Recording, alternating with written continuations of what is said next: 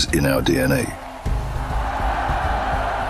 Whenever we let it out, it becomes our superpower. Now imagine an entire city being built to supercharge it. Kadir City, powered by play.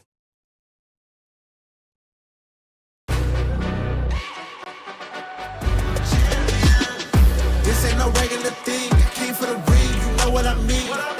You see my name in the lights, better get right, I'm champion.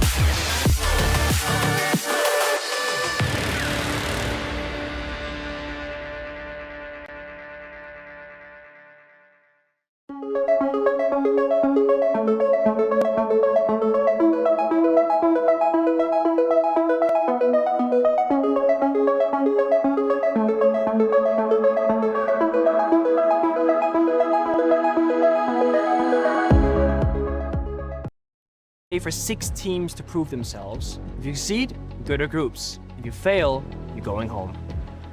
I think we do have what it takes to win the whole thing, just off practice alone and how we did as a team 1 month together. So I think our chances are high to go the whole way.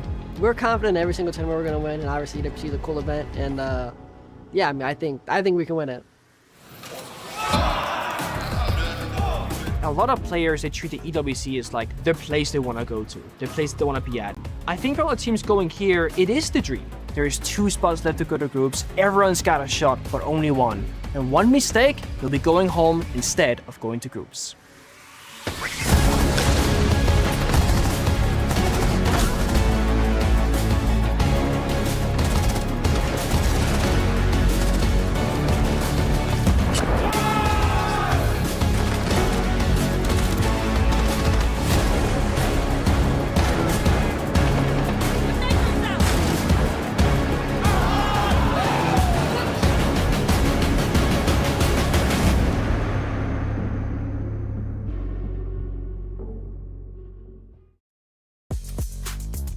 Welcome to the second day of Rainbow Six Siege here at the Esports World Cup. My name is Anne, I'll be your host on the B stream, and joining me on the caster desk, we have Dave and Jesse here, just like yesterday. Yesterday was a very long day, and especially for you, Jesse, being here until the very end, it was definitely worth it, though. Yeah, certainly. I mean, we got to see so many good games. The matches that we were watching went all the way into overtime. We saw 8-7, 8-7 to end out the stream. So if today's games are anything like yesterday, we're in for a good time. I mean, what a day to start off the tournament, right? Like, just amazing game, amazing just teams not giving up. Especially Al Halal we're about to see. They actually were down 7-1 the first map and were able to just withstand the whole day. Imagine that's such a long day for them to be playing through. And now again have to go again, another best of 3, and then potentially another best of 3 today. So it's a marathon here, not a sprint. It is, yeah, especially with the tournament lasting 2 weeks in total. We're only just in our play-ins for now. These, of course, are 8 teams that are competing for those 2 spots to be joining everybody else in the group stage. We already said goodbye to 2 teams yesterday. We saw the Keys be cross of Chiefs and King Zero, and today the fight will continue inside of our play-ins. Let's have a look at our format then for the tournament. We have one of the biggest tournaments in Rainbow Six Siege, 22 teams in total. So just a little bit of a video and a reminder of what the format exactly is like. Tom Clancy's Rainbow Six Siege returns to the Esports World Cup for another year of intense FPS action. This time, we have 2 weeks of competition, 22 top teams from around the world, and a massive $2 million prize pool.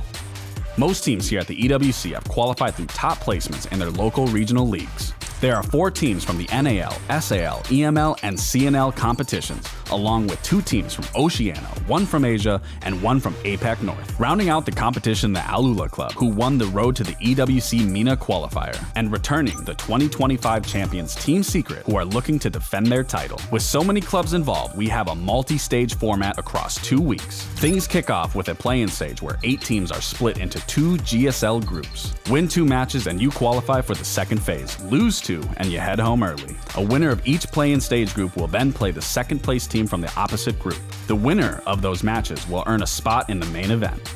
The teams that qualified directly for the main event group stage have been split into 2 groups, the play-in teams joining them to make 8 teams in each group. Those teams will play a double elimination bracket with 4 teams from each group advancing to the playoffs. In the playoffs, second chances are gone as lower bracket is removed in favor of a single elimination competition. Teams will battle to make it to the final with a 3rd place match also set for the final day of the tournament. Opening matches in the play-in stage and group stage will be a best of 1. All other matches will be a best of 3 with the exception of the grand final, which will be a best of 5. There's a lot of seats to play here at the EWC, and the stakes are higher than ever, so sit back, relax, and get ready to be entertained. So that being the second day of play-ins, there's high-pressure matches all over today because our teams participating today either find themselves joining the group stage in a few hours from now, or they find themselves going home tomorrow. So talking about these 2 best of 3s they have to play, especially for the teams on stage right now, back-to-back, it's a lot of seats you got to go through. Yeah, I mean, it's the second day of competitions. We got 2 BO3s for the teams up there, and there's no more second chances. You lose 1 time today, and your tournament run is over. So it really provides some high-pressure moments, and these teams are going to have to play their highest level of siege all day long just to make it. Yes, and of course, speaking about high-pressure moments, going from one best of 3, the winning team, to another best of 3, that takes a lot of performance mentality to be making sure you're actually showing up into that second game, able to fully perform to your capabilities. So I feel like it's going to be a test to these teams and their foundation that they've been working on mentally too. Yeah, it definitely will be. Now, looking at the prize pool as well, I mean, it is a tournament that a lot of... Penguin talked about it in the video, right? So it's a tournament that a lot of Siege players really want to go to. Of course, the winner for this tournament will be getting that 6th Invitational spot. We'll have that locked down by August, super early. But the prize pool, it is life-changing money. We see that with the former winners, former competitors as well. And especially, the further you get, it increases by a lot. Yeah, I mean, every single match matters, and even today, like, if you win today, you're going from 17,500 up to 20K, and then every other win is going to build up more and more and more, and when we get into that final weekend next week, it's just going to be crazy the amount of cash these teams are bringing home. So of course, it's just not the main staple, I feel like, because of course, I feel like the key is ultimately just one of the coolest factors in this tournament. Of course, as a player, the prize pool increase, it's going to be in the back of their minds for sure. Yeah. Yeah, we don't often have a 3rd place match either, right, in Siege competitions, but this one, it's like almost $100,000 difference in that 3rd place match, which is incredible as well. There's so much to play for here inside of EWC, but talking about our play-ins as well, we do have 2 different groups in total going through this. Group A, Group B, of course, we saw a team going home already. I asked you guys yesterday who you thought were gonna make it through this. I think the Shopify Rebellion one is pretty valid with what we saw from yesterday, but it might be our lows. I feel like, I don't like to, give myself my own flowers here, but Fnatic might be getting that done today. Yeah, of course, Fnatic have been looking really good, and I mean, it was a little bit disappointing seeing their game against GK in the European League after they beat G2, and they came in kind of flat. They said it wasn't a good day, but they've really come into this tournament and shown that, they picking up where they left off in that G2 game, and they look really just together as a team. Speaking to them backstage, the vibes are very good. Citizen's happy, and when he's happy, he's fragging. A lot of chicken nuggets being eaten as well, what we heard in the interview. For sure. But you know what? Even with MLBR Los not finding the success that we maybe expected of them, they're going to be disappointed in themselves. They still have opportunities to prove themselves as well. They'll be fighting through these next couple of games to try to make it into that top 16. And Fnatic, what a surprise it was getting to that top spot. They absolutely impressed me yesterday. Yeah, Shopify Rebellion, as we see in Group A, very clean there yesterday with their 2 victories. They move on to the second best of 3 for today. That match in the bottom left still, I keep thinking about it. A 7-1 for Chiefs on that one. 2 8-7s for all of those to find themselves back. They were getting loud on that stage yesterday. We were in the green room meters away, and we were hearing them breaking this place down. Of course, Valentino, I mean, he's been a long-time friend of mine, amazing person, amazing player, and I'm happy to finally see him back at this level after being away for so long. So I'm just really happy for them, and I'm happy to see if they can perform today. And, you know, we saw the elimination match in Group A go crazy late. Even in Group B, CAG by Veryl versus King Zero Esports, that was a banger of a match as well. It went the distance with every single one of those elimination games coming down to the wire. And that's what we should expect at the Esports World Cup, right? When everything is on the line, when it's do or go home, these teams have put in everything to try to make that count. We now know our first place from each of these groups. So in Group B, we see Fnatic taking that first place here. That means that in the schedule for today, they will have to play against the number 2 from Group A. So you won't be facing any teams from your same group in that second best of 3 for the qualification to group stage. But then again, we're seeing potential really good matches there, because even the MLBR Lowe's CAG one, I feel like that's a difficult one to predict. We've seen CAG do really well. We've seen them do a little bit less. And then same for MLBR Lowe's. They've had some really good moments, even in SAL. And then yesterday, it was, a disconnect on the second game they played. Yeah, I feel like both of those teams have very high highs and very low lows. Yeah. It really depends on how they show up on the day. So they're both going to need to bring their A game today. If they do that, you have to think maybe MIBR Los might be the favorites, but it's really anybody's game. You don't know what those teams are going to look like when they show up. Of course, and I think if CAG can really find that momentum they had, that Zaka was talking about, where they were just playing their game, playing with the pace, I feel like it's going to be a very competitive game with MIBR Los, because, you could see in the beginning of that game against King Zero, they were struggling very hard with just the pace that they were putting up and being able to react to that.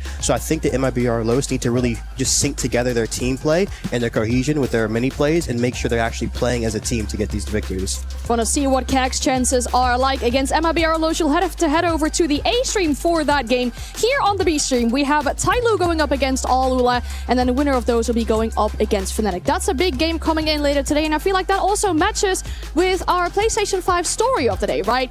We want to highlight Fnatic in that one, and kind of like their brand new days. The first time we see this team qualify to, or the organization rather, qualify to an event instead of being invited like it was back with Reload. So that's incredible stuff for them. Yeah, I thought Fnatic was so good yesterday. I was surprised by how well they came out. Smiths was a brand new player that I'm not that familiar with. Of course, he's been playing in EML, but this is his first international event, and I thought he was so good, so clutch on those defensive rounds, playing some really unforgiving roles on the offense as well, and finding some good value. So Fnatic blew me away yesterday. Of course, and I feel like Deepak is just such an integral piece of that team, because he comes from that old Koi roster where it's just very info heavy and microplay heavy, and you can really see that in their gameplay, and they really try to just make their opponents very uncomfortable. And of course with Citizen, we go way back, underage. We used to share a team seek with them on Na'Vi, so it's been very fun just to see his rise, and I'm very happy to see him back finding success at the grand stage. So yeah, that'll be for our second match of the day, of course. All the stories of Fnatic, we'll be talking about them further later today. But for our first match here, we're going to focus our attention towards Tyloo, and we're going to be talking about Alula as well, going up against each other in this first best of 3 here of the day. Big matchup, I mean, especially with Alula being the only MENA representation left in this tournament here. I think it was really important yesterday in the interview. We saw how much it meant to them. I feel like Valentino was about to tear up in that one there. But speaking for their opponents for today, Tyloo, one of the representatives from CNL. Good start yesterday against Cheese. Securing that game in overtime was very big for them. I just feel like when they started to play against Shopify Rebellion, it was a bit of a team difference in there.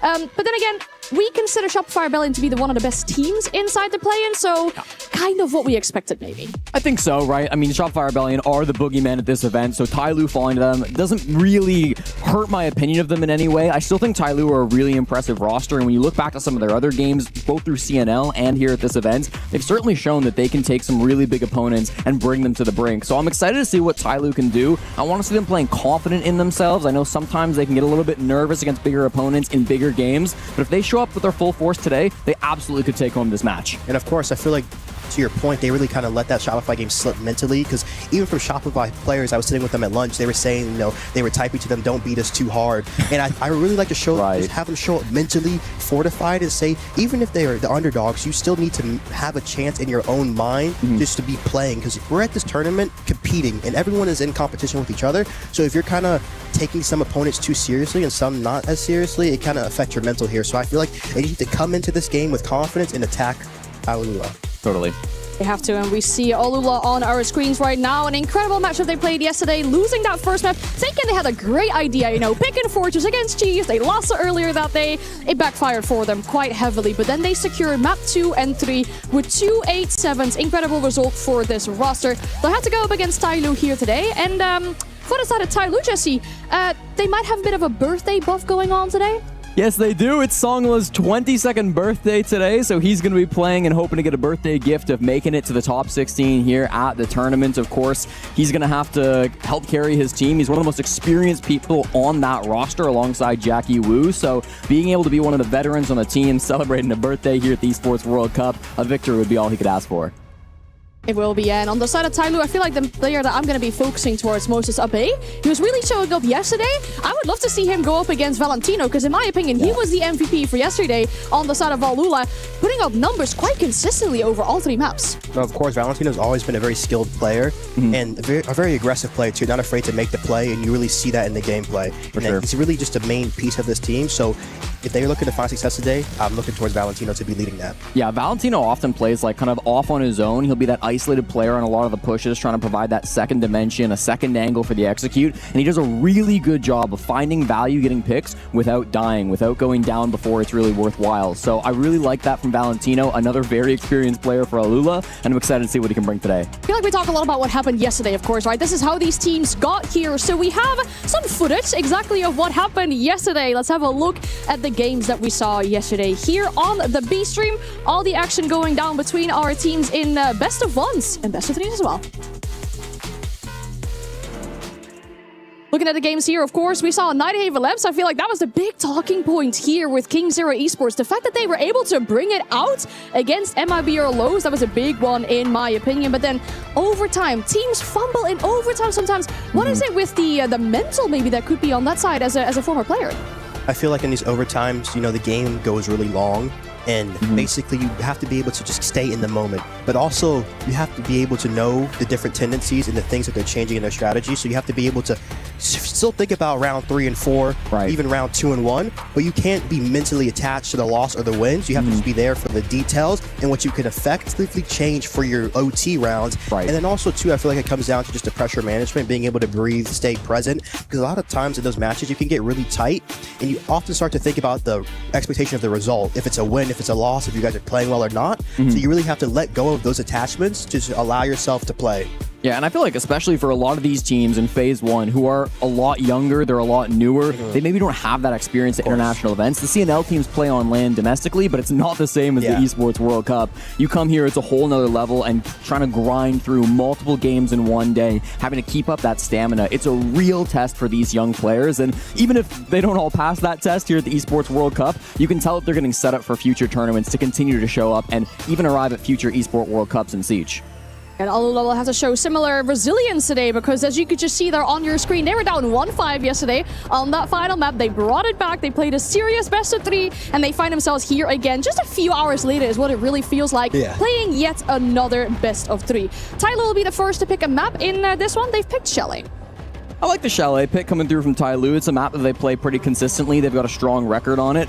The Clubhouse is really what's catching my eye here, Dave, because we have not seen Tyloo play this map. Since forming as a roster at the beginning of the season, they've yet to play Clubhouse. So that's going to be a big question mark for me. Alula, certainly knowing that information, will be hoping to catch them off guard with that pick. And of course, Clubhouse is a very default map too. You know, you can really kind of expect what you would see from the strategy. It's not too much variation you can do. So I feel like Alula can just kind of play their game plan and just play their Siege. So I feel like that's a good pick for them. I feel like even with the decider as well, you know, should we get there? Chiefs lost that map to Tyloo. So Tyloo have a success on that one.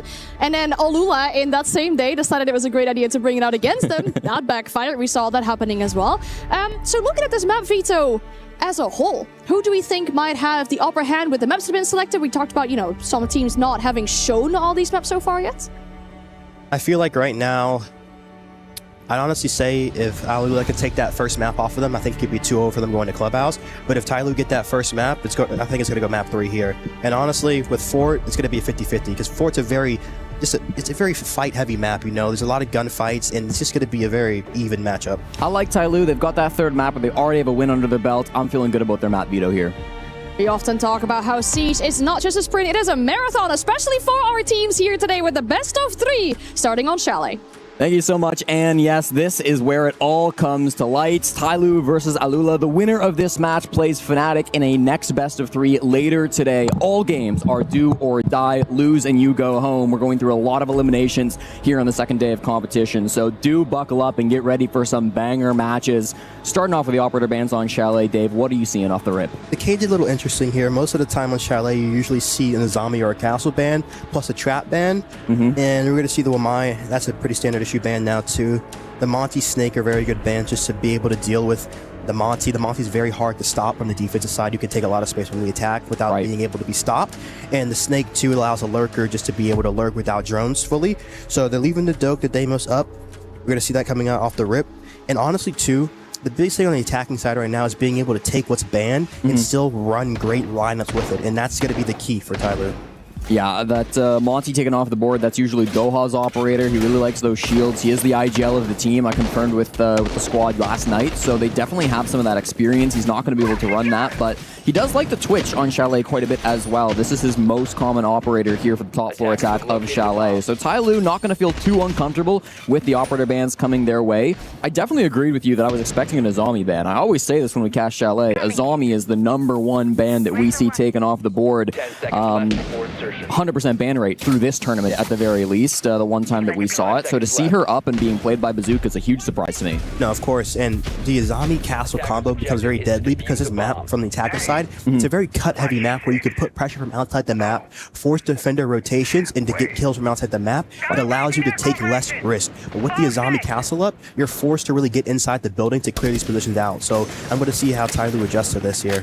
I mentioned it before the game started. Tyloo very comfortable on Chalet. They've got a 5-1 record just through stage 1 with this roster. So, of course, they're going to be experienced with these operator bans. They'll know what they're doing. They'll know that usually the Azami is the ban, but they've clearly got a plan to work around it. Oftentimes, that does involve running some DMRs. We see that being played by Joviker right now, so we'll see if they can try to use that to clear out some of these Kiba barriers. For now, though, Dave, they are worried about this roam game. We've got Joza playing down below on this Ela, trying to make a play in the basement. No, it's a very good combo right now. They have the basement player who can go game side if they go library, and they have Valentino playing below to stop any rushes on the side to site. Looks like they're going to go for this dining kill right now. No longer being in the basement, they have Grim on the soul window just to put pressure, and Jackie was going to look for a trophy entry right now. We're going to see they're going to look to double stack here. They're going to help Valentino below. They're going to play the fight below here. Let's see how Tyloo react. Valentino and Joza trying to lock down this mid floor. As you said, Dave, Songle down on the west main stairs, going to try to make his way up from the basement. They've got so many different dimensions to this push, but it's Joviker, the first one that goes down, actually up on that bathroom window up top floor. Now they're trying to get the trade back, but these angles just aren't working for Songla. He desperately wants to try to find Mahagar up on that top floor, but instead the angles don't go his way. He'll destroy those barbed wires and continue to do work. Doha can rotate back over, pick up his teammate of Joviker. Excuse me. Make sure that they have him up and alive. He is bleeding out, but he's in a safe position, so this shouldn't be too dangerous. Minute 15. There's a lot of stalling going on from Tyloo right now. They need to speed this up right now. They don't really know what entry point they want to go for. The west main side usually gets boxed up on this because they have the bathroom holes. Yeah. So usually you look for a short walk or a trophy window hunt, maybe a Sins combo. But right now, yeah, they're looking to flip off of this. They might just go top through sight.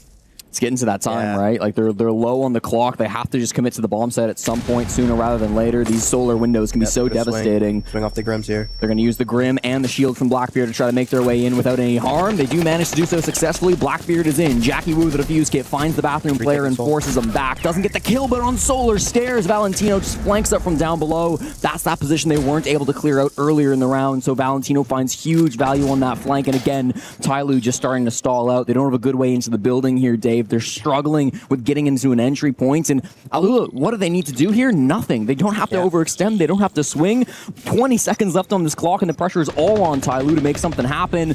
There's a move from Valentino. It's getting punished by Doha, but 15 seconds. We're still outside the building. Here comes Abe. Makes his way in towards the bomb site. He's in office now as his teammates are starting to find frags. He goes down to crazy. It's just going to be Songla alive in a 1v3. The birthday boy himself doing what he can with the Deimos pistol, but there's no time on the clock. It's a nice double. It's a nice triple, but it's all for naught. The time is far too too low at this point, and despite some flashy kills, it's not going to be enough for Tyloo. Yeah, Tyloo didn't really have a clear plan on that round. You know, talking about the Castle Azami, if you are leaving it open, I feel like you need to see more of that clearing coming into your lineup, maybe a Flores, maybe a Habano, so you can clear some of those castle barricades. But they had no castle clearage right there. You saw the Blackbeard entering in. They had the Master Door castled. If the Blackbeard, like he died, he didn't get the dash off to get the castle open. The bomb is stuck there. So they have no real actual win con in the round. They're just kind of just floating around the map. So I really need to see Tyloo just bite into this game here.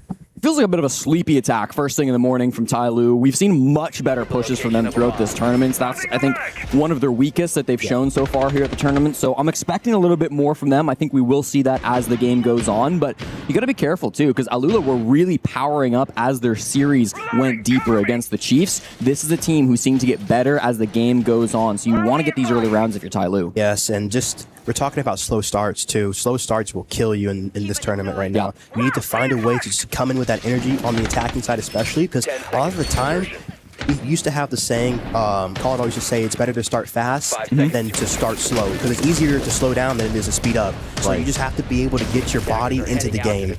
They're running the Pulse. Pulse is very good on this site right now, just for the info on the library side. You're able to see if it's a library direct for the game's ISO right now, and you can just call so many rotations for your team.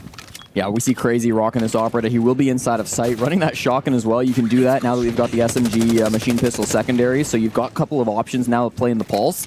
No longer have to rely on that UMP. We've got a bit of a roam here inside of the bathroom as well. Mahogger just trying to play on this window and find a bit of a pick. There is Yovaker downstairs on the Blackbeard, and he saw the gun for a second, but I don't think he's going to get the opportunity to find that free pick.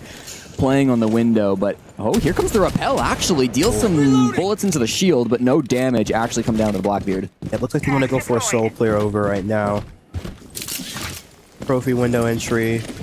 Black are going to come through soul right now. They're bringing that Flores out for some of that utility here. See if they can cut this guy for big window right now, or if he gets through.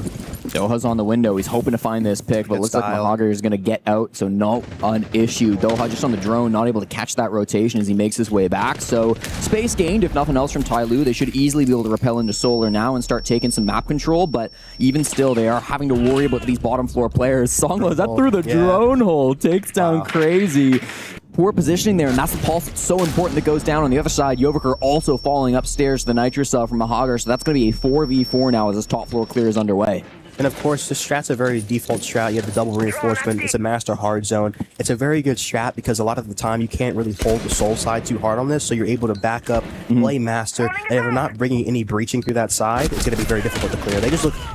yeah, they don't really have good info game right now. Oh, Valentino! We hyped him up before this game began, and he's starting to show exactly why. A perfect roam. He was with Crazy, down extending into kitchen. They don't even get the cutoff in the end. Mahogger up above finds that final frag. It's a three-piece for the roamer on the top floor, but Valentino with some really high-impact kills from the kitchen as well. Of course, Valentino, one of the veterans on the team. I feel like that's why it's so important to be able to mix young players with good veteran talent, because you get a nice mixture of just play style. Tyloo just really need to find their info, because right now they're just off sync. Like Gridlock's below holding the drone hole. They're clearing through dining side while the Blackbeard is solo walking up top. They're letting players rotate back when they have the big window cuts. I just need to see Tyloo be a little bit more aggressive here and a little bit more in sync and together with their play. Valentino, of course, on that old Falcons roster back in 2023, 2024. He went to the Copenhagen Major. He went to Gamers 8 back in 2023 where you were playing as well, Dave, and SI24 as well. So he's got quite a wealth of experience on these international events. Funny story about... Hello?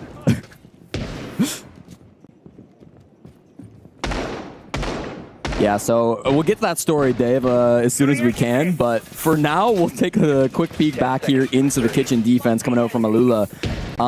This is going to be a kitchen defense. This is our third bomb site as well from our Middle Eastern representatives. And if they can get this victory, if they find a win up against Tyloo, that'll be a full site rotation, 3 rounds straight coming through in a team that is arguably the underdogs just because they aren't a tier 1 team. So I'm a little bit worried for how Alula might be taking control of this game.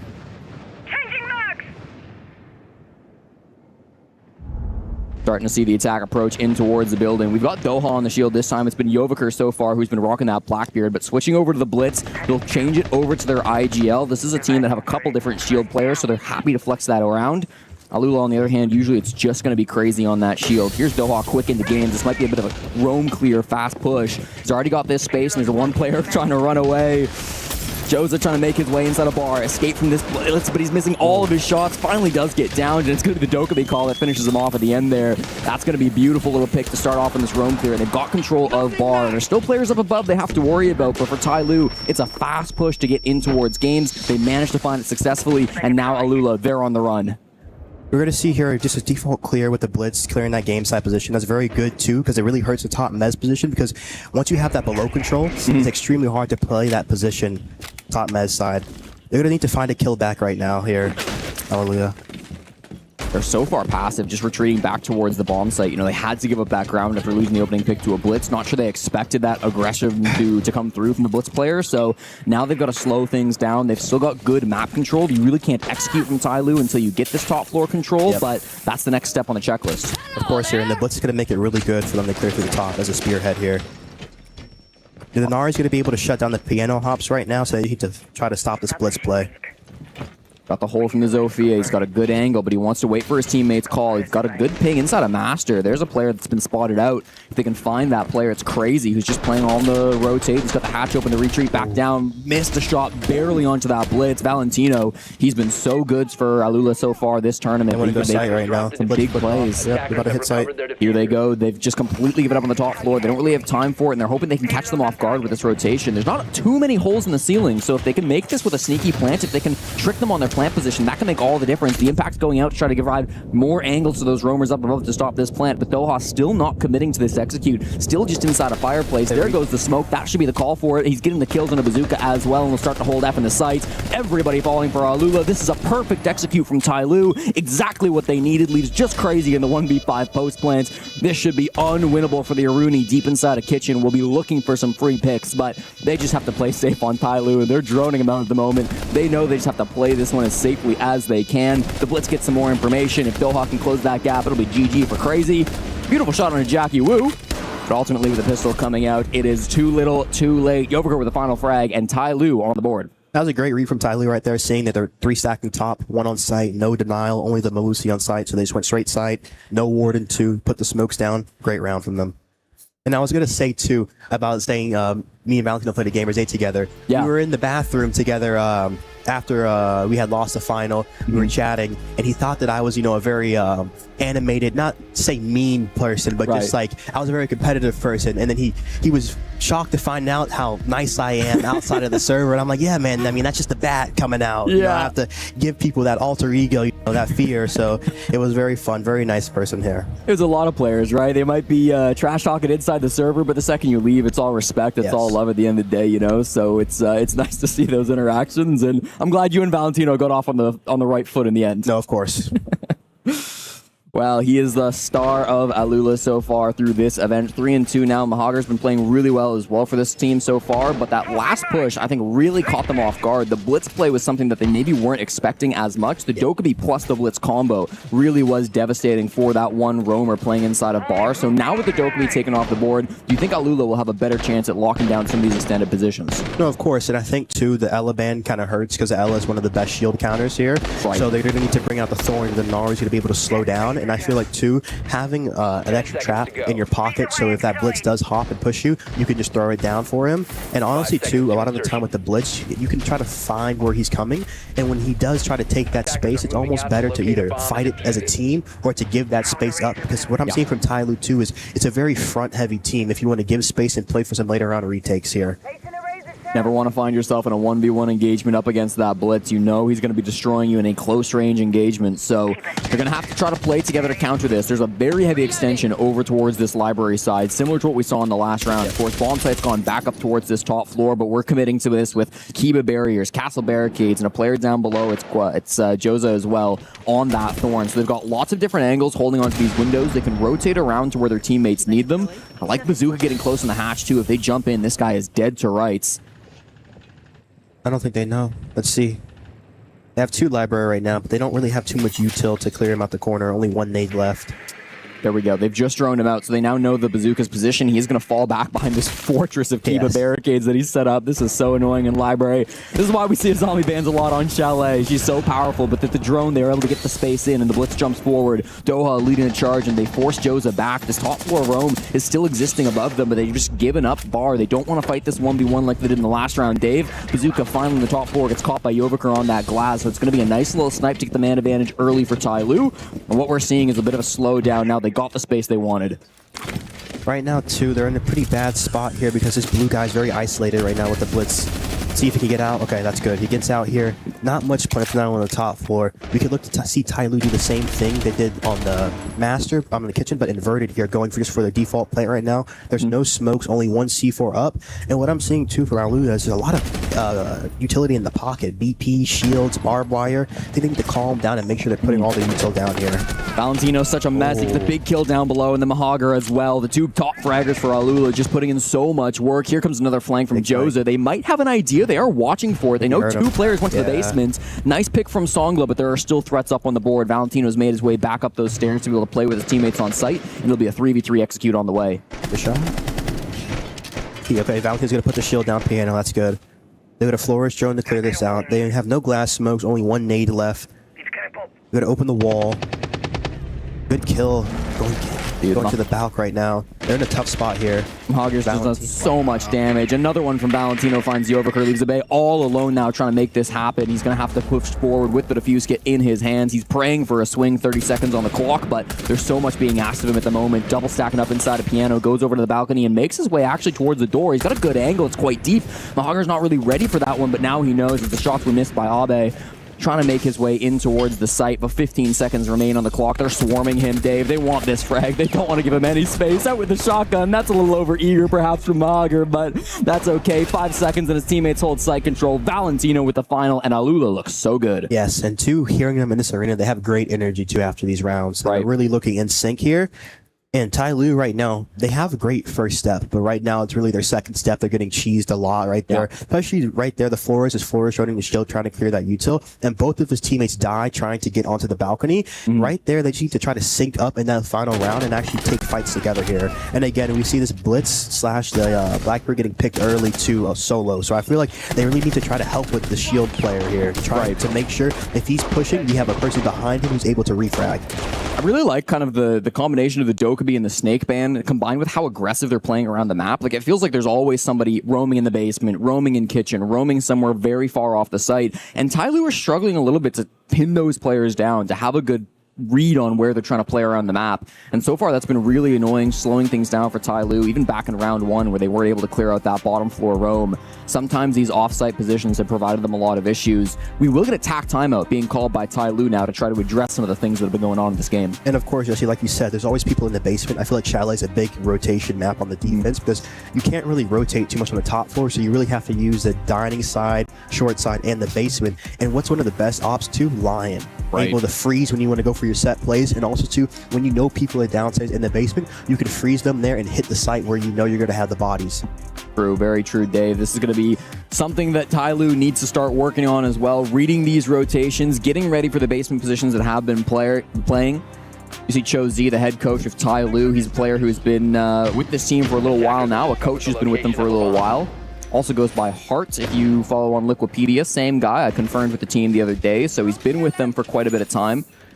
And this is going to kind of come down to Tai Lu's adaptations here these last 2 rounds, Dave. If they can get the 3-3 split, they're going to be feeling very confident, but how do you feel about a 4-2 or a potential 5-1 going into this second half? Very difficult because I feel like it just depends how Lula is on the attacking side, how strong they are. Right. But this could be a defensive sided game just depending on the teams that we saw yesterday especially. Yep. So I feel like they just need to get at least 3 here. You're going to see the line coming out. I feel like they're going to go for the stature plant. There's no Tachanka on the board here, so let's see. They're going to go quick. But the pulse should be able to tally it with the site info. Let's see how they react to it. Crazy's going to have to be sharp. He's playing on that pulse. All 5 players spawning helicopter, so this is absolutely going to be a fast play in through the window. Crazy's only on those default cams. He's going to start using this pulse scanner now. We would have seen that some of those outside defaults shouldn't get shots. This is good. They've thatched the pulse, so we can't see inside. Here comes the jump in now. The smoke come through, and Doha's in holding that with Bazooka immediately. Just on the vert angle. They weren't able to force him out. That's a really big mistake coming through from Ty Lue. Songo also falls to Valentino. He's come back to side around the blue stairs, but they're back in and going for the plants. Under the smokes, the Glass has it, but the smokes just run out the worst time. The flash is there, but unfortunately they don't see it. Chaos outside the game's window, but in the end, it is all Alula. They respond perfectly to the fast rush through the window. And I think, too, Ty Lue skipping steps, your first trigger for that is you're making sure corner is clear, because you have to have the utility to clear corner. You drone up, you open the window, you clearly get out of the corner, and then you can go for the plant, because the Nomad can actually set the jabs to hold the library or retake. They just hopped in with no info, tried to flash, they still tried to hop in again. I think Ty Lue just need to really take the time to make sure they're making the right plays, and even that, making sure that when they're making the right plays, because they had the right play, they need to make sure they're clearing the power positions that can stop the play. They thatched with the pulse, but they didn't have corner control, and the zombie just shut down the push there. Very nicely played by Bazooka. Good that he was ready for that. I think you got to give a lot of credit to Alula for reading that might be the play when it comes out. They wouldn't have known exactly, but they saw on the default cams, and then of course they saw with the pulse as well. If your pulse is getting Thatcher EMP'd, that's a pretty good sign as to what might be coming your way. So nice response from Alula. Yes. Kitchen defense, this is almost do or die for Ty Lue on their own map pick. They cannot afford a 5-1 split, I fear.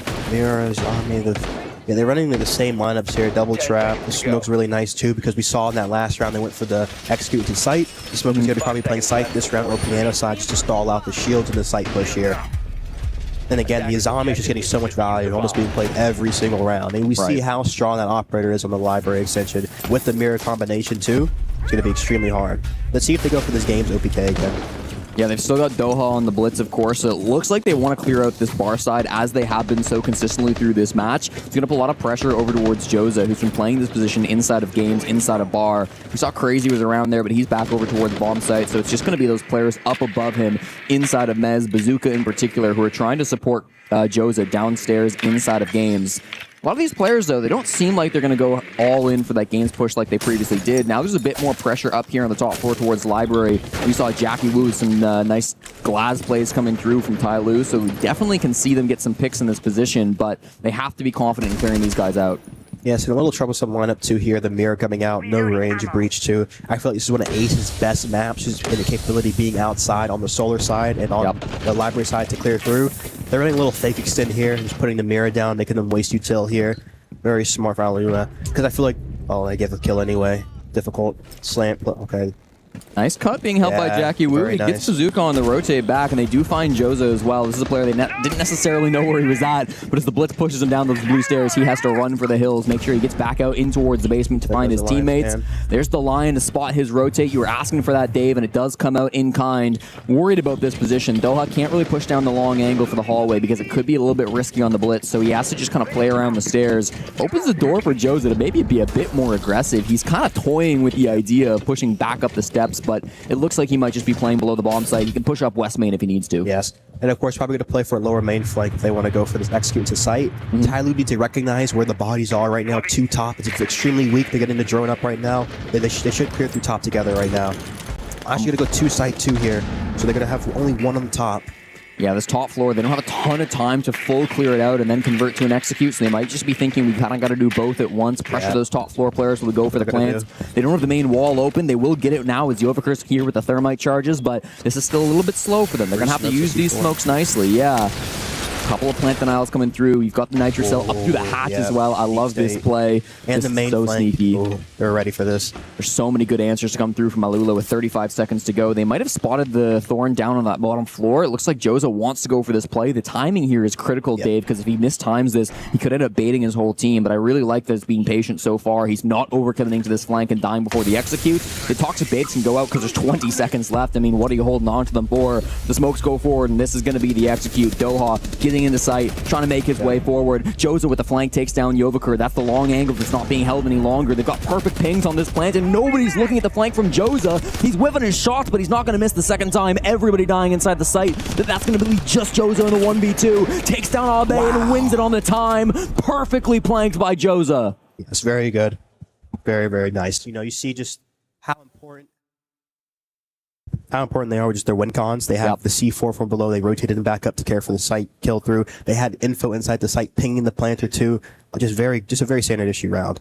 And I feel like Tyloo just kind of going for the same play again. Round narrative, they were playing a lot weaker on the top. You could maybe push through, kill Valentino, do a different style execute, because you're kind of just saying we're going to do the same thing. Right. And you saw how comfortable Alula were to just counter that out. Especially with the smoke and the mirror inside the site. Yep. They're very difficult. Well, I mean, we were talking about those rotations through the basement, how there's going to be a lot of players they weren't able to pin down. I think that continued to hurt them throughout that first half, and it's delivered them now a 5-1 split, moving on to their defense side. I mean, this was Tyloo's map pick. So in theory, Alula got to choose their stronger side. They probably prefer the defense, and that's great, but 5-1 is still a big mountain to climb. And if Tyloo lose this, they have to then go play on Clubhouse, a map that they have never played in an official match as a team. Very difficult, too. The 5-1 is so troublesome because it takes one mistake, they're on match point. And then from there, there's so much pressure riding on each round that if you're not able to just fully detach from that, it's going to eat you alive.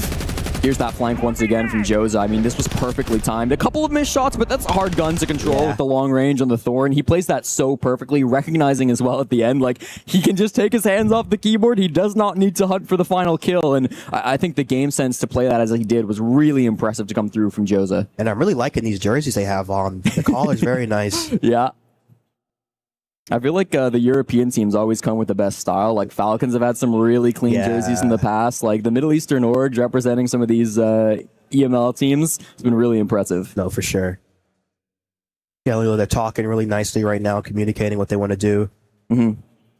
Anything in particular that you're hoping to see from Tyloo on this defensive side, given how down they are at the moment? You know, aggression. I feel like even in a map where you're going to lose, a lot of the time in the best of 3, if you're losing map 1, it's okay because it's a best of 3. But it's being able to finish strong, letting the team that you're playing against know, hey, we're coming back into this game, and that's going to carry momentum into map 2 if they don't finish the comeback. So it's just all about getting the ball rolling into playing winning Siege right now, because they're not really reacting to the opponent. They're kind of just doing their set pieces, and that's it. They need to just play off of what Alula are giving them and take the space that they're giving them. Yeah, and I like what you're saying about that momentum carrying over from one map to the next. So we saw that from Alula in their game yesterday versus Chiefs. They got slammed 7-1 on the first map, and then the second map started quite weak for them as well. They were really struggling.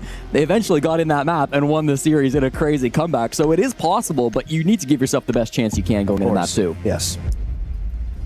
Snake, Dokkaebi, great bands, taking away the info. I feel like they're going to be playing very aggressive here. The Solus 2. Cade Wamai again. Very standard issue here. Gonna go Master first. Zombie Solus should be a little bit of a below extender right now. Yep. Should see the Thorn playing around game side. And on that, it's a very standard issue, honestly, because with the Azami up, you want to eat space med side to make sure they can't just go library over and go for those default plants.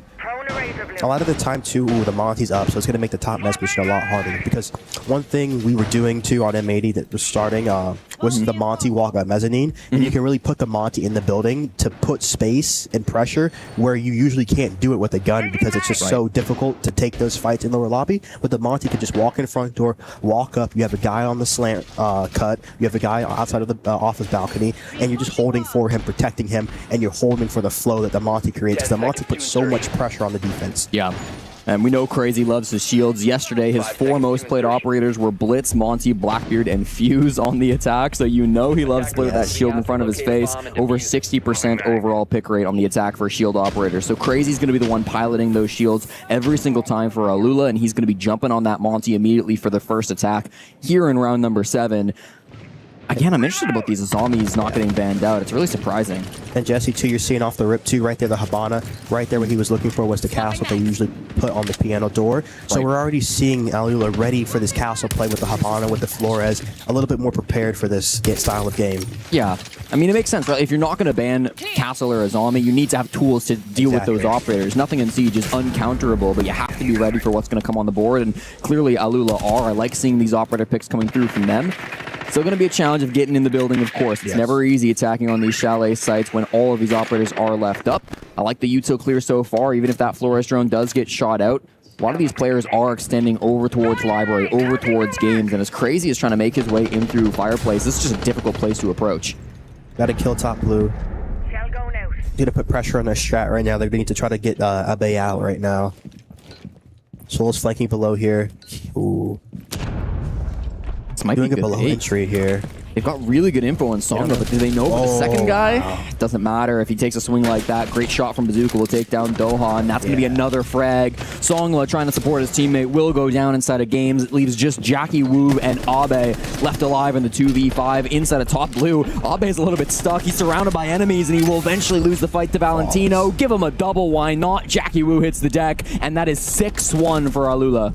Very good clear from them. And honestly, too, on the defensive side, as you saw kind of Alula do, when they want to go for that games clear with bodies, you kind of have to respect that, and you have to give them that space, because if you do fight that space for a long time, it's just very attacker-sided, because they can just really slow down and work you inside those zones. And once you pull all your defenders into the zones, you saw the Castle trying to help off the Daimler's track, got a little bit unlucky, and then the Thorn just kind of caught off. No one can really help, and if you are helping, you're really overextending yourself into cuttable positions. Right. Well, everything on the line again today. All of our matches are elimination games from the tournament. So Tai Lu, things are starting to run short. They will have another map if they lose this one, but they want to put themselves in the best position here in their best of 3. They can't afford to lose their map pick in this series. They will have to dig deep on these defenses. At this point, I mean, a comeback would be miraculous. It is very rare to see a team come back 6-1, especially when they lose the first round of the half. Yep. Going bar here. Pulse Bandit, trying to shut down the stock wall. They're bringing the ace for that, so that's a good counter right now. Got to run and extend on this master side. Castle's going to cut the cross, so they can't cut you from big window right now. The smoke's a little bit weak here. I really do prefer the Tajanka, honestly, because you get more stall potential up top and on the sight window. A great lineup coming out from Alula. They don't have much corner potential clear, but there's not much projectile denial stopping the nades through. Sure. The Grim's going to be really good on the top side just to clear through here. I'm expecting them to layer the top here with the bar hatch reinforced right now, especially with this clash. Probably should go for a top blue hard zone. These attackers, they're very focused around the site right now, Dave. They're certainly not interested in pushing in through Solar. Maybe Jozo will be pushing that direction, but a lot of these attackers are focused on Library. We've got the Monty here focused on the main door. Yeah. A lot of them want to start clearing out some of this utility, maybe using those castle barricades. I like this read coming through from Abe as well. He's able to spot Valentino. He'll spot Bazooka. He'll know that there's a lot of pressure outside these Library windows and can feed that to his roamers up above. Songla, in fact, has even rotated back a little bit, recognizing that this isn't necessarily going to be an early clear onto Piano, that he might be needed more so on site. And this is why the pulse is so good too, just being able to count the bodies outside Library here. You see the ace coming through the basement, going to look to get the stock wall open. Should be bandit charged here. Yep. I don't think they have a pair of EMPs, and you can actually EMP it from outside the wall. Oh, so really? It's a little bit safer here too. Oftentimes we'll see a Maverick brought for this situation, but if the EMPs can find their target, that'll be huge. Okay, he's not. He's in the office. Valentino finding for a pick, hoping he can find someone here on the Mez with position, but here comes the swing from the Bandit, almost finds Doha. Instead, the Monty starting to pressure him, so Doha in a really difficult position, might need some help from his teammates, and he gets a little bit on the stairs, a bit of a shield break coming through with the pistols out from Crazy, recognizing that reload. That's really good shield play coming out from Alula. Traded back, though. Abe gets a pick back onto Mahagar, so this is going to be a 4v4 up on the top floor. Jackie Wu getting aggressive on the window. Valentino down to 1 HP because of it, but the clashes here. This is going to be devastating, trying to rush up and take him down, but it loses the gunfight. A second one perhaps from Songla. Yes, it will. Birthday Boy finds the frags. It's a big two-piece inside of Library, and that's going to completely stunt the push from Alula. I think Piano right now. I don't think the Castle knows. Good trade back right now. Clash is up, so Valentino has the sight, actually. Oh my god, this is not free at all for Tai Lu. They could still lose this round despite all the success that they've seen, but it's going to be another pick come back from Abe. Songla and Abe in a 1v2, taking down Joza. He's up from top of blue, knows the Clash's position. They know exactly where he's at. Trying to jab this shield position out, trying to force him back. If he doesn't shoot that, that could be big. He used the flashbang perfectly, so you couldn't shoot the air jab, but loses the fight. Abe is right there for the trade. Came so close, but that is going to be it. A perfect final frag. No, Jesse, too, I would like to see Tai Lu bring out that Azami, especially where the Bandit was playing. I feel like that is Azami's strongest position, especially when it's down, when it's not banned. You just need to be playing it every round. We've seen so many Azami picks so far today with her escaping the ban phase, and that's just how Chalet rolls, right? If you're in ranked and they're perma-banning Mira on you, just pick that Azami every time, right? Yes. This play onto the Crazy was one of my favorite plays, certainly my favorite play of the game so far. Of course, Songla hit some great shots. I think he plays this really, really nicely, but then the air jab after Joza gets this pick. We didn't quite catch it on the replay, but that was a really sick play with the flashbang and the air jab. Great use of his utility there. You see a lot of players that's what Siege is really about, the players who can really find what they have in their pocket to use it in each round. And that's, again, the imagination of these players, just how many reps you've had. And that's why I feel like the Vets are really good, because they've had so many different mini plays in their mind, and they've experienced so many different plays, just playing, if you've played the tournaments before. So you're going to have so much just in your bag to be calling in these 2v2s and these 2v1s just to really throw your opponent off. Well, they don't get it done in a 7-1, but plenty more opportunities for Alula. And with that one coming down to a 1v1, they should still feel confident here in this matchup. The momentum starting to just build for Tyloo, but there is quite a ways still to go. And Alula don't look like they're shaking. Starting on this kitchen defense, what do you want to see from Tyloo? Tyloo right now, they're running the tube. Going to be a little passive extension here, but you see they bring the Mav to counter that out. They have good information on this Ella right now, so they are starting very aggressive. That's good. Wow. But again, just great information game right there. Beautiful little drone, gets the free pick onto Songla. He was such an important player in that previous round, but won't be able to impact round number 9 here right before the final set of operator bans comes through. That's going to be library control very early for Alula. And 2, that setup 2 is not even for library, so I feel like once you don't see any picks early, you need to kind of get back into safety right now, because he has hurt the rest of the round, because they are playing a very passive strat here. Now that Alula, they have the time to really milk this top side setup. Only 3 smokes. They need to try to make a play to get aggressive here, to get a kill back to break this push. Joseph would love a freebie on a Jackie Wu playing the other side of this window. They both know how aggressive it is. Piano position also available to try to take some aggressive plays, but it doesn't look like it's coming just yet. Valentino's starting to pressure this position. Joe's is outside that piano window, so they're all together on the side of Alula, starting to collapse on this top floor. Drone activate. Get an ace of sight wall 2 here. Oh, that makes things very difficult now for Abe. He's going to have to back up a little bit inside of office, play a bit closer to that door. They've got the Kiba barriers to close up some of those holes, but still not feeling like they need to hold on to office. A minute 30 still on this clock, and we are starting to give up a lot of ground on the side of Tyloo. Opening up these picks. It's another one from Crazy from the window. Takes down Abe, who was trying to rotate around from those breaches on the office side. Joza takes down Doha, and this might just be wraps. Yoviker and Jackie Wu, the last 2 alive. Jackie on the top floor, and Solar needs to do something big here. Jackie Wu, the experienced veteran, gets one. That's going to be an important frag. His teammate down below, also on the SMG-11, hoping to find a big pick back too. Jackie Wu comes to join him inside of Dining, finds those long angles in towards West Main, but not able to hit the shots. Of course, that SMG-11, it's a close-range gun. And these players on Alula, they've got so much time. They don't have to commit to running into sights. 2 players inside of Library trying to make their way forward, inside of Fireplace, I should say. They've got the wall breached, I do believe, so if they can try to make their way in, they can find some frags, but it's another from Jackie Wu. He's gone back up above. He drops the hatch with some good pings onto the Deimos. They'll know that on the attacker side, too. Alula will have position on Jackie Wu. Nades go forward and force him out. A great shot from Bazooka. Leaves just Yoviker in the 1v3, but Bazooka shuts it down. Wow. A nice little 2-piece, and Alula steal their opponent's pick. Yeah, very good clean map from them. You even saw on their attacking side just a combination of operators. Was a little bit better coordinated than Tyloo, so I mean, just a very strong map right there. Perfectly played coming through from Alula. And I mean, this is a long series. We've seen teams, Alula themselves, start slow and make a comeback, but you have to feel that they've got all the momentum now in this series. No, of course, and like I said too, I felt like if they were able to come out and take this map, I feel like it's probably going to be a 2-0 here. Yeah. Question that we had earlier today, right? You know, who takes that first map? Can we see any curveballs coming into this year? But I feel like this one was absolutely dominant. What we're seeing on the side of Alula, I mean, you're looking at that first half, we're swapping in round 5 to 1 player on the side of Tyloo that's outside, and then suddenly there's a defender outside as well. Like, it is levels of gameplay and dominance that we're seeing here as well. The information that they seem to have once they swap over to the attack with those drones, with the shield pressure that we're seeing in the first round there. It seems like a very complete product this side for Alula, and that wasn't even their map pick.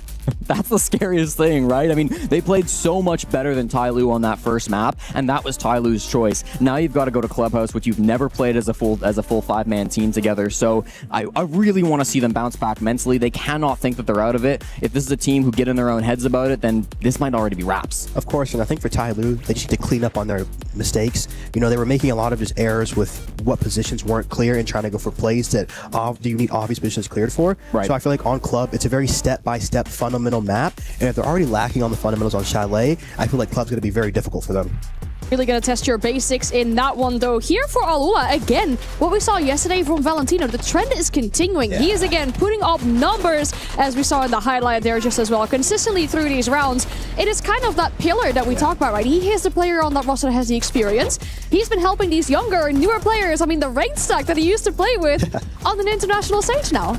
Valentino's just been so impressive to me. One of my favorite players to watch. I'm so glad to see him back at an international event and playing so incredibly well. Probably the best stage we've seen out of Valentino at an international level. I thought he was absolutely phenomenal today, racking up those double-digit kills. Was really impactful early in the round. And then I thought Joza also was really stepping up with some big moments. Maybe didn't get as many frags overall, but had some great kills. Bazooka, Mahagar, crazy on the shields. It felt like a real team effort from Alula today. No, of course, and that's every game too. I feel like as the best players on the team, when your team is playing extremely well, everyone's in sync, everyone's vibing, it just makes you play even better because you don't have to worry about anything because everyone's worrying about what they need to do, where people are, and all you have to do is just focus on what's in front of you. And I feel like that's when Valentino can play the best because you just see they're collecting info extremely well. They're able to take positions together. They're able to clear through these zones step by step, and I'm just loving the gameplay from them. They look really calm right now, and especially in this elimination game.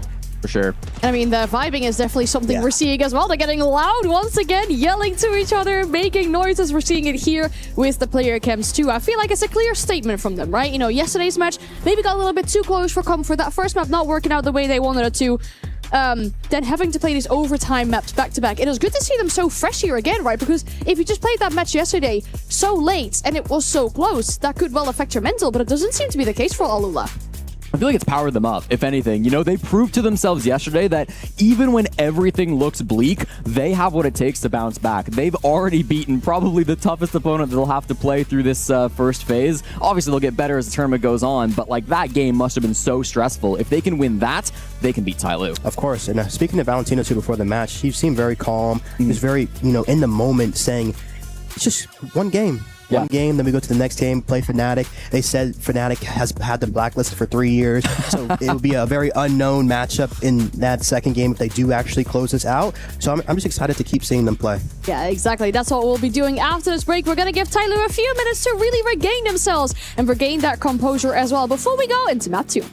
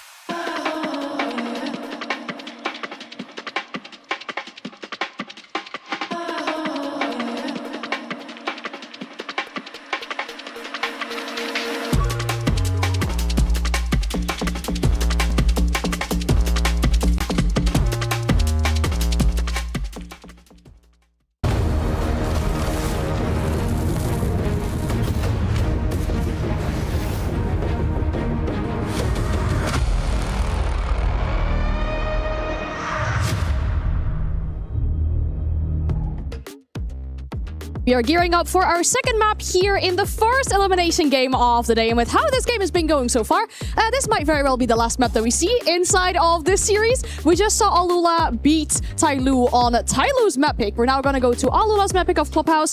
This one really is all about the basics, is something you talked about, right? That is something we're seeing definitely very well on the side of Alula right now. But for Tyloo, they need to fix a few things here and there. No, of course. It feels like on their attacking side, just a little bit of they're kind of ahead of themselves right now, because I feel like you need to collect your info, see where they're playing, and be able to just make the right plays in that position. Right. And you just see them skipping steps, especially on the bar side. Library corner is one of the first spots you need to clear if you are going for that games direct. And Clubhouse, it's a big map where if you're going for a rafter take, you have to make sure you're taking lounge, taking the control that you need to stop the plays that they can make against you. So I feel like they really need to slow down and make sure they're really not letting Lula get that upper foot and that advantage on them. Yeah, I really feel like Alula were doing a great job of capitalizing on a lot of those mistakes as well. Like, they were doing so many aggressive roams. They were finding really good angles to be able to rotate back behind Tyloo, and they did a great job of shutting down those pushes as they were coming forward. So if they can find some way to be less readable on the side of Tyloo and be a little bit more mysterious on what they're actually going to do in the round, that might do them some good. And of course, I think that's what really separates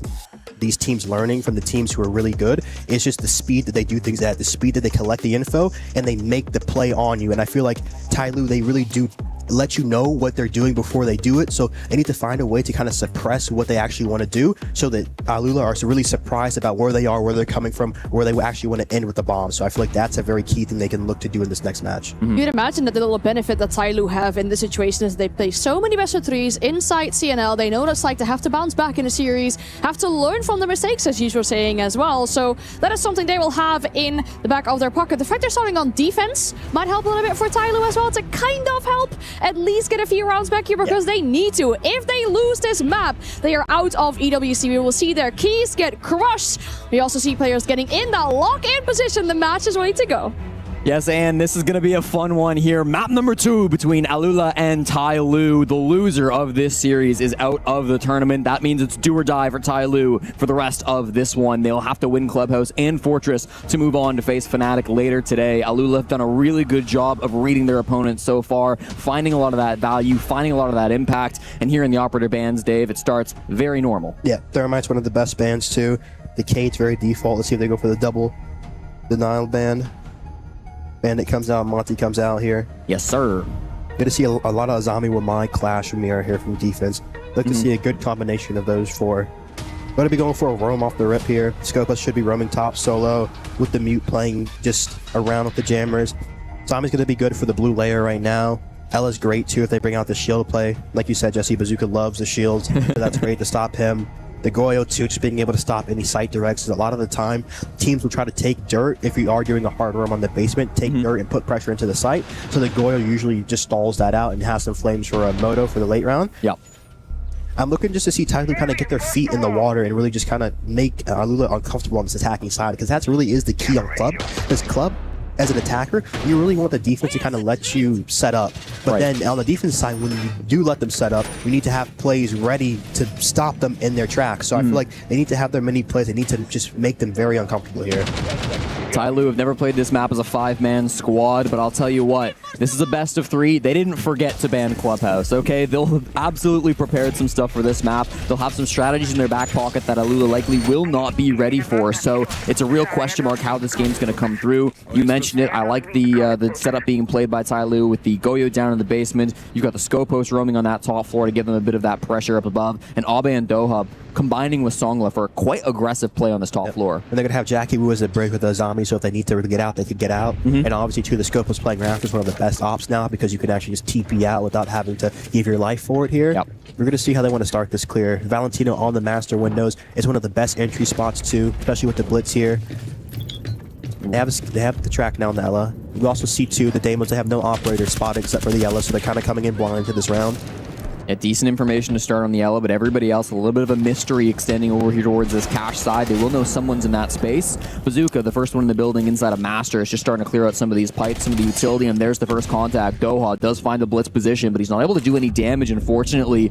Clearing through these L mines, Doha's just making the space for his teammates, and they're starting to follow him up and through construction. This is where the hold really needs to be strong for Tai Lu. They're holding on to cash with dear life. They've got a couple different angles facing towards this doorway, and with the reinforcement, it's not going to be easy for Alula to break forward.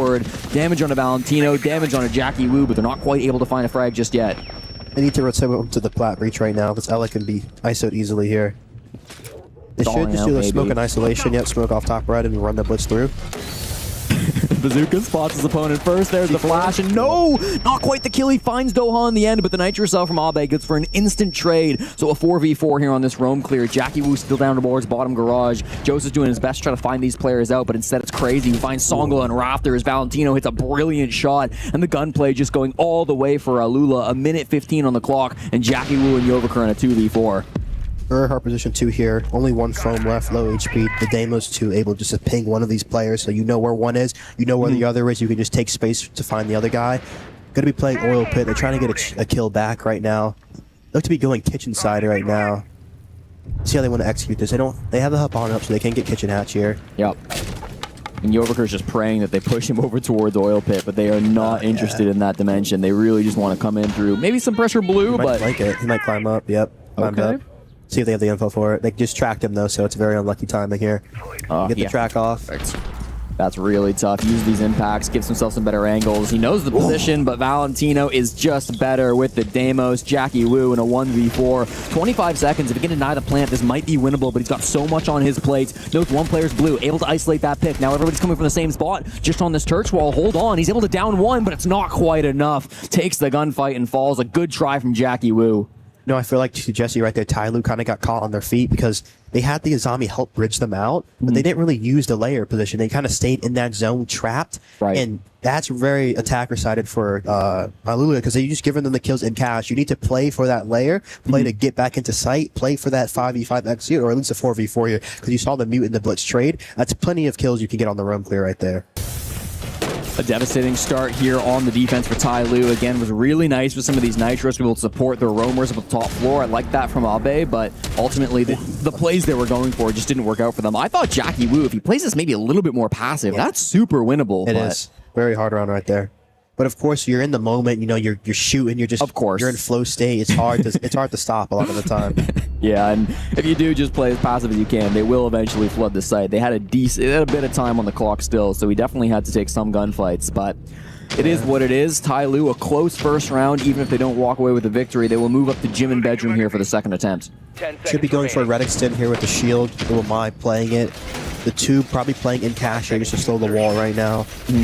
Ace. Flores, Recruit, Twitch, Grim, great lineup for them. They'll be probably clearing to this top right position. They have the cans and nades. They have the Ace 2 to have the range breach to breach open that cash wall. And the Grim 2 is going to be able to just spot anyone. The Grim's a very annoying operator when trying to play hard zone positions because you just kind of get pinged over and over and over again. So very good operators to clear to his top right side. And the Flores 2, of course, just very good. Jackie Wu and Songla, two of the extended players here on this cash side, former teammates from Dire Wolves back in the day, and now reuniting on Tai Lu. Yovaker, of course, the young NAT3 player moving over to CNL, has also had some big impact on this squad and will be playing with the veterans on this two-brow position. I like this a lot, just stalling out the main breach on CC. We're seeing this Grim pull garage side right now. It's only one person right here. I want to see if they're just kind of putting this pressure solo and putting pressure on the other side of the map so they can just layer this position since they are using the tube, or if they actually want to go for this master front. Okay, they're looking to clear red side here. They're just doing pressure on the master side right now. And oftentimes, too, you saw how they were extending Rafter with the Azami early, and they're using the tube early. That was very good for Alula to just kind of make them waste that tube round Zoto canisters, and they actually just come back in the mid round here. Well, garage control was taken by Bazooka after it was early given up by Songla, so they can start to make their way forward towards this construction side and these players that are roaming over on cash. Jackie Wu, he's quite stuck at the moment. If he doesn't find a way out, this could be devastating, but as the breach comes through, he'll just run through the bees to make his way back into construction. Valentino, some early damage, but it's Yovaker who goes down. Mahogger's gotten 2 big frags in the midst of this and was traded out by Songla. Outside the windows, Abe is able to take down Valentino too. It's a flurry of frags here around construction in those highway windows. Another one from Bazooka. It's just Doha on the 1v3. The captain with everything on the line. He'll take down the first, but a good trade from Bazooka. It all falls for Alula. Yeah, they're looking good right now. A lot of good trade games right here because you see Tyloo, they get caught whether they want to actually fight it or layer, and when you're not committing to both, you just get kind of caught in that competition, and you're just in a kill box really. Right. You need to make a play either on the windows, either a play down red. You can flank the people below because most of that pressure is going to be coming through garage and through top red. I just need to see Tyloo try to pick a point that they want to fight because there's always going to be a weak person in the attack. You just need to find him and isolate him with 2 people. Do you feel that they're getting maybe a bit too stuck on some of these roam extensions? Yes, for sure. Because a lot of the time, too, if you are just stuck in these positions and the attack lets you sit there and you kind of keep running out of this utility, it kind of becomes... Oh, wow, what a play. Nice. That was very nice. That was a double kill, too. Yeah, that was. So, yeah, like I was saying, it really does affect it. Well, we're going to start seeing some more play coming out from Alula. They do look red hot today. 5 rounds that separate just them and moving on to play Fnatic. That's what this is all about. If you can beat that Fnatic team in the second best of 3 of the day, you'll be moving on to top 16. You'll continue your tournament life into tomorrow. So lots on the line. CCTV Cash, the last hope for this first rotation. Yep. You're going to see double denial with the Smoke and Chanka here. Maybe could see a Nazami coming up, but I still do like this lineup. They're going to bring the castle down below to play lounge side. They're doing a heavy master extension. You usually see teams opening up this con wall to really force teams to go garage side here. They have the cat, they have the gridlock too. Listen, I might have created this play actually, but you usually go dirt and then you walk up to oil pit, throw the gridlocks you nade. Listen, I won't say I created it, but hey, I wasn't seeing it before I like that creativity. This mirror window and can opener tech went on basically the same time, but that will work out for Mahogger as he does get the angle on the wall that they wanted. This mirror window is not going to provide too much value for the defense. It was a little bit slow coming onto the wall and now shattered thanks to the melee from Valentino. Definitely feels like they want to go garage for this one, Dave. They want to be able to get this player out of the Raptors position. And doing this at defense, you have to be very careful because you can't give away too many kills trying to help the Raptor player because the Raptor player, if he gets 1, that's amazing. But if he dies, you know, it's kind of expected to be in that 4v5 situation. But the worst thing to do is go into a 3v5, and they have that strong execute up here. They're gonna go for sight right now. Lots of utility being thrown in. They're Ace's wall from here. Okay, that's nice too. Pressuring in onto Songla. They know that this pick is so important to get and to get as fast as they can. There's nobody pressuring them on the doorway, but that's because Bazooka's down inside of Oil Pit. Here comes the first frag from Abe. Takes down Joza, and this is going to be now opening things up for Songla to get a bit more aggressive on this main breach. He's got a lot of things to worry about, but it's really the main breach where most of these defenders are at. He hops straight on through and doesn't get punished somehow. Songla's back to sight. Okay, that's a good way to get out here. Yeah, they have the Oil player right now. They need to look to take lounge control here. They have 20 flames and 2 smokes up. It's going to be hard to plant, so I'm expecting a walkthrough when they go for plant right now. Be careful about Abe, still down inside the basement as well, so could go for a flank out somewhere for some really devastating news. Crazy outside the main breach is praying for somebody to peek him on the drone hole, but unfortunately nobody's in that position. They are just biding their time on the side of Alula. They're inside garage. Valentino shuts down that basement player down below, so back down to a 4v4, and they've got the lounge control you wanted. Yep. Right now, they need you to work the top red position here. Usually, you could do a walk-up with a player walking in the top red rotate. Yep. And it's going to be a very good split for you. Especially, too, with the Tachanka and the smokes up. It's going to be very hard to actually just go for a default plant holding the cuts here. Bazooka 4-1 in Raptors control. 40 seconds left on this clock. The Tachanka, so devastating. The NJR strat, as sometimes we call it. Doha's doing a great job from just denying this Raptors control. They can go in for the plant now. Crazy. He's going close on the breach, so they're not going to be able to stop that with the Tachanka. They don't have the lineup for it, but the kills are all coming through the smoke. Joviker finds 2 heads, but is it going to be enough? The plant still goes down, and now it's a 2v4. Valentino is across the map inside of spawn, ready to hold this from the really long angle. This could be devastating. They might have a long angle, but I don't think so. Behind the mirror window, it's going to be really tough to stick this disable in the fire. It's really hurting the defense right now. They can't get on it. He can also help his teammate holding garage right now, so the Ace is focused on sight here. They can be really focused on these 2 angles where the defenders want to run out.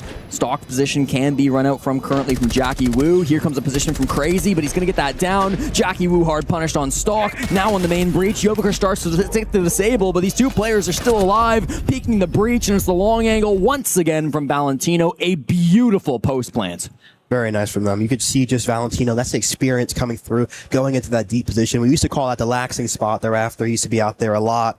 And just, it's so good because you can help your teammate. You can help hold the secret hop. You can hold the stock run out, and you can hold garage. And then also, too, you have deep win con to stop the bomb. Yep. Just amazing. I feel like we do not see that position very often these days in Siege. Maybe a little bit of an oversight, too, not having to smoke top red, because the chunk can actually deny default and server window, and you just need to smoke the close side. Yeah.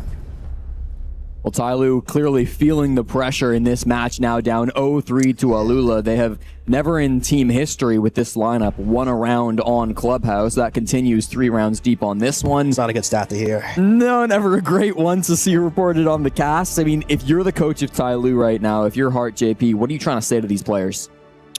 You know, I'm saying, you know, we made it this far here. There's no more pressure. You know, we're here. Let's just go for it. Because I feel like right now they're not. That round was actually a lot better because, you know, you could see them playing into their win con. They had the Tachanka, they had the mirror for the late round C for the retake lounge. The mirror kind of showed his hand a little bit too early, given that kill to Valentino. And obviously, I feel like they just need to be a little bit more patient. And also, sometimes they need to be a little bit more aggressive together. And they just need to choose which side. Because if you do have the denial, you don't need to make a play in retaking lounge until they're actually going for that plan. To actually make them have to choose between going through the site or going to stop lounge control. A lot to worry about here if you are Tyloo. Alula have been very strong so far in these attacks. Not infallible. It's not been a really lopsided game. There have been some good moments for sure from Tyloo, and it feels like they're getting better in this game, but better is not worth very much when you're still losing every round. Yes. And just seeing Tyloo, I'm not saying defeated, but just look very, not too energetic, not very much emotion. But Alula, very, very confident, just screaming, even after rounds that they're not winning. They're very just in tune. So I'm looking to just see Tyloo just kind of get more animated here, just really get into this game.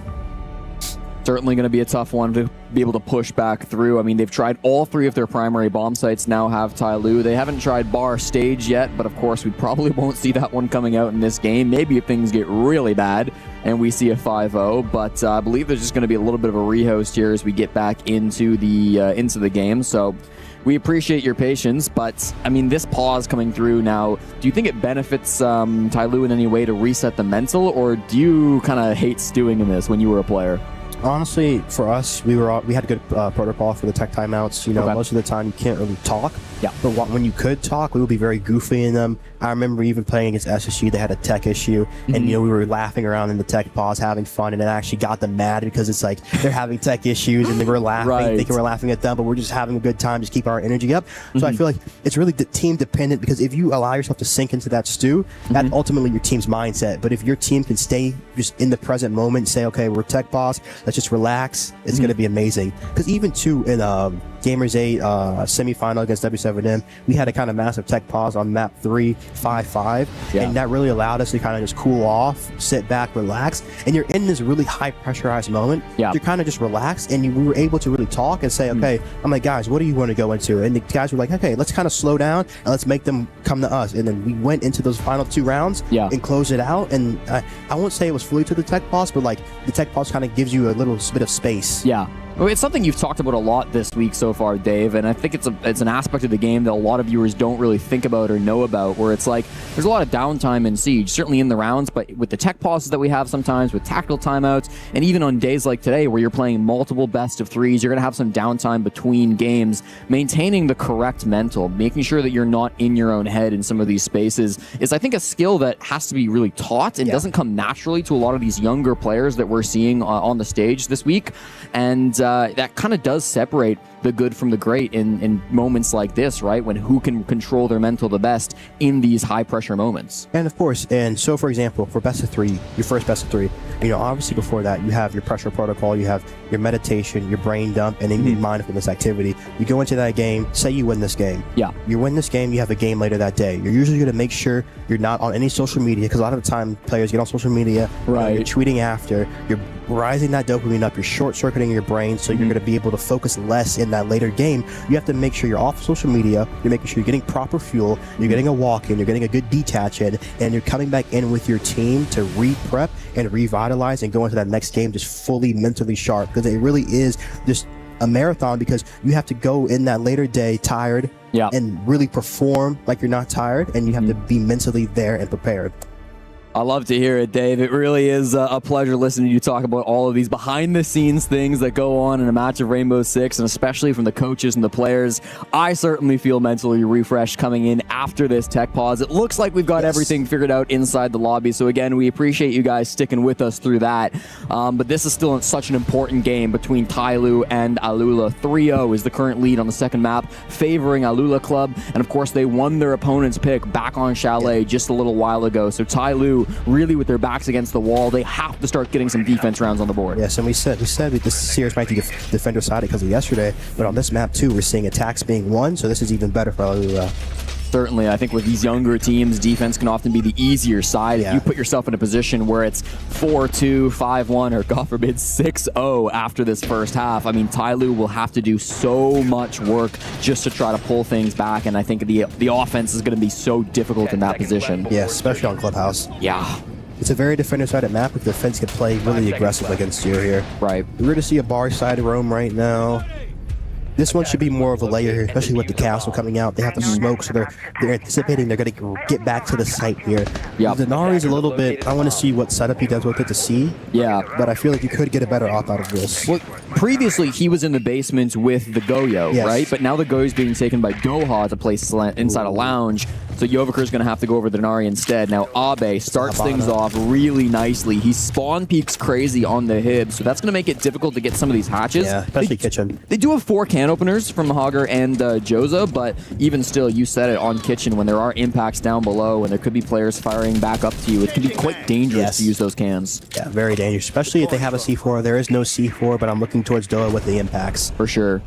Songla up here on the top floor. He's got the angle on towards Kitchen, so if that is where they want to go for their execute, they've got it covered, but this roam on the top floor, it hasn't been addressed too deeply just yet by Alula. Tyloo's starting to fall back, though, still. Looking to go bar side. Yes, so the Denaris do shut down Moto. That's a very annoying Denari setup. They put all of them for a Moto drop. If you drop Moto, you're instantly dead. Often allows you to retake in the late round because it's going to be less advantageous for the attack to be on that hatch because you have to make... Unfortunate from Abe, just trying to get back in the roam. There's another one. No. Jackie Wu dies to Mahagar. That's going to be a massive pick that goes down. Songla on the main stairs too. They had the lead in this round, Dave. They had everything they needed, but they've been bleeding bodies. Couldn't get back to the bomb site in time. Yovaker and Doha, everything to do. Yovaker feeling the pressure to get a pick back. Just sitting in their zone for too long here. The Blitz is going to clear down main right now. Yovaker, he's just got to run away from this. He cannot fight the Blitz. He knows that. Worried about the Vert, but the Blitz still right behind him. He's got support from Doha down the hall, so that will stop the aggression. But this is what we were talking about earlier. Tyloo maybe getting stuck on some of these extensions. It's really coming back to punish them, and now we're seeing Alula look towards the site. Good damage on the bazooka, but he does stay alive. Diffuse kit not in his hands, so the fact that he goes down to Doha, it's okay, but the spearhead still drops. Valentino takes down Yovaker. It's going to be a 1v3 from Doha. He has to do so much work now inside the site. Finds the player deep inside of armor. He does some damage and gets the down, but Valentino is there for the trade. They're playing so well as a team, Alula. Especially in these late rounds, I feel like it's really hard to just end these attack rounds. Sometimes some teams really just don't know where they want to go. But they're really staying calm once they get these kills back and really playing it together, especially in this scenario. The Grim is peaking. The Grim is almost dying. The Valentino is pushing for that trade. And I mean, we're talking about Valentino.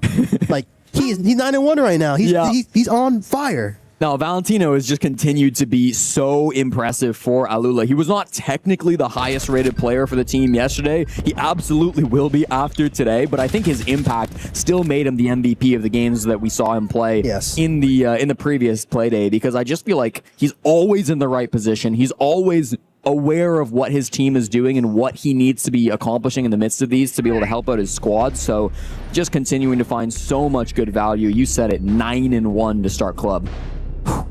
Just wow. And Tyloo, it's great rounds. You know, they had their great opening kill. They had the Habana down. They ran back into bar, and they just stayed there. The castle went back into kitchen hall. The Azami stayed on Moto Hatch. You guys need to get out and get back into the site and fortify the site and just make it a harder execute, because they just don't have enough cans to even open these walls. I mean, suppose with me, Dave, for a second. If you can't get back from your roam game, right? Like, clearly they're struggling with that on Tyloo. Do you want to see them just play closer on site and maybe not extend as much, or do you want to see them just commit to roaming? Like, suppose that's not an option, extending and falling back. What's the next best play? you need to just, if you're committing to the fight, you need to be committing with your teammates. Right there, we saw 2 separate 1v1s by one player in the kitchen hall when they had a Proxmine on the info. So Castle needs to be playing a little bit more passive to make sure a zombie can actually help them. And if they're going to take those fights in the roam, you're looking to 2v1 isolate players. And then if you want to get back to site and play a little bit more aggressive out of sight, kind of like on that on their cash round where they had that player in the basement, if you are a solo player, you need to make sure you're making your play when the attack is making their play. Right.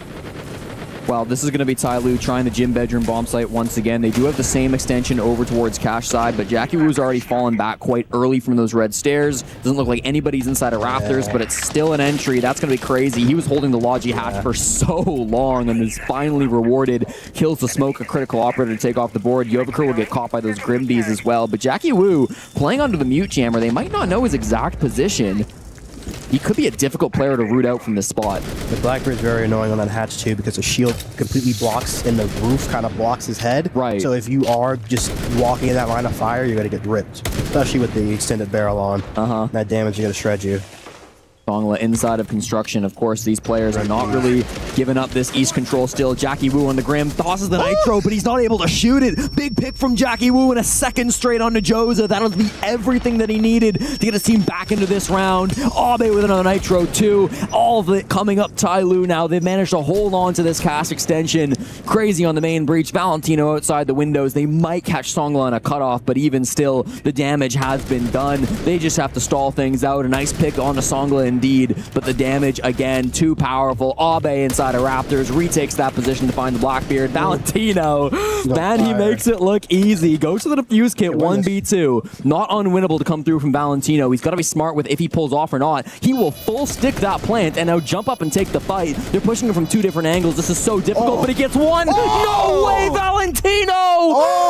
Against all odds! Oh my god! Clutches up when nobody else could. This man is unstoppable. Oh my gosh. That's disrespectful. Oh my gosh, Valentino.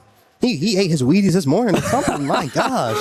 Valentino might have just broken Ty Lue. Oh, yawn. Wow. Got the vet showing up when they need him most. I mean, he's put on so many crazy plays this tournament, and somehow he tops himself. It's a 1v4 in that situation. Not maybe technically, but finds all 4 of those in the 1v1s, expects every single movement. He reads them like a book.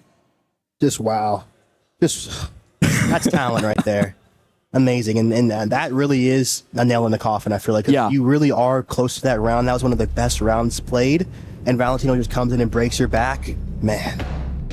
Oh, Valentino, that was absolutely disgusting. He's now 13-1, setting himself up to be almost undisputed, the MVP of these play-ins. He's played so well, and if I'm Fnatic watching this team dominate Ty Lue as they are, I know they're going to be the favorites as the EML squad, but I'd be worried with how Valentino is playing. And of course, like Valentino told me, Fnatic have had them blacklisted for 3 years now, so there's a big unknown in this matchup if they do win this. Yeah. Oh, brother, the story, it just writes itself here. It's beautiful Siege being played. It's really nice storylines coming through, and now Alula with full control of this game. They're going to attack down towards the bottom floor. It's the last chance for Ty Lue to get a defense round win in this matchup before we maybe head to overtime. That would be the only hope, but it feels so far away. Yeah, they're reading them right now. There's no site set up here. Gave them the blue side, they're in. They have the dirt split too. They're gonna just plant this bomb right now. Yeah, Abe is here inside of Church, so they've got a little bit of site pressure, but most of these players still roaming up towards the top floor. Bazooka starting to clear some of these barbed wires out. Valentino roaming on this top floor too, by himself at the moment. They've got a really smart plant here. If they can get Crazy in with the defuse kit, Armory is fully under the attacker's control, but Crazy is quite a ways outside the building. He might have to try to rotate in either through blue or try to make his way towards dirt. Abe is able to stall things out a little bit longer, taking that pick up onto the ram. That's going to make it back into a 4v4, but Crazy has eventually made it to the bomb site, and he can go for the plant with his teammates. Traded back down to a 3v3. Joza with a long angle inside the hallway, not able to find much. Valentino pushing blue as well, so they fully protected Crazy for this plant. Ty Lue have to make some action happen. Songla is up above, the other 2 inside sight. Nice shot from Doha. Man advantage now for Ty Lue, but the time is working against them. They've got to be careful with this push. The attackers retreat back inside of blue. Songla in oil pit with the flank will find Crazy, leaving Joza in the 1v3. He's got the angle, he's got the position, finding for the shots, but he can't find Jackie Wu. Close range gets one, flicks back around. He might find it, but instead it's Songla coming in through blue, and Tyloo will not be swept today. Great retake from them. Really calm. Mute Songla made a great play going oil pit. They had the info that he was secret side. Him going oily through the moth didn't have that info. Valentino feeling a little bit too hot, overheating right there. The bomb was down. Could have played a little bit safer. Could have protected the top for them. Yeah. That was a great retake from Tyloo. Well, Dave, Y'all let him get one. I mean, let's theory craft a little bit, because if you're only gonna get 1 round and a half, and you never want to get 1 round and a half, but if you're going to get just one, it kind of has to be round 6. That's the one that maybe gives you a chance on the momentum, right? Of course. Winning that round, hopefully they can get them alive, get them back in it. Because even it was a very hard round for them to win too, so I feel like that can give them even more momentum going into this later half. It just depends how they can really form their attacks right now. And if Alula, I feel like they're playing extremely confident right now, so I feel like they're not going to be letting them get much space inside the building. Right. So they need to make sure they're not giving away these early kills. And if they can actually make them if they can force them to consolidate, and they can clear through as a team, I feel like they're going to have some good attacks. Yeah, even in that final round, still some positives to take away from Alula. They had a really good push to get in there. A little slow on the plants, but it came eventually. They protected that plant spot for quite a long time and got it down. So you can see the confidence is not shaken on the side of Alula. You can see them laughing amongst themselves, feeling confident in this halftime tack timeout. And meanwhile, I mean, it seems a little somber on the side of Tyloo. Who's speaking right now? He's looking at the... Somebody must be. The coach has sat down. Where's he looking? Yeah, not much to say about Tyloo. Their energy just seems very out of it right now. Yeah, so much more animated on the side of Alula, and they've got to be, I know you can't get it in your head at this point, but they've got to be thinking to themselves, wow, Fnatic's up next, we're feeling good, like, we know we can roll in these 2 best of 3s, and if we can get past this busy day today, we just have to play a best of 1 tomorrow, we can start having some good time in the top 16. Nobody thought Alula would, frankly, even win a game here at the tournament, not being a tier 1 team, but now threatening top 6, coming in close against Fnatic for this next matchup. They're certainly a dangerous team at this event. I'm excited to see it. Anything can happen in Siege, and I think that's why it's a beautiful game. Yeah. Well, and I think it shows the depth of some of these regions, too. Like, Alula not able to qualify in towards Tier 1. They didn't make it into the EML region, of course, when some of their fellow countrymen have been, some of their fellow region men have been able to represent MENA inside of EML. They unfortunately weren't really able to do that, but still, they come through the qualifier, they get this guaranteed spot, and they're showing that there's a lot of depths inside the Middle East, and they're really powerful against even some of these top international squads. Of course. Monty Cap ban coming out. I do feel like the Capital is a little bit weaker with the Wamai change, because you can actually just deny that. Double bandit. Cade ban, it's usual here. Do you think? I'm curious to hear your thoughts on these operator bans, Dave, because Alula banned the Monty Capitao, 2 operators that are usually thought of as like rafter clearing operators, right? They want to take that space. Do you ever think like we're up 5-1, we only need to win a couple of rounds? Maybe let's take some operator bans that might not be as useful on the basement, because if we just full stack into some of these top floor holds, that could help us out. I think you can't really lean into too much, because in my head, it's always 0-0. You can't really play too much into your lead. You have to play into your game plan that you set beforehand, because if you do start to adjust that stuff, it's just going to lead to desynchronization. And I feel like you need to play your default game plan, and then if your default game plan's not working, you need to make sure you can adjust off of that. So I feel like you save those adjustments. If you go basement, you see this isn't working, you go cash, you see maybe the Monty Cap, they're still winning those rounds, and maybe you third ban one of the info ops. If they're running the Snake, if they're running the Dokkaebi, take that away. But I feel like the Monty's a good ban, especially against Tyloo, because it's going to make them have to get in the map without, because they haven't really been the best Blitz and Blackbeard play. It's just been very solo here. They haven't used it too well. The Monty, you can just kind of walk in solo and take so much space alone. What's the win con then from Tyloo? This is going to be quite an aggressive roam coming out from Alula with players in the bottom, first, and second floor. How do you want to clear it if you're Tyloo? Win con on the roam clear is just take it slow here. You need to find the zone that they're going to leave and what zone they want to hard zone. A lot of teams with the Azami up, they want to play for that cash hard zone and play the Azami for the layer. Yep, we're going to see that's a spot right there. It's a very, if you don't reinforce constant, you always have to be worried about that here. It's a nice little pick to come through from Abe. He gets things started for Ty Lue on the attack. It's exactly what you wanted to see from this roam clear. They're picking apart these defenders, taking it slow, as you said. Valentino playing here on the Scopos. He's got kind of a dirty angle onto the CC window. This is kind of nasty with it. And the long angle goes both ways. Damage dealt to both players, Jackie Wu and Valentino. But Valentino knows he does not have to commit to this fight. He doesn't have to keep swinging it. Here comes a swing from the Azami. It'll just block off the breach and give a little bit more opportunity to Bazooka. But he oversteps. Doha's right there. And Valentino takes that as his cue to get back to site. No, very good clear from them. Took it slow. Even after they got that initial pick, they relaxed, they've set their play, and they went for it. I feel like that's the strongest thing about the club clear. It's like, if you're a defender playing these positions, the longer you're in a position, the worse it is for you. The more aggressive you have to be. And now they don't really have to fight too hard. They already have their picks. They need to kind of let them fall back into the site and then play for their execute. Mahager, I mean, he kind of feels the pressure in this round. He's feeling himself, too. He's had a great game so far, a great series, and decides, let me just go for something, see if I can fish up a frag. They are ready for it. Jackie Wu has the read on this, so if he does go aggressive, he might just get hard punished, but why not take some risks? You're up 5-1. Knows that his teammates won't be able to hold sight without him 2v5, so he's got to be able to have some impact now. Spot some drones. Might hear him as well, Jackie Wu. He's just holding this angle, playing it really, really smart. I think the whole time the rest of the teammates are just working on the site, right? Yes, they're ripping open floorboards, they're working on the hatches, and Mahager never commits. They run down, see if he peeks at Jackie Wu. He knows though, they both know. Yeah. They're looking to clear him, they stun, they Grim B lower main right now.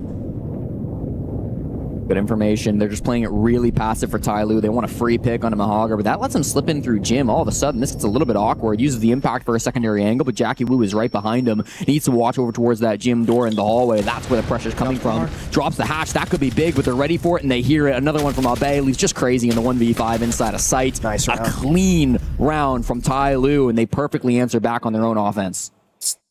Very patient round from them. Even in that scenario where they have the solo stuck, you saw them using their utility, their stuns, their Grim Bs to make sure. And once they saw him go deep, they had made the right reaction off of what they gave them and to go sight. So I feel like they're really in this game right now.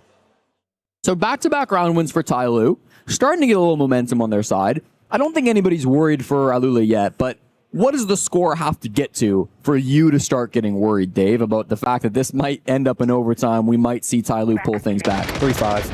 Okay. 3-5, they're going to be going back basement, and that's where you get 4-5, and then that's where you're going to be Jim, and that's when they start to creep into the back of your head. It's like, oh, man, this is getting close. So I feel like this is a crucial round right here. If you go 2-6, it's a big gap. For sure. Wow, that will make this round all the more important. Gym bedroom is the defense. I like the mirror window being set up here from Crazy. They're going to have a strong setup over towards site. We'll also, of course, extending onto that cache side, just as we were seeing from Ty Lue when they wanted to play across the whole top floor. Defense, or the attackers, I should say, they were hovering over that Finca. I thought maybe we get something fun, but Doha, he pulls off. He's going to run this Blackbeard instead, and they're going to probably go for a full map clear. Yeah. The Grim, the Blackbeard, we got the nades, the cannons, the Zof stuns, and the ace charges that if you cash clean here. Need to see how they deal with this Raptor extension the Azami playing here. Reloading. Let's see. Ella playing below 2 could be troublesome right now.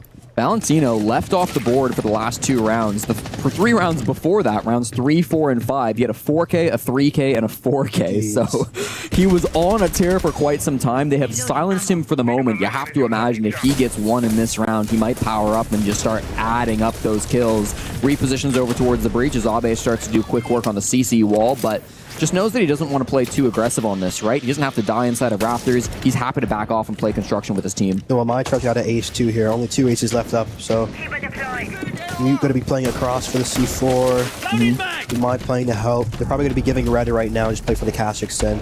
C4. Oh, that's great damage. Almost got the kill on a Doha. I thought perhaps he'd have it. They just missed on the Zofia stun too. They had a good intel on Bazooka, but they just barely miss it. And the second Nitro does eventually take down the Blackbeard inside of Raptors. That's a big pick to come through from Alula.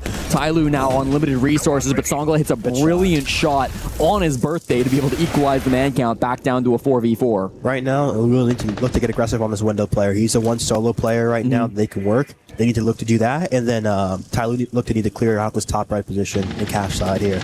Mahaga and Bazooka still playing on this extension, trying to find some way to stop these attackers from getting on in. Tyloo have definitely slowed the pace a little bit. They're getting into the drones. They spot the player getting aggressive here on the wall, and it's a great push coming out with a bailiff to be able to take down Mahaga. That's a really good read from Abe. They have the drone on him, but they see Bazooka. Doesn't feel like they know this spot. The shotgun's deadly, but Songla's there for the trade. Only gets it down into Abe, so they can pick him back up too. But Valentino, don't forget about this man. He's so dangerous. He's done crazier things than this. Down to a 2v2 as Crazy gets one, but the pistol's out and he trades it back. Now it's a 1v1. Jackie Wu and Valentino. Match point on the line. 55 seconds. He can slow this down. Valentino's got the fuse kit somewhat under his control on this cache side, so it's gotten very messy. Jackie Wu, better control of the bomb site, but without the objective, can't do a whole lot with it. He's going to use this drone and slow things down. Spot out some information, allow his teams to call things out for him. Valentino, deagle in hand, does not want to move, wants to listen for his opponent, find this peak as it comes through. He just saw the shadow.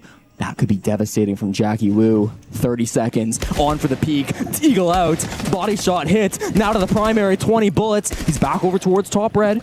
Jackie Wu knows his position. Drone hole, care for it. 15 seconds. You've got to be really careful. The drone hole won't be peeked by Valentino. There's the swing, and Jackie Wu prevents a disaster and shuts down Valentino for what feels like the first time this game. Well, it looks like Tyloo's feeling the stress right there. It's close. Close rounds. I feel like two right now, they're looking very separated right now. They need to kind of condensify. I feel like once you get that kill on the Blackbird, it's even a stronger layer because they have no shield play to actually push you out of the bedroom position going through connector here. So I feel like they need to play deeper into these win columns, especially this fight below. You already have the kill on the Blackbird. They missed the triple impact. The only fight he can really get is from his gun. So keeping him outside of stock, which is a disadvantageous fight for the Ella. Just an insane round, top to bottom. I mean, the bomb site was gym and bedroom. You never would have known that if you were watching this round. And I think a look of relief there coming through from Jackie Wu. He just let out a sigh like, thank God I won that. His team needed it. And now, up 5-3, this game is starting to get close. Jim. We're here. It's 3-5. Pressure round. You win this, and then you're going, I mean, I'm shocked they do run this back. It was close. It came down to the 1v1. They clearly liked their extension on the cache side, but means that they don't really get the chance to play CCTV cache, which is where you'd expect them to go for round 9. Especially with the Monty Cat Band, I feel like you would want to go to that site. Right. Why do it yourself when It's a bit of a gamble from Alula, but they know they have to play bold if they want to be able to win this matchup up 5-3. Do something to catch your opponent off guard, surprise them a little bit. Say, you think you did well on that bomb site? Well, let's try it again and see if the result stays the same. Valentino starting in Rafters just as he did last time, but might be a little bit more eager to stick around because he's got support from Joza just inside a secret. Playing on this upside down rappel, it's very difficult, but Joza's been doing a great job of staying alive. And with the Deimos mark, he will choose to retreat. Good pick from Valentino. We see they made an adjustment on the rafter extension. They had the wall double soft, and they played the layer off the cache wall getting open. This round they reinforced. They sent the Azami. They're saying, we're not going to give you this space. We're going to make you clear it out. Valentino says, get me in the action. I'll stick around Rafters a little longer and take down the Blackbeard. They're even feeding him information. It's those yokai cams that are giving intel over to Valentino so that he can make smart swings. I love that aggression coming through from Alula, even though site players getting some impact here on the extension. Especially too with the Blackbeard gone, you're going to lose so much catalyzation going into this rafter player. Yeah. You need to look to take the lower garage side, almost like it's a CCTV, flash him, and then clear him with the walk-up. It's been almost half the round, and Valentino is still inside of Rafters. 130 now. The Grimbees are starting to ping him out, but he's already gotten one pick onto the Blackbeard. The nades, the flashes. This should be the end of Valentino. He's full blind. The red of marker will punish him, and finally Jackie Wu gets the kill in a second. Great flick over to Joza. We saw it just at the tail end there when he finds the headshot. So now, man advantage favoring Tyloo. Jackie Wu has come alive, 9-5 in the server after clutching the 1v1 versus Valentino. He is suddenly powered up for his team, and it's a 4v2 for Tyloo. Tyloo heating up, Jesse. Looking good here. Dangerous, dangerous team. Echo, Mirror C4 here. They have good win con. Only 2 Echo drones left. 1 in gym, 1 in bedroom right now. Probably be playing off of that. Time deny. I like to see Mirror try to play for a middle master. C4. Try to get a kill back. Tyloo just need to slow up right now, find their execute, and they'll isolate their picks. Yeah, Tyloo got some good time to play with. They don't have to rush this execute. They can wait and try to get some angles in towards the window. Logi Hatch if it's an option. Jacuzzi Wall if it's been dealt with at this point, although I'm not sure that it has. Songlo's going in down below to try to pressure the main stairs. Jackie Wu on the gym window could be about to fight crazy here on that hallway position. Thinks that there might be someone here, and there it is. A quad kill for Jackie Wu. It leaves it all on to Mahagar to try to clutch this one up. Doesn't have the yokais to play with, so he's swinging the window. Jackie Wu is not able to stop the plant denial. Here comes two from Mahagar. He gets the down, but it's Abe who from the door who finds that pick. Jackie Wu, an incredible round to follow up his 1v1 clutch. Well, we're here. That 3-5 round. We're 4-5 here. Let's see if they go basement or cash. Set of operator bans comes through before they have to make that call on what site they want to go to. They've been very successful attacking onto that gym bedroom site, so I cannot imagine we see Alula head that way. And Dave, do you call attack timeout here if you're the coach of Alula? You should, honestly. They're making very individual mistakes right now. I feel like Valentino already has that kill inside of Rafter. He doesn't need to help the Ella. He needs to be playing for the late round. You get another kill, Jackie. We're just walking up the garage. They're in a great position, and they're kind of just feeding these picks back to them right now. Well, it will be called by Alula. They use their tactical timeout here, so that is, we agree, the right call to make it.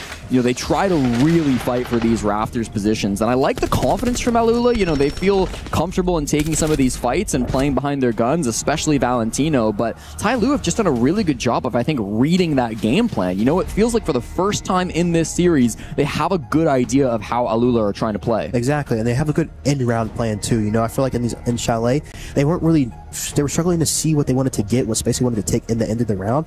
But Tyloo, they're really working their positions really well. They see the guys playing Rafter hard. They're coming into lounge below. They're nading. They're using the flashes, and they're just working together as a team.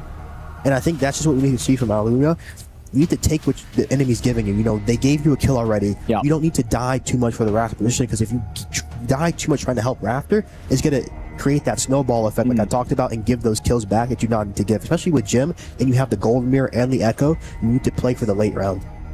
Alula were the benefactors of the best comeback we've seen so far at the Esports World Cup when they beat Chiefs yesterday late into the night, coming back from a 7-1 first map defeat to win 8-7, 8-7. Now they must do the opposite. They have to shut down this comeback from Tyloo. They got their own dominant map win back in the first map of the series on Chalet, a 7-2 victory as it shows in the top right of your screen. They went up dominantly 5-0 here on Clubhouse, but have lost 4 straight to find themselves 1 away from a tie game on their own map pick. Tyloo, with all the momentum in the world, it's going to be really coming down to if that tack timeout and the bomb site change can be a big difference maker for Alula. Going for a roam here. They banned the Azami, so the blue side's going to be a lot weaker. Scopo's still playing Rafter side. The Ella up top. They're bringing another Fenrir trap here. They have the mirror too on site. They did put one mirror on the flat wall just to deny that because they've been canning it. It's going to be a little bit annoying to get that. They can play into their room a bit stronger here. I want to see... They have the Habana open, okay. Already a quick gym entry right now. Yeah. Might do a main walk down to OPK bar, or they're going to go through the top. This is the strength of the snake. Yeah. If the mute's not being brought, you can clearly walk through those top couple of floors, make sure that there's nobody around. So that's going to be really good information being gathered by Tyloo quite quickly on this top floor clear. Valentino playing that Raptors position for another round, but this time, of course, on the Scopos for the quick retreat if he needs it. Candela's coming through to pressure in towards Joza. He's playing that top red position now. Valentino flicking through cams, doesn't feel the pressure to retreat just yet. There's no need to do so. It looks like this first fight might come towards Joza instead, fully flashing him out now on the Ella. He's got the mirror winner to play behind, so he's got to force back after that nade comes through. They caught him on a drone. The Blackbeard's staring him down as well. The impact does a little bit of damage on the Yovaker, but now with him being full white, they're just trying to fall back as quickly as they can. Joza perfectly uses the Ella to be able to get that kill onto Yovaker. That's going to get the man advantage back under the control of Alula. Valentino's in a really tough spot, but he feels the pressure. He loses the fight to Jackie Wu. The one player who has consistently shut down Valentino does it again, but his teammates are falling. Abe goes down as well on that clear, and it's going to be a 3v4 favoring Alula. 3 cans left. Snake on 1 HP. Church wall's fully solved. No mirrors on site here. Church should be the weak point of their strategy right now. Attackers recovered the diffuser. We're going to see things slow down quite considerably. There's lots of hard breaching still on the side of Tyloo. They did lose Abe on the Sabana, but plenty of can openers from Doha and Jackie Wu to start working on these hatches. You also, again, don't have any nitrous cells, so the kitchen hatch should be doable from those cans as well. No impacts either. Yeah, you want to see them go down main, pressure, church, go moto. You think that's their best bet? Yeah, especially with 3 impacts left on Zofia, you can rip that church wall completely open. Even if you're not going to end there, it's just going to be good pressure onto the people in sight. You're going to force them to have to play blue or either play on the bomb right now. Good spot from our observer. The defuse kit not under the control of Ty Lu, so they have to flood in and go for these kills. This might be a mistake now. Songlo will grab it, but he's got a lot of time inside a kitchen to try to bring this one back. Early damage from Doha with that secondary. He does some good pressure into these defenders, but he's not able to walk away with a kill, and that's his position revealed. Joza facing some pressure inside of blue. Inside of dirt is really what they're worried about, but the kitchen drop's going to come down quite quickly. There's the swing with the TCSG, but Crazy falls instead. It's a nice little shot coming through from Doha, but he's still got so much pressure to worry about. Mahogger takes down Jackie Wu, but the Ying play, it's not quite enough. Songlo with 1 HP, can't do more than 1, and Alula will secure match point off of that defense. That was great. You know, only given the Scopos kill, that's fine. They got 4 back to site, they've stacked the site, and they stopped the execute. That's really what you want from the club room clear. You really want to make them work for the clear. They get the clear, and then you make them work for the site. Simple. I mean, that's what we really saw Ty Lu struggling with, right? Like, they would fight on that roam game, but then they weren't able to rotate back and also fight on the site. Alula able to do both there, and it feels like it could be the difference maker on this map. Of course, and I think, too, unlucky, they were still trying to work together. They tried to use the nade from the blue hatch to clear the AK person, but he styled across. Beautiful play. Amazing siege coming out. This was a big kill, too, on the Blackbeard. Totally. Should not have won that, especially with the Yings going off. That was amazing. Joza just putting in the work. He might not have the most amount of kills for his team, but I feel like the frags he's getting are so high impact, and he's had some other really strong maps where he's top fragging for his squad. So everybody popping off for Alula, even when Valentino is starting to steal the show. Back-to-back round wins will be necessary for Ty Lu to stay alive at the Esports World Cup. Then they've got to win overtime. Then they've got to win Fortress. Then they've got to beat Fnatic. The road is still almost just as long as it was a few hours ago, Dave. Yeah, it's very difficult here, but it starts with 1 round, 1 moment, 1 breath. Let's go.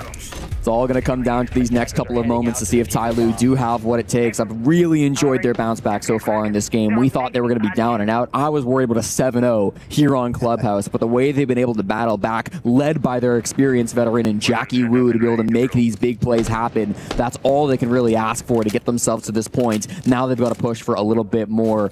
CCTV cash for the first time we're seeing this, Dave. And I think this is good, too, because their bans are really catered to this site, and I feel like they should have been running it a lot earlier here. Yep. They have a good line. The smoke, the Goyle is going to be able to stall the Rafter extension, play off the Wamai here, and L is a good pick, too, because they just keep bringing shields. The Thorn's also great for the Master Side extension, so if they want to clear that, you have good trap operators to hold that, and also you have good denial operators to stop anything garage side of the flames they usually put on the top of the stairs, and the smokes for the late round here. Starting to see this pressure down towards garage. Usually see teams either commit to the master clear or to the garage clear. It looks like it's going to be garage. That is the focus for Ty Lu, despite the bans really making this difficult. No Monty, no Capitao, no Grim, 3 of the best operators. Instead, you've just got this Zofia who can try to play inside the roof. You've got the Blackbeard as well from Doha who can try to get a sneaky pick. They're going to use a gridlock below the nade. But they have a player zoning for him here. Oh, no. This could be bad timing. This could be really bad for Songla. He just caught him on a drone, though. I don't think he saw him, though. Yeah, not yet. He has to time this really well. Joza knows how important this pick is. If he takes down Songla, you said it, that's the nade. That's going to make things really difficult. Playing inside of Oil Pit, he can toss the nades from down here. Seems to know the initial position being held inside of Rafters. That's going to be crazy on the Wamai that's playing this too. So don't forget, a lot of those utilities will be caught, but instead he just dies to the track stinger. Nice little util play coming out there from Songla to get to that secure onto the down. And they spot out onto Joza. So this looks really good for Ty Lu. Joza sees the drone. He recognizes that they know he's here, so that's going to give him a little bit of an edge, but even still, he's not giving up this position. He wants to be a nuisance. He wants to be a thorn in their side. And we're already down to the last 60 seconds, Dave. Yeah. They have, how many smokes do they have? 3 smokes, 3 thorns. Oh, geez. Wow. Let's see here. Even Songla's kind of wasting time on this guy. They have two sets of flames.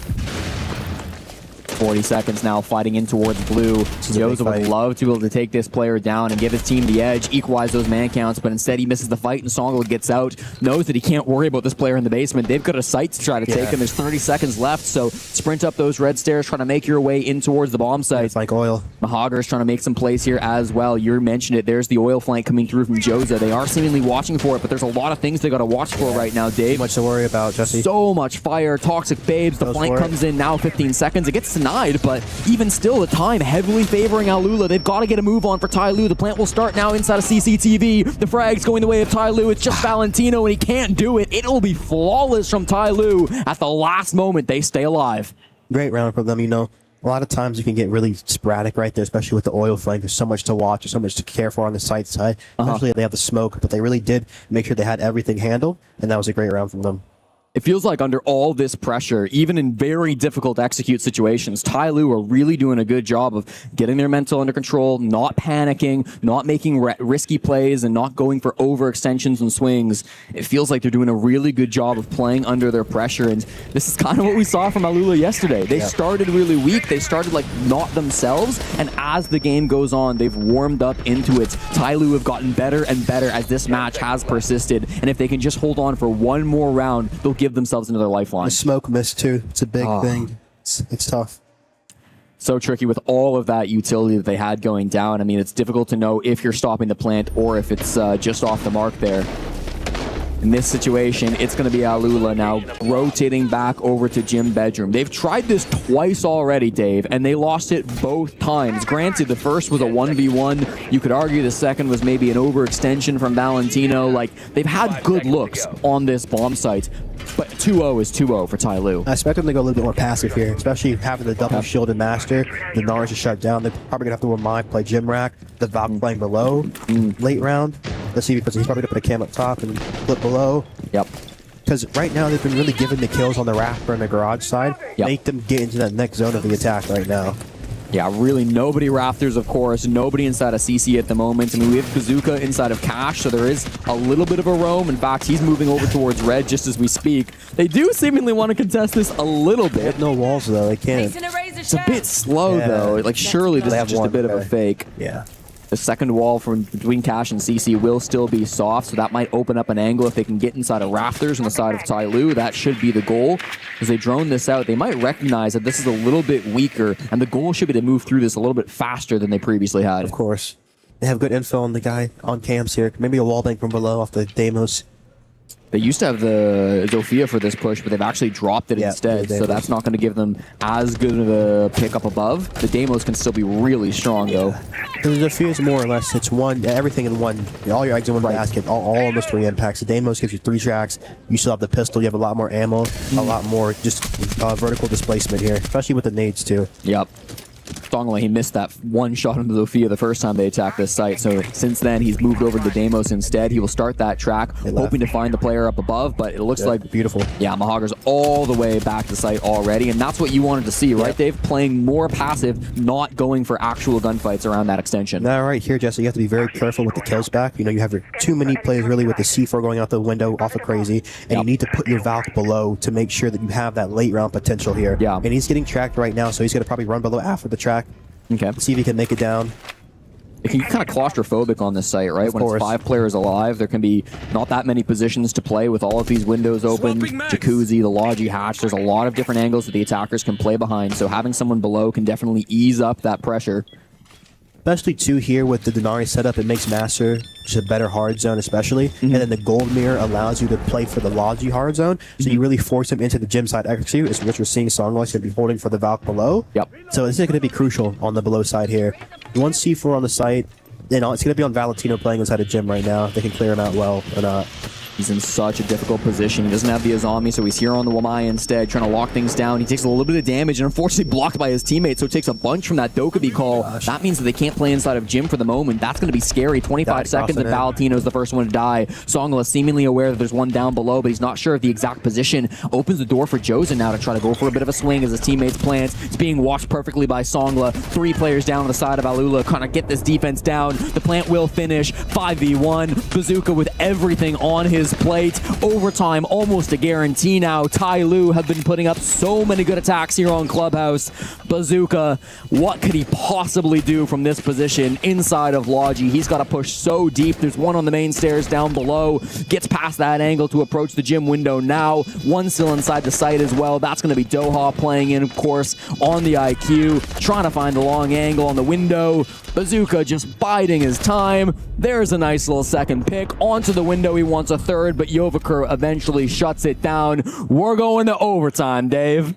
No, very good attack from them. It felt like Alula aren't really understanding their win cons very well, especially because there's no Logi pressure. You can have a guy deep inside of Logi holding your con cross. Yep. You keep this mirror on the master bed so you can play the C4, because then when they go to clear Valentino, they're going to be in that spot to be C4able. So you need to have that C4 ready. So if Valentino does die, you're at least trading him back and breaking a little bit of their push. Right. Wow, all of a sudden, this game has slipped on its head. I remember when we were talking about Alula going for some smiles, joking around. Ty Lue looked dead, but now the smiles are creeping back on Ty Lue. They absolutely feel that they're in this game. They know that they have what it takes, and you can just feel them getting confident. Yeah. Oh, baby, this might get scary for Alula. Any man's game now. Anybody's, for sure. Now, it would have been Alula's choice to start on the defense here. Would you prefer to start on the defense given how attacker-sided this game has been so far? You can never know that in the pregame, so like, of course, it's a good choice to go defense. I just feel like they're not really playing that well off of their rounds. They just need to make sure that they're really trying to isolate these fights together. You know, Valentino, he's running back into gym. He's alone. The mirror is playing in bathroom passive. They just need to sync up if they want to get back into these zones together. Right. And honestly, on the roam right now, I'm interested to see how hard they fight, because they've been given a lot of space for the shield. And if Ty Lue choose to clear, or they choose to bait the clear and go for sight right now. This is the one bomb site that Alula were able to find success. That was back in around number 10, and they started with that extension up towards Cash. They got a man advantage, then they fell back and just defended simply in the 4v3. You've got to imagine that'll again be the game plan. Their operators have not changed up too much at all. They've dropped the Mira in favor of the Valkyrie, so that's the one switch they'll make. They've also dropped the Fenrir in favor of the Thorns, so a couple of ops changing here and there, but the overall plan surely will remain the same. Playing early dirt util, that's good. It's going to push them back. So that right there is going to be okay. They could be hitting side guys. That's going to change the aspect of the roam clear. People are going to get a lot closer to the kitchen side and from Logi side. And this bar player is going to creep through right now. Loki's kind of cut. They're might go for bar piquet here. He's got some other teammates around this mid-floor, around Blue, but this is going to be scary. Hogger's going to just be playing inside a stage. Now he's on a drone. They know his exact position. They can go for a really nice pinch from Ty Lue. He's ahead of the Thorn Trap 2 front door. He doesn't know he's in. Oh, this could be really good. Bazooka still trying to pinch in with his teammate. Do they know about Songla? Clearly not. Here comes the flash. They're going to try to pressure Mahogger, and now they're going to try to clear out those thorn traps, and they will do so just like that. Candela's come through. They start to blind these players even more. It's so slow from Ty Lue, and patience pays off, but it gets traded back immediately. Bazooka steps up and takes down the Blackbeard. That's going to be a really big pick onto the attackers. And now we see the question mark from Alula. Do they continue to try to fight this? They've still got Valentino up inside of Rafters. They've still got Joza and Bazooka playing here around Lounge. They've got a bit of an extension, but Ty Lue, do they even care? They're still just working on the vert. Yeah, of course, Ty Lue here now have the option to split Blue and Moto right now. Big impact comes above to put pressure on the Blue hatch here. But right now, Ty Lue needs to recognize how many people are off site and need to go for the gap on site. But the thing about Scopus is he can TP back at any point here to help site. Better do the Moto drop right now. This might signal the start of the execute. Valentino's back. This is smart from Valentino. This wall continues to be soft, so he has to just back off as soon as he teleports in. Crazy finds Abe. That's a really big pick. Nice. Doha falls as well to Valentino, who's just rotated on back. It's one traded from Jackie Wu, but he's got so much now, 2v2. Songla up on the kitchen hash. He's trying to hold this angle as the rest of the defenders are lurking around in sight. Bazooka unlikely to get picked up over towards Blue. Close on the church wall. That's going to be Valentino. He doesn't have a phone anymore. He's taking a lot of damage to that Dokkaebi call. They'll throw one more call over towards Crazy. Jackie Wu holds the defuse kit at his feet. On the prone angle, Valentino gets slammed. He was aware. He might have heard that position change. Now Crazy, they know exactly where he's at, and he's on 1 HP. He's got to go crazy with this TCSG, living up to his name, but they're just going to go for a plant inside a church. They know that this one's safe. Finally, Songla's going to go down to that fire charge from the Goyo, so this is going to get very tough for Crazy. 12 seconds on the clock, but this plant will finish and reset to 45. Here's the long angle, and it loses. Songla finds that pick, and Ty Lue on map point. Wow. What a round. Wow. Alula again in a winning position, but again, just over peeking, the Thorn peeking before Valentino takes contact. You have to make them get deep. Yeah. They're not making their final play. They're pushing to the site. You need to make them force their hand. Mm-hmm. They're really separate right now. You can see their energy is zapped. They're not yelling at all. They're not as energetic. They're not smiling. They're tensed up right now. This is the worst thing that could happen for them. Dave, we're 2 days, we're a day and a half deep into the Esports World Cup, and we've already seen some of the best games of the season so far in Rainbow Six. I am so excited for the games to come. Tyloo and Alula has delivered after a disappointing map one on Chalet, where it was a stomp 7-2 favoring the Middle Eastern team, taking their opponent's map pick. They went off to a 5-0 lead on Clubhouse as well, don't forget. They looked like they were going to run away, maybe a 7-0 on map 2. Yep. Oh, how the tides have turned. Now Tyloo get their chance to move back towards the defense. This has got to be the one hope remaining for Alula. They get to attack where they've found a lot of early success, but I'm worried about that momentum. Of course, momentum's big because they're coming off of that map where they're feeling very confident. They go into a nice half. They go into the defense. They lose all of that confidence. They lose their OT round. And now they're here on the attacking side. I feel like if Tyloo can get an opening pick, it can really hurt them right here. 5 seconds. Map 3, if we need it, will be Fortress. That's where Tyloo got their big victory over Chiefs, and that's where Alula looked really rough, losing to Chiefs in that 7-1 first map of the series. So you have to say that that third map does favor Tyloo. If they also have the momentum running into it, then things do look rough. Alula want to finish this out here and now. Both of these teams would have wanted to finish this series as quickly as possible so they could be well rested for Fnatic, but obviously that's not in the cards for Tyloo. They've got a lot of work to do, but they've been doing a great job so far.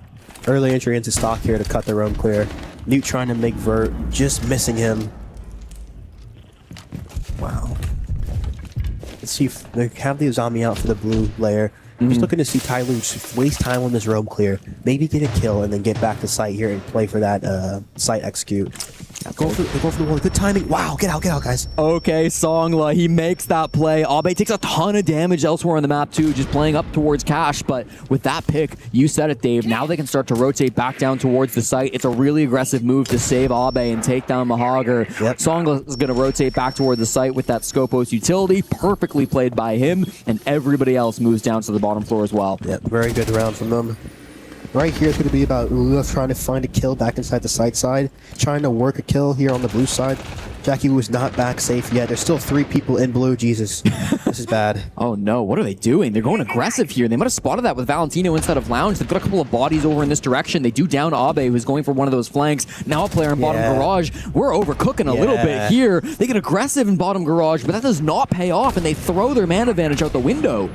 Yes, it's a problem in the strat because they have the hatch open and they're not holding stock. Songla goes back up towards the Raptors position too. He was never cleared out. He gets one, but Valentino gets the frag right back, and now it's Jackie Wu and Yovaker. They equalize with Yovaker finding the headshot onto Crazy. Now they just have to play sight. Surely we go back and play sight now. Jackie Wu and Yovaker, still over a minute to go, but they've really brought this down to a tense moment. Valentino on 18, let's see. Valentino 18, Jackie Wu with 15. They've both led their squads as the veterans on each side. They've been here before. They've played at these international events. Good information from Joza. He spots both of those defenders on the snake and can feed that over to Valentino. Takes the fight on a Jackie Wu, loses it. Headshot by the main player on Tyloo. He's done so much work to get his team here. Valentino, he's been the star as well. In the 1v2 with 35 seconds and loses it out to Jackie Wu. That's Tyloo taking their opponent's pick, shutting down Alula and forcing a third map. Wow. What a map. Coach walks straight off the stage. Coach is pissed. Their coach is mad right now. And look at the elation from Tyloo. What a game. I mean, they know they earned that victory, right, Dave? Like, that's got to be one that they had to battle back from. Of course. There were no doubt thoughts in their heads like, this might be us done in the tournament, down 5-0, and yet somehow they battle back. And I think you got to give so much credit to Jackie for the way he was able to step up, shut down Valentino consistently, and bring his team to the victory. That clutch was a momentum shift right there on the gym.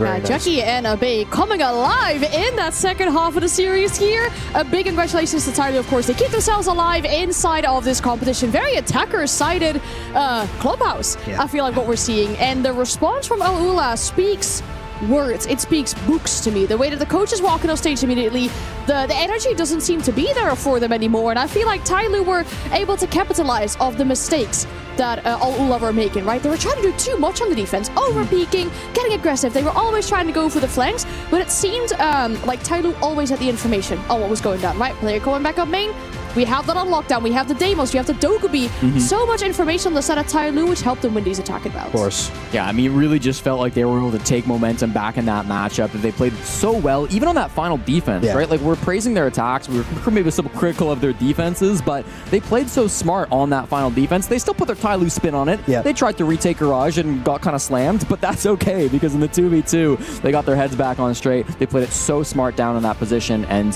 still clutched up. I mean, they realized they couldn't get back to site, and so Song was like, I gotta go back up top for you guys. He gives his life away so his team doesn't get back into the site. So, I mean, it's just unselfish play coming out from the team, and it's amazing to see the coordination. They really understand that, okay, they wanted to flip into the game plan of going into site, and they realized they can't get back to site. And then, like, oh, we gotta stay roaming. Let's go roam a little bit more. So it was great coordination, too, from the site player, too, picking up stock to get the guy dropping into site. And I feel like, too, Al-Ula were kind of confused in what Tyloo were doing, and it really just kind of sped up their attack and made them make the mistake for Tyloo. Definitely. You know what I fear with what we're seeing? I fear that Al-Ula are going to get a taste of their own medicine, where they win the first map so dominantly, they struggle in overtime on the second map. It's almost like we're seeing a repeat of what happened yesterday, but the other way around for Al-Ula. They were able to capitalize off that momentum yesterday. This time around, with the things that we're seeing on this stage after this map, it seems like it is so much more in favor of Tyloo. Also, the amount of Scopels I've seen on this map. We don't see Scopels like super often, I feel like, in the current meta. A lot on Clubhouse, and especially for the flanks that we're seeing. But it makes me worried if Al-Ula is maybe getting complacent. We're looking at rounds as well where we praise Valentino. He's getting a lot of kills on the board. But if he's trying to win at a 1v1 with a Deagle, is that the most advantageous position? Overswing and the overpeak and the prone peeking? I have my question marks with that. I feel like the Deagle, that's Spoit loves the Deagle, always talks about the damage because the damage is really good in the close range situation. I feel like, you know, you bring the Deagle out, you should stay on the Deagle. I feel like if he had the Deagle out, he stayed on the server rack, he was in a better position than putting himself on the foam versus the drone hole. There's a little bit too much movement. I feel like they just need to calm down. And on the club, I feel like the Scopus is one of the better operators for playing Raptor because it's the best at being able to, like Songwin was, he could get back inside, he could get out. I felt like Valentino stayed a little bit too long in Raptor, especially when they had a kill. Well, seems like so far Songwon is definitely benefiting from the birthday buff, turning 22 today on top of the scoreboard for this map, keeping his team alive. And we need to decide to determine whose key gets crushed, and we'll find out after the break.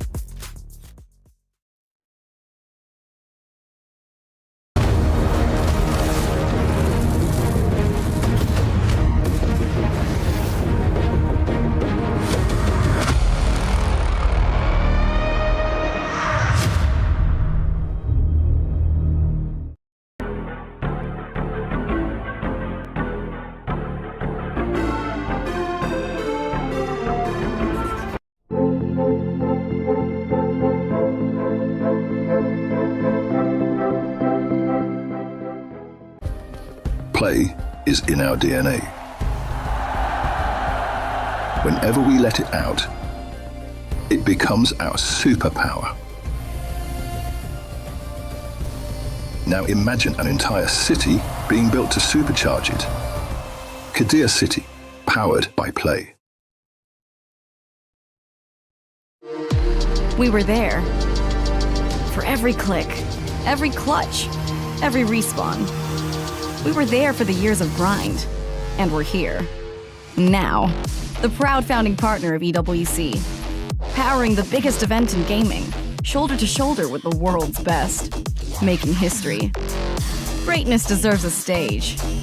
Lenovo Legion, reach your impossible.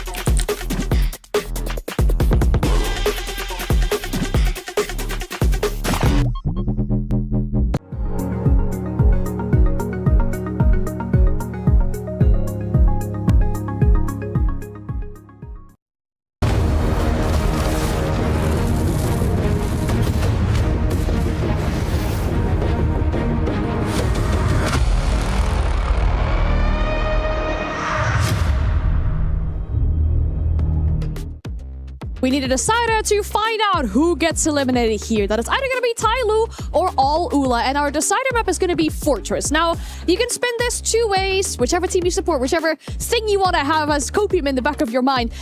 This map was played yesterday by both these teams, right? Tyloo beat Chiefs on it, but then Alula lost to Chiefs on it. So either they have learned from their mistakes, or Tyloo might have the upper hand here when it comes to the map veto. Which one are we looking to believe in the situation here? I mean, maybe you could spin it either way, but I think you combine it with the momentum we just saw from map 2, and for me, this is favoring Tyloo. Yeah, of course. Especially starting on the defense side, I feel like Fort on the attacking side, it is kind of an attacker-sided map if you have really good theory on it and you can really displace your opponents and push them into just disadvantageous spots. But I feel like right now, Lulu look a little bit frustrated, and I feel like Tyloo have that confidence. You're looking at them after the game, they're hugging each other in elation, they're saying one more map, and they're ready for this game. So I feel like Tyloo they could win this. They absolutely can. And what we're seeing with the momentum so far and how that played out yesterday, I want to talk about players in particular. We've already been praising some players. White Songlo put up a great performance in map 2.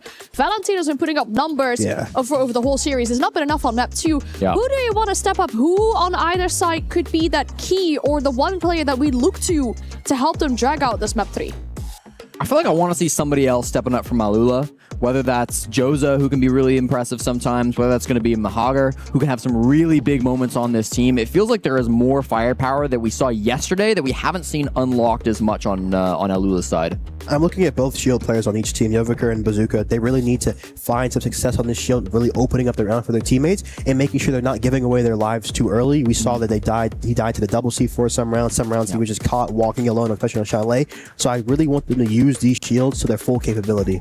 How's that going to translate on Fortress, you feel like, with shield play, especially going into the attacks? Fort's really good because, like, usually a lot of times you see teams walk the Blackbeard up central to clear Horse out, and then the Monty's really good to clear Old Tower side, the Shield's really good on the Con side, the top White Eagle side. So you can use the Shield on all points of the map to put initial pressure in, to force defender layers, and then the layer game can become really attacker-sided. If you give up too much space and you consolidate them, you can split extremely well in Fortress. So I feel like the Shield's really important, how you use it and how you play around it with all your utility. Yeah, I feel like as well, like, you got to be careful about how the defense are setting up too. You don't want to over lean into the shields if it's not working, if they're bringing a lot of Ella and Thorn and Clash, right? This is a really good map for Snake to get information outside the building. It's a really good map to try to rush in with some Ying plays as well. Like, you have so many tools in this meta as the attackers. You've got to just play into the operator blends, figure out what style of defense is being run by the other team, and then adapt to that with the operators you bring. Of course. Again, as we see the players getting ready for this final map, it seems that Tyloo will be starting out on the defense, Alula on the attack. Is that going to change things going into this final one? I feel like coming off of that last map, you know, Tyloo finding success on the attacking side, I just feel like it's good because attack is always the hardest part. It's always this part where you have to have the most communication. And I feel like going into defense now, I feel like it's going to be a little bit settled down. The comms are going to be much better, and they're going to be more confident in their plays being called. Yeah, it's interesting because Alula would have had the choice, right, as they had a more dominant win on their map, so they must have chosen to start on the attacking side. So clearly they think there's some value in that. I can certainly respect that, of course, but so far what we've seen today is that sometimes even starting on the better side, going up to an early lead, doesn't really mean much in terms of who's going to win the game. Exactly. If you run out of that steam, doesn't mean anything.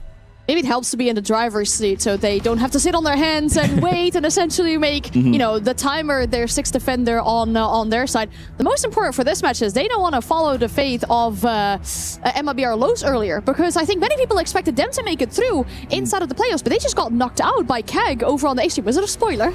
Sorry. We did not know that. We've been locked into this game. I just come here and I spoil things whilst I sent you guys over to My the heart final just map. dropped. Wow. We see the fist bumps. The players are ready for it. One more map to determine whose key gets crushed. Well, one thing is for certain, nothing is easy at the Esports World Cup, and both Tyloo and Alula are finding that one out, as did MIBR Los over on the A stream. That's a huge upset. I don't think anybody expected a Brazilian team to go down to CAG, but wow. It's big from CAG too, being able to bounce back. And then they had a very slow start, so happy to see them finding success here. Underdogs have found a lot of success so far here at the Esports World Cup. Alula taking down Chiefs was an upset for a lot of people the other day. Even Tyloo being able to get a victory earlier on in this match, earlier in this tournament. A lot of people thought they might be struggling, but here they are on the second day of the event, playing for their lives. Looking at these player cams too, very animated from the Tyloo side. Laughing, Jackie Wu's holding his mouse up, laughing.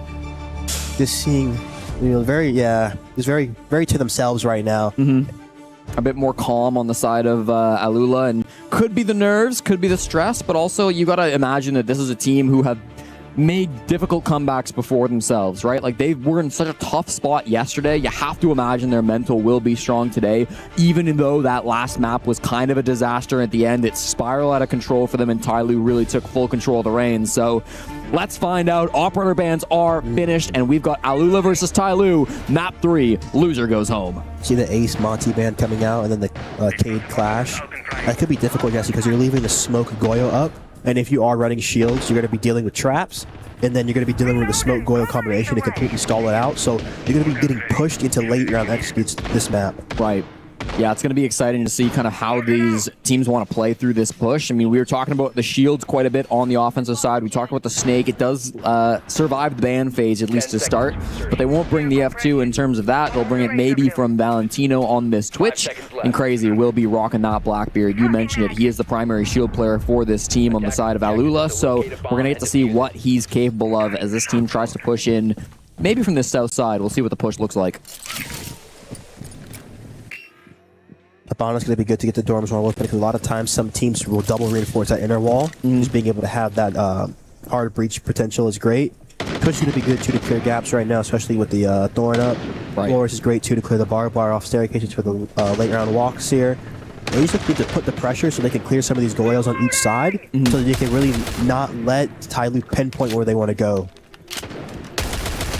Here on this top floor, we're going to see Tyloo and Alula trying to battle things out on the roam game. This was something that Tyloo struggled with quite a bit on Clubhouse, where the roamers weren't really able to get back towards site. They've got a good ping onto Abe, and also some really good damage onto Songla. He's going to be the Azami holding down that horse position, while Abe tries to roam on that south side, maybe alongside Doha as well. They've got a couple of different options, but instead it's a swing from Abe, and he goes down to Crazy. That's really good information from Alula, and hard punished on the roam. There's a shield play coming on, Jesse.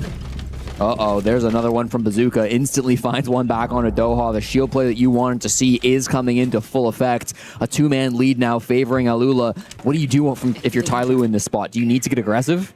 It's a difficult situation, because you can't get too aggressive off the initial kills, because they're going to be looking for that aggression. You have to wait until they go into their next round transition, when they're looking to take the next set of space, either horse or bathroom side. They need to look to make a play against that here. Especially too, they have the briefing walls full reinforced off. Trap did big damage to Crazy. Wow.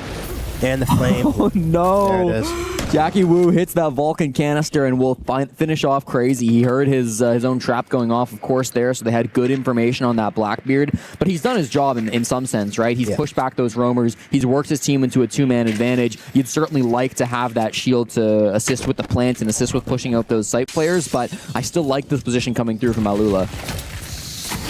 Valentino switching scopes on the Twitch DMR too. I always think when you're switching scopes, you're kind of feeling a little bit off about something too. Sure. So something to watch for here.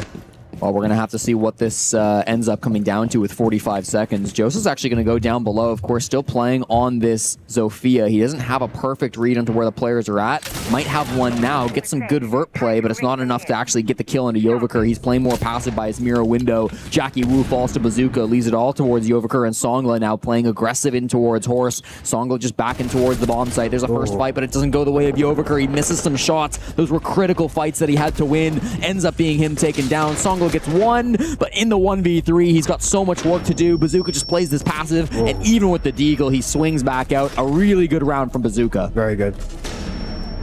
Very clean, but I still want better work from Crazy on that shield. Once you have an opening kill, once you have a 5v3, he's continuing to walk alone right now, so I feel like he needs to make sure that he is with his teammates for the trade potential here.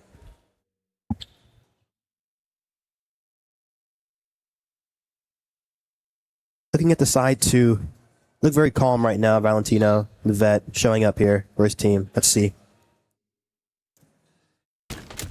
So a good start from Alula. Of course, this roam clear was really nice to see them coming through with a couple of important picks, and even after losing the shield, it felt like they had really good control of how they wanted to close out this round. I believe it was a triple kill coming through in the end there as well from Bazooka. Indeed it was. So just working some of that off angles, being able to apply that secondary pressure that the rest of his team needed from him as he was pushing more on that northeast side. It's going to start things off nice and easy for Alula. But as we know, Dave, it doesn't necessarily matter who starts off strong. It's about finishing the game that way. Exactly. 10 seconds to go.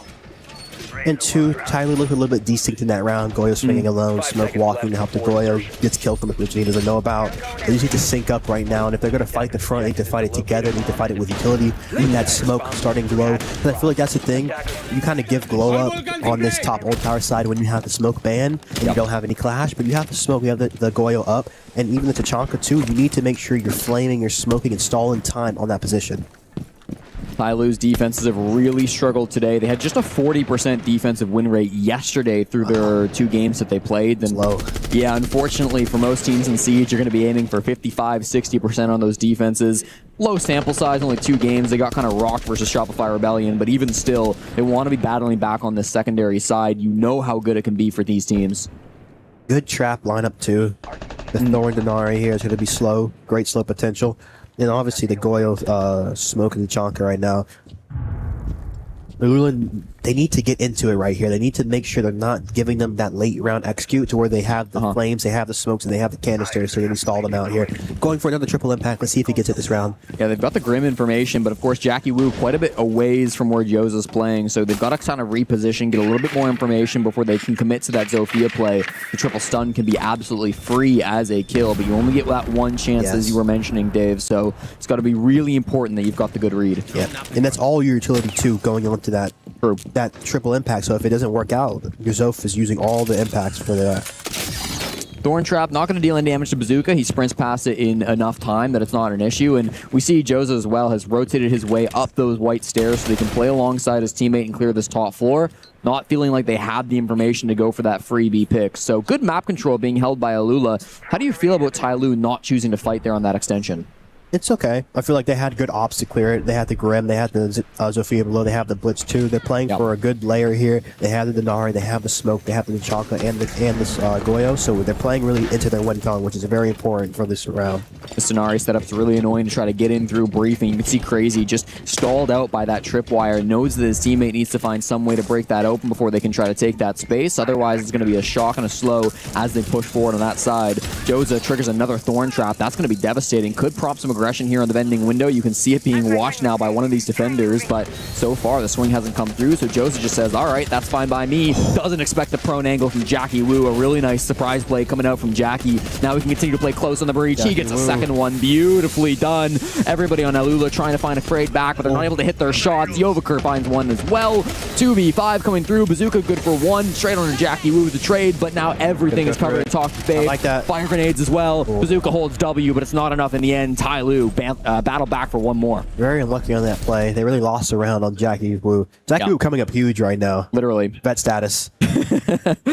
Jackie Wu playing so well for his teams, of course, was part of that huge Dire Wolves core back in 2022, 2023. I remember back at SI, I told the story yesterday. I'm going to tell it again for any viewers who are no longer listening, but he used to always talk to me, come up to events and be like, wow, I'm so excited to be here. I got a picture with Canadian, like I get a picture with all these pros. He got a picture with me back at SI, and he was just so amazed to be with these guys. And I remember telling him, like, Jackie, you're a pro player too. You qualified to the Invitational. Like, you don't have to ask these guys for photos. And, you know, it's great to see how far he's come as an individual. He's now the star of the show on Tyloo. Yep, like I said, idols to rivals. That's the best way to do it. It's beautiful stuff. It's beautiful storylines being written here at the Esports World Cup. And, you know, the first map was dominant for Alula. The second map, towards the end, dominant for Tyloo. I think we're in for a competitive back-and-forth final map here, Dave. I'd be shocked if either team gets a big lead at any point in this game. Especially on Fortress 2, Jesse, it's a very back-and-forth map. You know, there's a lot of potential for the win on the attacking side, but the defense really has to play towards that win con, like you said. They're playing into that smoke, that Tachanka, and that Goyo extremely well. And that, I think that is a key issue for Alula, not leaving all of that intel up. Right. And they have the Azami still up too. They have so many power operators they can play, and not even talking about it, but the Wamai is still up too, so there's so much on the board here. Something we always talk about on this bomb site, Dave, is the roam presence. Some teams like to play up above when the bomb site is waiting cafeteria. Some people like to just extend horizontally. A lot of the teams we've watched so far this week have chosen to extend up towards that top floor. It's just Songla who's going to be playing the smoke inside the site. Everybody else is going to be roaming around on that top floor. So what do you want to see from Alula to clear these players up above the site? They need to put two sides of pressure on them, and they clear through the weak side here. Usually on this, the traps are going to be weak, so they need to look for like a courtyard side entry to help catalyze through briefing side. You need to have some pull pressure on the old tower and on the briefing side. Or on the game side, should I say? Right. This is the same setup we saw yesterday versus Chiefs as well. Oh wow. Bit of a gap there spotted by Joza. He takes down Doha as he's trying to hit his way back in towards Med. Sometimes he plays that position on the Azami, but on the castle, he's not really able to find that frag coming back in towards the site. That's the captain down now 0-3, but Songlo will answer back. The lone site player finding the pick onto the Zofia. This is getting messy over towards Medbay. Bazooka finds one at Yoviker too. Players still inside the site. Everybody has fallen off that top floor roam as there's a lot of pressure coming through from Alula. Abe equalizes the man count, takes down Joza. Bazooka drops the hatch now. They are pressuring towards the site. The pacing this round's been so strange. Abe, another one straight into Valentino. They're just looking in towards the site. They're very separated. If Bazooka goes down, that'll be Diffuse Kit hitting the floor. He has to be able to find a way to team up with Crazy. They're trying to pressure in towards Waiting. There's a great shot. And Crazy finds Jackie Wu. Abe in the 1v2. Had the opportunity to kill the Blitz. Had another opportunity and a third. Crazy down to so low HP. Bazooka has to play around his shield. They've grouped up now. Abe rotating all the way over towards the oven. Jumps back in towards the site. They can start a plant. Crazy seems to use that smoke to be able to stop that vert denial. Horizontal denial even. Here comes the plant as it almost gets done, but he finds both! Abe with the pistol! They line up for him and he hits two quick shots to be able to end that one out. Perfectly played in the 1v2. They're looking really tight right now, Jesse. Bazooka starting off hot, but I feel like too, when the shield is up, you either run the shield at him or let the shield plant like the gun cover. You know, right there, shield. It's not a very good situation. It's very defender sided there, especially on where the opponent is. Putting the smoke down gives it gives the Goyo time to push through, and it actually kills his play. Right. No, it certainly feels like they had exactly the read on that final play. Very animated from Valentino. Yeah, and I think maybe understanding that they didn't play that perfectly, right? Like they had that round in the palm of their hands. It ends up being a 4K coming in from Abe, and I just feel like he has really done a great job of supporting the rest of the team, having those big moments when it's required of him. A 4K 1v2 clutch coming in. That's going to be a massive one for the resume, and it gives Tyloo their first lead of this third map. Going up top here, we're going to see the Lamar, going to see the Mirror, going to see the Zombie coming out. Going to be a very nice lineup here. I did look to need to bring some util for the horse clean right now. That's going to be a big step in Noyula's attack right now. Sure. They didn't find success with the Zoe Impact below. Maybe could do a Deimos. You're going to see they got rid of the Goyo. That's a great ban. And the Blitz is good too. I like these mirror windows being brought as well. Yoviker was running these windows back in their last round top floor defense as well. Just add another layer to the strat, make them have to use that breaching to get the mirror window open, then you flex the deep wall, and they have to use more breaching to get that open. Right. So you're really just making them play a game of chess. A lot of these strats have been similar to what we've seen from Tyloo back in their earlier game versus Chiefs. They have a couple different strats, so it's not like they're running the same thing over and over again, but it's definitely looks that we'll be familiar with on the side of Alula. Valentino got cheesed, Doesn't mean it's going to be easy. Valentino, the most important player for Alula so far through this tournament, 0-3, yet to find a frag through the first 4 rounds. That's just on the horse door where he goes down. It's a brutal one to lose early. He was proning underneath that. That's a very nice one for people to try at home in their ranked games. Yeah? Utility getting shot out too from the Hogger. He's trying to use these Flores drones to find ways to break through the Kiba barriers. Good damage being brought up by Songlo. Already one big pick from him. Kiba deployed. Backs off now from safety. What were you saying about the spawn peak, Dave? Good to know. Okay, we'll work on it, folks. Don't worry. 5v4 coming through from Tyloo. They're still favorites here in this round. It feels like they've had really good pressure up against Alula, and I just think that this might be a bit of a game of back and forth where Tyloo are just able to get that pick, then layer backwards, go for these reinforcements, play behind their shields. You've got all of these magnets stacked up as well. It's been really nice to see.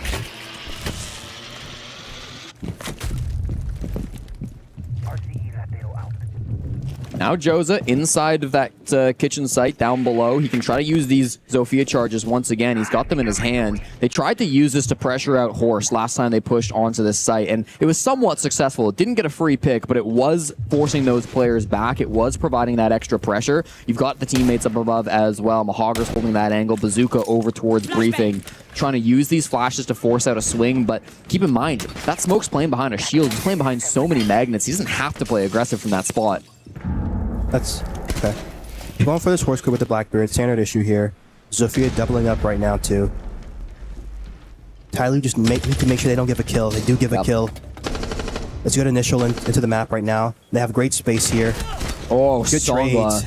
Really good aim from everybody on the side of Tyloo. Now they've lost one in terms of Abe, but I don't think they're going to matter too much. Crazy falls to Yovaker, who's playing on that mirror position. Leaves Bazooka in the 1v3 up against a shield. No hope. Doha held that position the entire round, and they were able to lock that one down on the defense. Jesse, what I was going to say about the spawn peek Please, tell was Valentino, you saw him in the previous round, a little bit animated. Yep. He gets spawn peek. He's 0-3. He's been performing big. He might be a little bit rattled, a little bit tilted right now going into these next few rounds. So let's see how that will affect them. Shaking his head a little bit here. I mean, as the veteran, he kind of has to be the one that doesn't let that get to him, right? Like, sometimes these younger players, these guys who have never been to an international event before, you expect that from them. They get spawn peeked, they just don't find many frags, maybe they get in their own head, they get frustrated, fine. Valentino is the one man who cannot let that happen, because I feel like if his mental starts to go as the leader of the team, as the veteran on the squad, everybody's really going to look to him, and if they see their captain struggling to maintain his own mental, I mean, how is anybody else supposed to find their own? Exactly, and you saw them giving that energy into his team, standing up, screaming. They need some fire back in them right now. Right.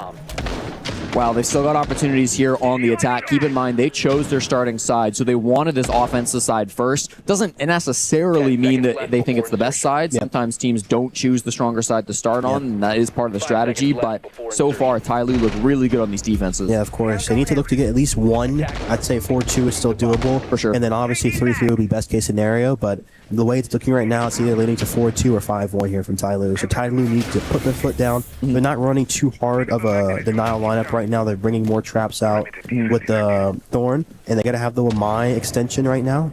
Okay. I want to see where they use these castle barricades. Yeah, this is really interesting. They were on the Goyo last time for Abe, so they've swapped that out and now have brought the castle instead. A lot of these ops have been changed around, really, where you've lost the Denari for the Wamai, you've lost the Tachanka for the Mira as well.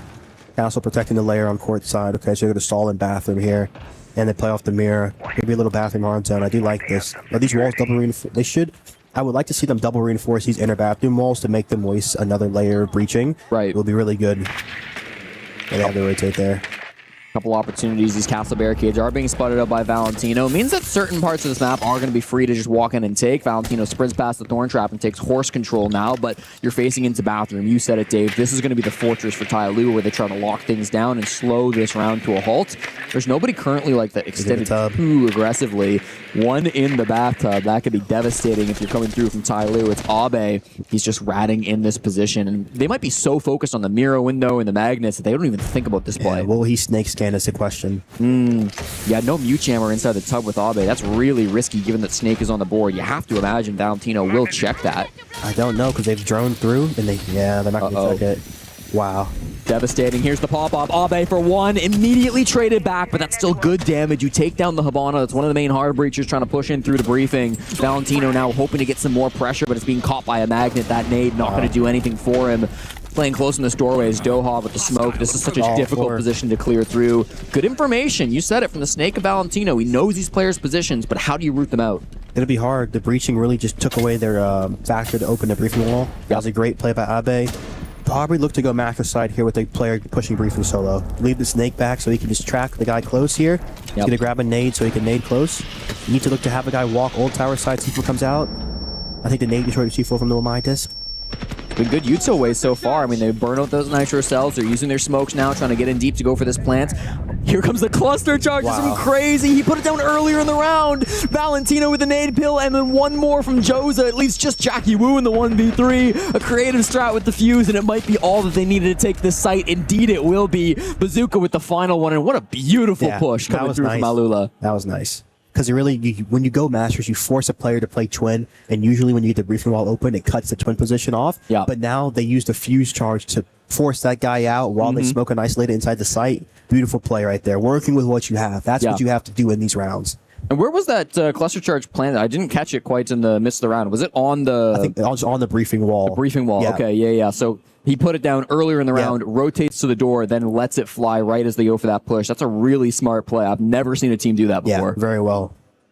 And honestly, too, you don't really see fuse too much on the site. Yeah. Yeah, it's not an opera that comes through, but when you want the shield anyways, if you can get value out of those cluster charges, I mean, they got a kill out of it. That's absolutely massive. They force players back out of that position, so really cool stuff coming through from Alula.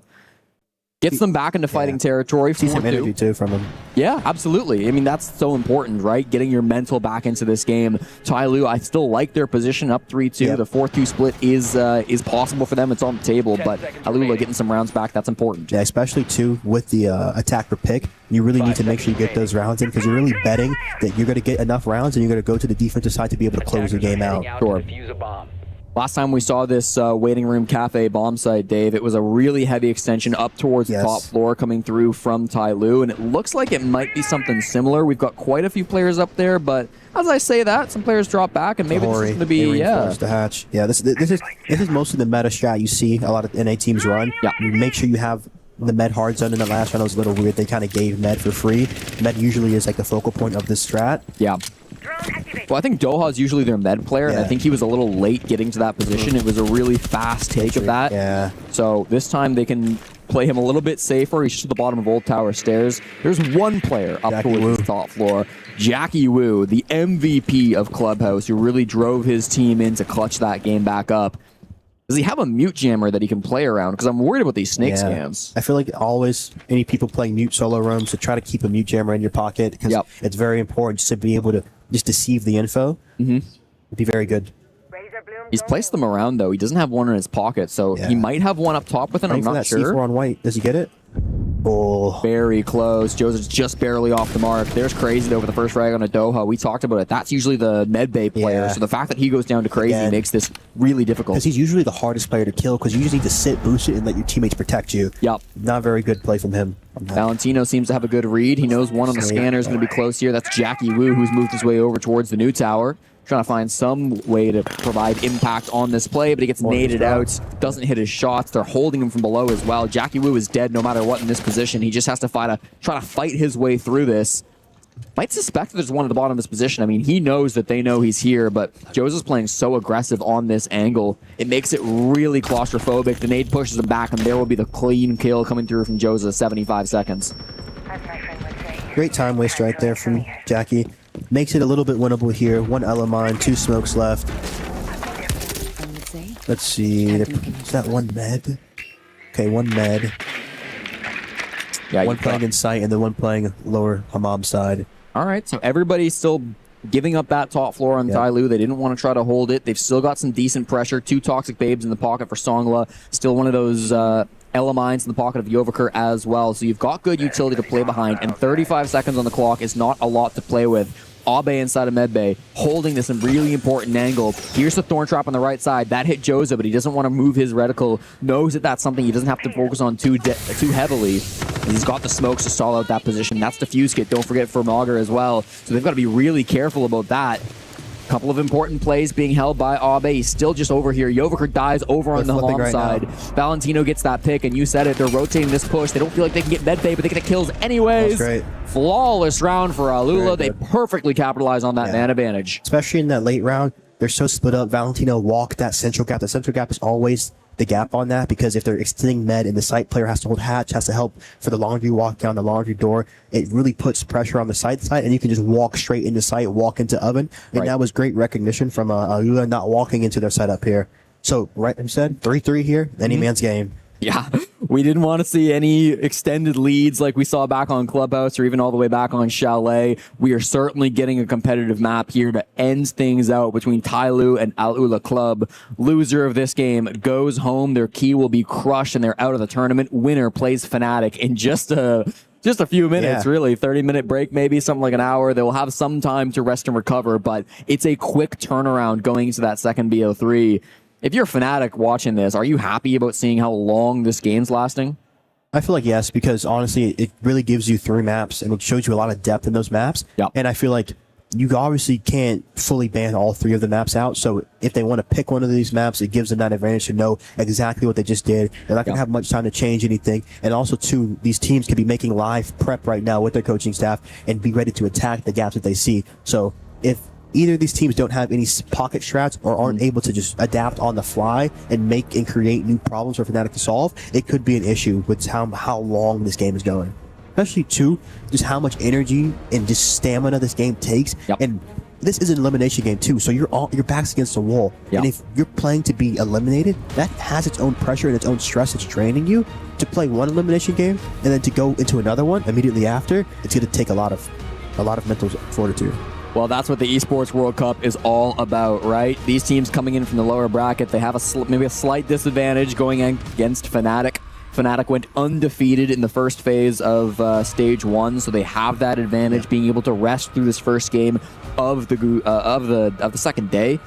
It's going to make things really awkward, I think, for whichever team comes out on top, but it's not something you can worry about in this moment. You have to keep your eyes focused at the task at hand. It's 3-3 on map 3. Fortress is it's anybody's game still, right? It's a wild ball game. And do you have any favorites coming into this? I'm not going to force you to make a prediction. Let me see these bans, and then I feel like it will determine whether it's going to be attacker or defender.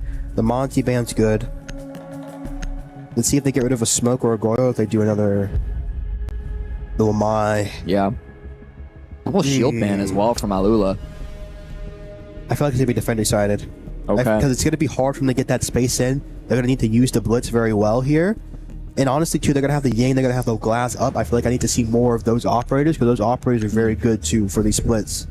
Tyloo are a team who can run double shield as well. They do it from time to time. It'd be Yovaker and Doha, the 2 players that can run shields. They both run almost equal amounts of shields on this team, so you can definitely see them swap around on who might be rocking with that operator, but you said it, the Blitz is all that's going to be around. Doha, 1-5, the captain of Tyloo, is going to be the one to pick that one up for now. Valentino's gotten more active as well. He was 0-3 to start this game, and now 3-3. He's really been able to battle back. Exactly. That's the key, too. It's not how you start, it's how you finish. True. Bazooka's had some really big moments throughout this game as well, just consistently throughout these rounds, finding some good impact after his triple kill in round number 1 to start off Alula with the lead. It's the last time they had the lead here on Fortress. If they can win round number 7, they'll grab it back. And to do so, they're going to have to go for this first floor, this main site defense. What are you seeing from this first setup? Mira, Ella, Azami, Bandit. You're going to be playing a layer game off the Bandit right now. I see that they're putting this initial layer where they have to get this wall open outside of the game's wall, and they're doing another briefing layer with the Bandit. So they're really trying to add this layer game. They're bringing the Mav out, so the Mav's going to be a lot weaker because you actually won't be able to walk through the wall and plant a close bed like you or close stall like you usually want to. So maybe I could see a horse split towards the end round, but they actually do switch off the shield for the Twitch here. So you're going to have some trouble getting into the building, honestly. Probably going to try to work a horse kill from below with this Zofia. Right. Yeah, Yovaker going to be playing down below, trying to make that happen. He loves Zofia on this bomb site. We saw it versus Chiefs as well, where he liked to play this position. Going to run the Striker from time to time in the spot too, but today it's just going to be on the Zo, trying to force out these players. A lot of pressure early in on towards Horse. Is there any player in particular you're looking to see a big impact from early? The Azami. I feel like the Azami's really... It's really crucial on this site. Hogger, he's just playing over towards briefing at the moment. He's here at the 90 hallway. Can use these camps, try to find spot. They're getting good information that there's not a lot of pressure small tower. Abe some early damage to Valentino. He loves this upside down rappel, but you can kind of read into this push a little bit from Tyloo, right? Alula seemed to have a good idea that there's not that much pressure coming in on the south side.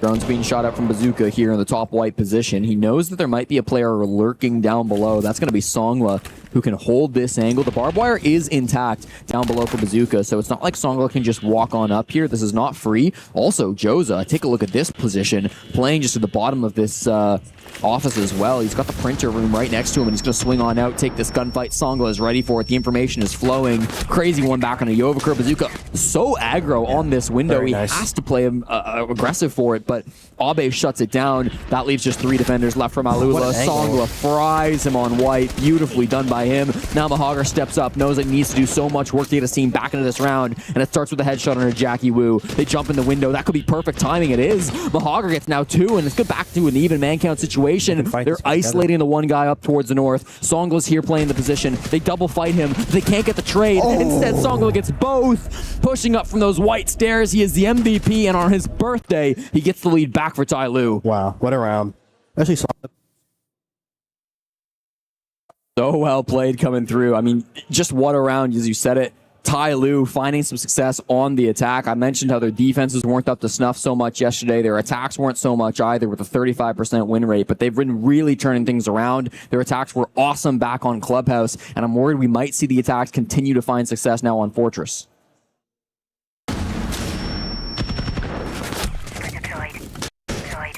Felt like there was a lot of aggression coming out from Alula, which was necessary at times, certainly from Mahogger inside of Horse, finding those big swings, but eventually it was nice to see Tai Lu recognize and punish that play as it was coming through. Especially when you lose that top right position, you kind of have to fight one of the splits here. You saw him take those fights beautifully on Horse here.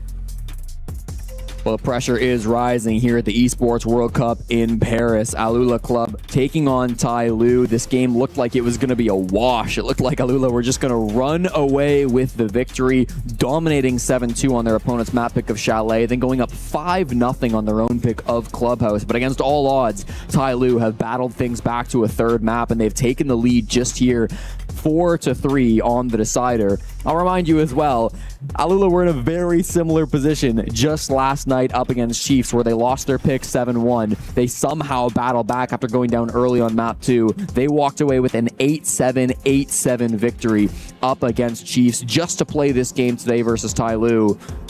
No one said it would be easy. They're having to face both sides of the coin. First making the comeback and now trying to shut it down versus Tai Lu. It's never going to be easy at any of these tournaments, so you have to, of course, that you're working hard just in these rounds. And I feel like Tai Lu, they're really finding out in these attacks that they have good pacing here. But I really want Alula to try to work these solo players.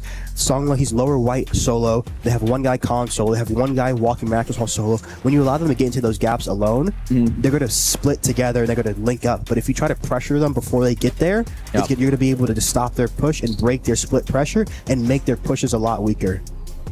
Both these teams more or less brand new to the international stage. We've got a couple of players who have been at big events before, certainly back a couple of years ago, but even the experienced veterans in this game, Valentino, Jackie Wu, it's been a while since they've really dipped their toes into this international play, so it's good to see them back on the main stage. It's good to see them with a new cast of characters, and as we're just getting through a quick tech pause here, Dave, I really hope we get to see some of these players back at majors, back at international competitions, because they've been really fun to watch throughout this tournament. Of course, and Jackie Wu, too, has been just instrumental for his team. Just amazing plays on club. Honestly, probably wouldn't have won club without some of his plays and his clutches and his kills. In rounds that didn't look like they were going to go their way, he pulled away back, he found a way to get it done, and that's what the best players can do. Well, and it was crazy too, because up against Chiefs, he was really punishing himself. Like, he did not feel good about that game. They won the match versus Chiefs, and afterwards he sent me a message, and he said something along the lines of like, I played really bad, but we still won, so that's good. And I'm like, bro, like, you got the W. Be confident. So that's all that matters, exactly. And then obviously didn't have the best game versus Shopify Rebellion, likely the best team in phase 1 of the tournaments. But now they're down here playing up against Alula Club, and he's really been able to step up for his team, which has been awesome to see. Of course, a little bit more of an even match right now. We're really seeing that. We've got almost everybody set up in the lobby, so again, we do appreciate you guys sticking with us here for for Tai Lu versus Alula Club. The winner of this playing Fnatic in the very next matchup, and I just love seeing the key. Maybe we can go back to the key right there. It's just so shiny, man. It's wow. Beautiful. And to think that that could be dust in just a few minutes. I know. Did you see the yesterday how he tried to eat it? Yeah, bite it. Oh my gosh. Those things are well made, I have to tell you, man. They're not just cheap plastic. Like, those things have got some weight to them. And when they get crushed, you can hear it's like, it's right next to the stage, right next to our casting booth, Dave. And when it comes down, when they actually operate it, you hear it throughout the venue. Wow. Boom. The way those keys combust on themselves, they can be, it's quite dramatic, and I'm here for it. It's a brutal way to go out of the tournament, you know. I feel like the key's like the heart, just crushing their hearts right in front of them. Exactly. It's devastating. At the end of the day, all keys but one will be crushed throughout these next couple of weeks, Dave. We've got, of course, the group stage continuing tomorrow. Phase 2 of the tournament coming out with the top 16 teams battling it out for the rest of this week. And then next week, Thursday, Friday, Saturday, Sunday, we get those finals. A single elimination, 8-team bracket to determine who will be the champion here at the Esports World Cup. It's a wonderful format, and both of these teams desperate to get themselves in the conversation, to make top 16, to make top 8, to continue their time here in Paris, because ultimately that's what matters. Yep. And Jesse, I'm thinking too, honestly, for the winner of the tournament, they might have to take a picture with all the keys, like they're laying on all the broken keys, all the souls they've taken. Yeah, well, I believe like the way the trophy system works is they get to pick a couple of the keys that they beat along the way and put them in with the trophy. Like, it's really impressive, the stuff that that goes into this. So keep an eye out for all of that. The festivities will continue through the next 2 weeks. And keep an eye here on the stream, because it looks like we're back in the lobby. Tai Lu versus Alula Club, neck and neck on map 3 of Fortress. Again, loser goes home. Tai Lu took the early lead on their first attack. What do you want to see Alula doing differently in this round to tie the game back up? Just really playing into the operator lineups here, making sure they're bringing in just the most oppressive utility they can. And then when they recognize they go for these splits, like I said, they're trying to make the plays before they get into the 3-2-1, because once the momentum starts and they start to get in the gaps, it's going to be very hard for you to hold each gap while everything's happening at once. So you have to make proactive plays together as a team before it actually happens. Joviker ran a lot of the blitz on this bomb site with against Chiefs just yesterday. He's going to give it up to Doha instead. Do you think this is maybe a different style that they're trying to use the blitz, or do you think maybe because Doha's not having the best day, he's the one who wants to run with this? I mean, a lot of the time you see the IGLs on the shield operated too, because they're allowed to just really shape the round here, and I feel like Joviker can just be more beneficial on the gun here, especially if Doha is playing an off day. Yeah, for sure. Joviker's been great so far today again. Used to play back in North America in T3. Let's go. They're going to impact him. Oh, this is going to be freebie for sure for Songla, as long as he knows the setup. Ping him. Is that going to be close enough? Oh, they just waste too much time, Dave. Guys. Now Valentino's moving around. He still has the opportunity, but I think he's too far gone here. They could still have the ping. Hesitation, maybe wasting an opportunity. Never mind. Songla, the patience pays off. He takes down Valentino. That's a really big pick over towards Horse. He is on me a critical operator. Yeah, he's smiling after that one. Blitz down though. That's it. Again, he's solo. Yeah. Like I'm saying, he needs to be with his team in a better position right there. Usually you want like a gun outside of Horse anyway too. Does that favor either team, losing the Azami versus the Blitz? I feel like it's just both power ops are down, so it's an even game right now. I agree. Feels like this could still be anybody's round. You've got a little bit of extension still going on from Alula, but a lot of the space has been conceded to Tai Lu now. You've still got some players inside of Master. Watch out for Joza, who's just gotten pings now on that drone. They've got really good read on where he's at. Jackie Wu's finding Bazooka elsewhere in the map too, so now this starts to get really high pressure for Alula. 3 players left alive, and they start to rotate their way back towards the bomb site. Joza's still holding on to this hallway. He knows how important it is to get a pick back, because if he just falls back in the man disadvantage, it could be tough. Alula bleeding picks right now, you know, very solo deaths here. Need to try to sync up in these mid rounds. Still sticking around. I mean, they're playing quite aggressive. Checking the bathtub. That's very smart from Jackie Wu. Doesn't want to fall for that one. It's been Abe that had a crazy play from that position earlier, going 1 for 1 in that position, jumping up. Playing off the Ella right now. Yeah. That Ella position could be so devastating. They're still looking towards the site, though, instead of dorms. That Nitro Cell, not quite going to land where he wanted it to. Caught on the wall. So instead, maybe he'll just go for a bit of a swing. There's the push-up. Joza never fell back to site. They didn't have a read on that on the side of Tai Lu. Not enough information, and now things get dangerous. Joza's behind the team. They've got to look in 2 different directions, so Crazy capitalize on that. One more for Crazy. Why not? Songla alive in the 1v3. His teammates have all fallen. He's still doing breach work outside of dorms. This makes things very awkward. They know exactly where Songla is at. He'll fish for kills, but this is going to be a tie game, Dave, unless Songla can do something absolutely amazing. 20 seconds, no defuse kit in hand. No information on these players as well. Defuse kit was dropped across the map from him, so he's just fishing for these kills. 10 seconds. That was a great round, just trying to break their push. They had to play They kind of faked the layer back, had the LSA in the hall, they didn't drone it. He gets the kill. He forces the Mattress player to have to react, to care for his flank. They have the guy coming up central. Crazy makes a great play off of coordination with his teammate. And that's what you need in this round. You need your players playing off of each other. When your teammate makes a play, you need to make a play off of him, and you need to help each other. And that's the key too on Fortress defense, because there's so many gaps if you allow, like I say, for them to get the split pressure established. But you have to make sure you're just throwing a wrench in their plans here.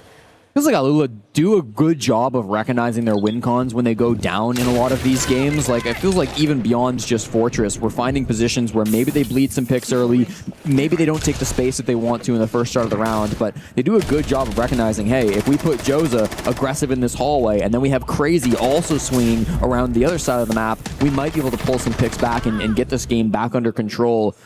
Something that maybe Tyloo have done a little bit weaker of a job on yesterday. They had the lowest recovery rate of any team in the league, winning just 15% of rounds where they didn't find the entry. So it's good to see that coming back from Alula. They certainly have the fundamentals down when they lose those opening gunfights. And I really want to see, again, the Shield entering in better spots, just try. Time to reset. 10 seconds to go. Yeah. Yeah, I feel like the shield, of course, is going to be a big factor here in this round because Tyloo, they've been trying to run a good bit of it. We've seen it from Doha. We've seen it from Yovakur. It's not going to be brought out here for round number 9. We're going back towards the office bomb site as well. I didn't see it in kitchen cafeteria, and I got worried we might be Hammam for a moment, but no. Site's still unlocked as they lost it in round number 1, so running it back are Alula. Swapping mags! Now in the 4v4, the 4-4 situation between Tyloo and Alula, it's going to come down to kind of which of these teams can break through on this bomb site first. It was a good attack from Tyloo last time where they were isolating some of those players, pushing from multiple different directions, and even though Alula did a good job of trying to pull those kills back, it still felt like they weren't really able to quite find the kills that they needed to. The timing was a little bit off, and it was Songla who had a really big moment around White Stairs. Yeah. Right now, it's the wide extension that's really big here. If they want to go for this clear again, a lot of times you see a team force a smoke or a warden into that con position to make the attacking team have to deal with that. Yep. And it just makes it a little bit harder for them to clear. Droning out the bottom floor, worried about somebody maybe going from down below. Sometimes we do see like a Pulse or a Solus down there in that position trying to do something cheeky, but right now it's pretty standard coming through from Alula. They don't even have too much of an extension over towards that south side. Valentino playing inside of games right now, but I think they're recognizing that this roam game towards this, this play over towards site, it's going to be really what's important for Tyloo. This is what they're trying to take, and Songla in the exact same position where he got his triple kill last time, the bottom of White Stairs. Quad kill, not triple. There's a gridlock up. He's going to layer White right now. Are they going to flex this wall? Good damage on the C4. I like this nade. It's starting to clear out this position. They're starting to take space even with the Candelas. Yovakur only one more in his pocket to try to push these players back, but they haven't gotten any frags from it. 75 seconds still remain on this clock, and the Talk Babes are slowing things down even more. Songla's taking a bit of damage over towards White. He's playing with Abe. The defuse kit with Jackie Wu, though, actually over towards Horse, so they don't actually have the defuse kit here on the north side of the map. I'm interested to see how they end this round. Maybe a mattress hop to walk Horse here. That's what they're looking to eye up right now. Smoke coming out. You're going to walk off that. Good timing. Wow, perfect position from Songla. It does get answered back inside the site. Crazy's able to get him with the down, so that's going to be a 4v4. But now 4v3 as Jackie Wu finds Valentino, so this is starting to get a bit scary. Inside a Horse, Bazooka starts to go crazy. There's the Eagle. What a shot. Straight onto Doha. He's going to answer things back, and now it's a 2v2. Songla's down, and he might be able to get picked up, but he's a bit aggressive in where he died. They got to play with this shotgun. Yovakur is not really near to his teammate of Jackie Wu. They have to try to group up. There's 20 seconds. You could go for this pickup. It's a little bit risky. There's one down on both sides. The Bazooka has also been downed. They're going to try to get Songla up. They want to play this 3v1. 15 seconds left on the clock. If Crazy can deny this plant, that's all he has to do to win the round, but he doesn't know where the push is coming from. Bazooka trying to feed him information. It's a great shot on a Songla, but Jackie Wu with the defuse kit. He's going to be looking to get into bathroom. He's there in a plant position. Yovakur starting to cover with very little time. He does manage to hit F just in time. Starts on this plant, and Crazy's going to go into the post plant. He'll pick up Bazooka. 2v2. Yovakur with a shotgun. Close in the doorway, close in the rotate. Finds that first frag. Beautiful on a Crazy. A second, why not? Bazooka can't do it, and Yovakur plays that so perfectly on the Ying. Great. That shotgun's so good close range, too. One pump, especially guys 1 HP here. Look, they look energetic right now. Feeling it here. Absolutely. The momentum is starting to swing in the favor of Tai Lu. This game continues to go back and forth, back and forth. While the score's always been close, it has been Tai Lu with the lead. We haven't seen Alula actually take the advantage in terms of the scoreboard since round 1. So it's been Tai Lu with the majority of the control so far. And again, you go back over towards Clubhouse. That's where we see the attacks being so powerful for Tai Lu. If they can continue to keep this up, focus on their objectives, they're in a good spot, Dave. Of course. It's just very clinical rounds coming out from Tai Lu. You know, they're not really taking too much pace, but they're really working Alula. They're having that split pressure. Jackie Wu, like you said, he's making a good rotation to go towards the backside there. And even then, he's very patient with the bomb. He's making sure his teammates can get that res off. He's planning in a good spot. He's playing extremely well to this team right now. You just see that veteranism coming out from him. For sure. I thought Bazooka played so well over towards Horse. That Deagle secondary pick straight onto the doorway. That was clean, but I thought it was going to shift in their favor after that one. Yeah, for sure. Only so much you can do it with Ying shotguns in your face, though. Yes. Well, down towards Cafeteria, we haven't seen this bomb site just yet, David. With the first time that Alula want to try to play it out, and we'll see what the push ends up looking like from Tai Lu. Yesterday, we saw this twice versus Chiefs. It was a win and then a loss. They really liked their glass play from Yovakur. They really liked their lion play from Abe. They're changing things up a bit, though. They've got Jackie Wu on the sends, and I'm really excited to see what this is going to look like. Probably a med ISO here, especially with the Blitz Capital. Going to shoot some flames in, try to sends off across right now, and take some pace to them. This is a style of push we saw from them back in the CNL League when they played up against Edward Gaming. They had a really nice push that looked just like this, trying to make that play happen in throughout that med bay. So we'll see if that ends up being the call. It likely will be for Tai Lu, but if you're Alula, what's your best bet to try to stop this push from coming in? You really just need to make sure that your med player is playing extremely well. You have the help for the hall walk, and you have the help for the window hop here, and you want to shut down the laundry walk and just shut down any space that they can get to him besides the med window. Good drones to start this off. Spotting up the cam, of course. The med player will be locking things down. It's going to be crazy in that position, playing on the go-yo. Of course, a zombie banned out. Abe already in for this top floor. There are roamers here to deal with Valentino. He's going to spot the drone, but he doesn't spot the gun across the way. Abe is hoping to find these picks. The nade's a little bit mistimed, but the shots won't be. Perfectly shuts down that roam. Up those central stairs, Bazooka is not too far away. He's playing close to try to trade out his teammate, but he's not quite close enough. Very solo right there from Valentino. Needed his teammates closer to help there. They don't want to give a kill back instantly here, but they need to make a play in this late round. Yeah, Bazooka in a tough spot where he needs to kind of gamble. Does he risk trying to push up, going down also by himself? He doesn't have teammates with him either, so he chooses just to go back down towards the site, and that would be great, but Abe's up here ripping up these floorboards. He loves the sledge in this position. He's going to start to do some real damage as Jackie Wu is going to start to set up this util as well. I want to see what he puts the sends down for to cut the cross. If he's going to cut the med side or if they're going to go sight from the hatch. Because something too, Jesse, that I like to do when they go med side is when you have the hatch control is you can have someone drop the hatch and you can have your guy outside of med baiting, and the guy dropping the hatch will kill the med player. Well, those sends walls will block off the position from the Hogger. The smoke inside sight won't be able to look in towards that B bomb site, so it's going to be a little bit awkward once those sends walls come out. Jackie Wu throws down 2 more after that as well, so Crazy might not have good angles in towards the bomb site either. Still holding this position, but there's a blitz headed his direction. He's got to be really careful about how this comes through. Shoots one of those gadgets down there on the floor, making sure there's a little bit less info for these attackers, but Songla starts things off, finds Bazooka now a 5v3. Bazooka was looking for that play earlier in the round, but the flank just does not go his way. Doha's got this defuse kit. He's made his way over towards the site door. Those toxic babes will stall him for a moment, but with 30 seconds, they've got to be quick to be able to get in. The full site just collapsing with fire. The Capital Bolt's not quite able to expand enough to find the smoke, so Goz is going to jump on in. It's a nice shot from Crazy on the hatch to take down Jackie Wu. The Blitz has got his pistol out as well. There's a lot of different fights going down on the map. These 2 anchors, they're going to go insane. Crazy will do his best, but he's only 1 for 1. Now inside the site, Joza and the Smoke and Mager, they're trying to do their best, but Doha finds the final frag, and Tai Lu extend their lead to 2. Pure chaos on that defense, Dave. Very big round for them. I feel like Valentino was playing a little bit too got caught off, didn't have any help on the support side, gave them that free opening kill here, and they were able just to milk the round from there on out. And then Songla was amazing in the end round, finding a gap, because you saw that they were fighting, they were holding well, they were holding for the player to peek med door, they were trying to stop the blitz coming into sight, but Songla came in the back and really helped break that round for them.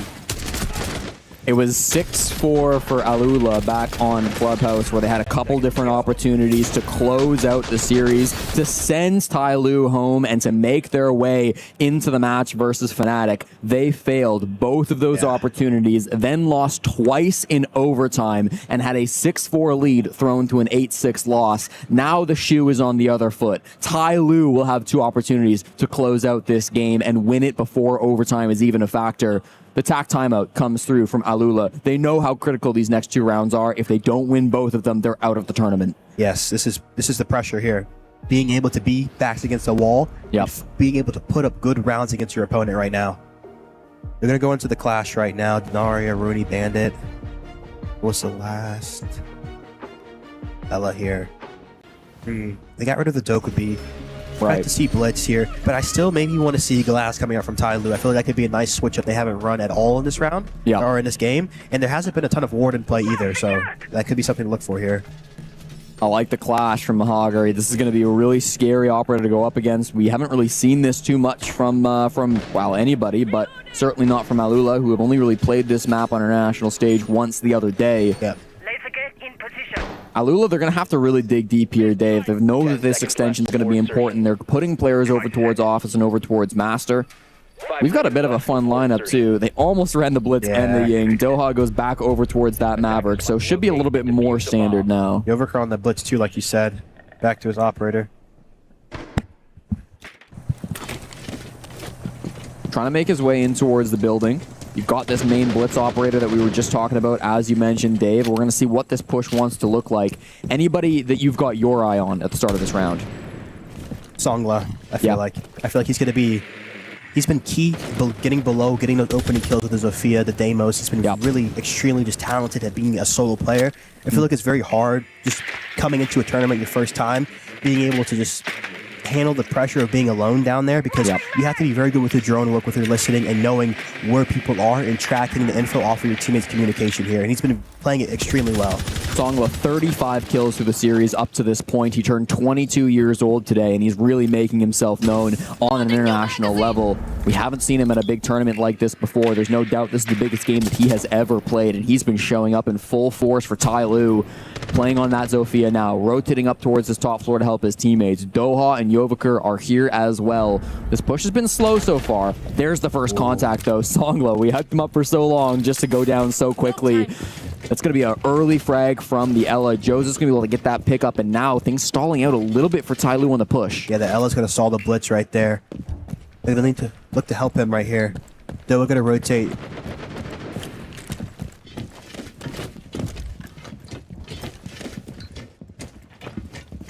I feel like Alula just needs to look to give this control right now. Don't stay too long.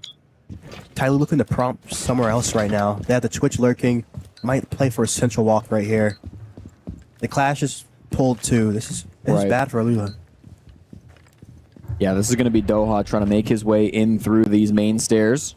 There's barbed wire here, so this should be known, but the Maverick, it's going to quietly destroy this barb. It still makes a little bit of noise, but it's quieter than punching.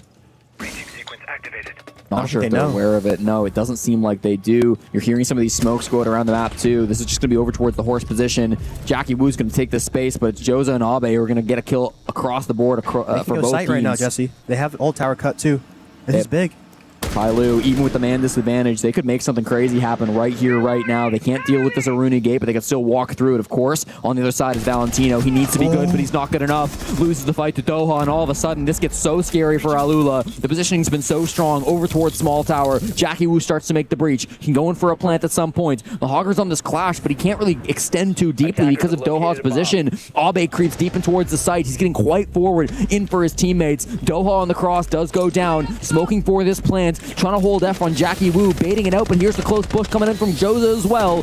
Not able to find this frag. Joza goes deep and gets that one. Just going to leave it to the 2v1, and it closes out for Alula. They live to fight another day, but that round got way too scary, Dave. Of course, you know, I feel like Valentino, again, kind of making another solo play, but it's difficult there. You know, they really needed to. They almost had that with the gap through matches. I feel like if they're a little bit more aggressive with the pacing, maybe they kept the ace here to double up and trade through on Valentino. They have the potential to plant matches and have the Twitch hold the deep cross, but they allowed the clash to rotate back and really push them back here.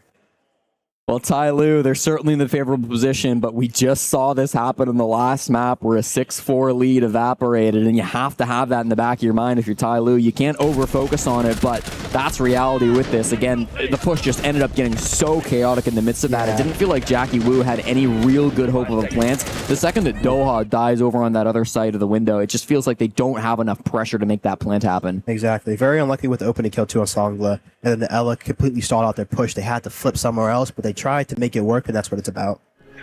But you can't dwell on the past. You have to be focused on the present. And for that, today, this means round number 12. Office and Bathroom is the bomb site chosen by Alula. They have lost this site twice, Dave. They lost it in round 7. They lost it in round 9. The pushes from Ty Lue have looked really good here, but where else are you meant to go? Well, yeah. I mean, honestly, you kind of have to go to the site. It's one of the strongest ones here. It's just mainly about trying to pick where you power at. And right. I feel like they're just giving too much respect on the top white side. It's one guy walking up. Your top white player needs to plant his feet and play the hard zone in that position and just play to stop him from walking up solo here. Well, they're bringing a lot more traps than they previously had. The Malusi is brand new. The Thorn is new on this site as well. So they've got a couple different options to slow down these players and maybe get a good read onto what the push is looking like without having to actually check that. The Clash, of course, new too, coming in from Mahogger. You saw that in the previous round. It's the first time he brought it out this game. We'll run it again in round number 12, saying if it's not broke, why fix it? Ty Lue already starting to work on this extension. What's the key focal point of this round, Dave? What has to determine who wins it? The key is the Clash, honestly. Being able to rotate and stuff the initial push here. You're seeing they're stuffing lower white right now. It's a great play. It's going to be difficult because Ty Lue needs to find a way to pull these people into this position and hit a weak zone out the gap right now. So let's spot that out here. They're looking very spread out right now. 2 outside of Horse, 1 outside of the old tower / court side here.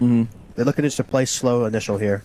Ty Lue have not really been keen on taking much map control on a lot of these office pushes, right? They're not taking as much in terms of briefing and bunks. They're kind of letting that be held by the defenders, saying we don't really need it, focusing more on big tower, on white stairs, on Horse instead. Clearly that seems to be the game plan once more. Doha outside this Horse window, holding with that 417. No swings being given.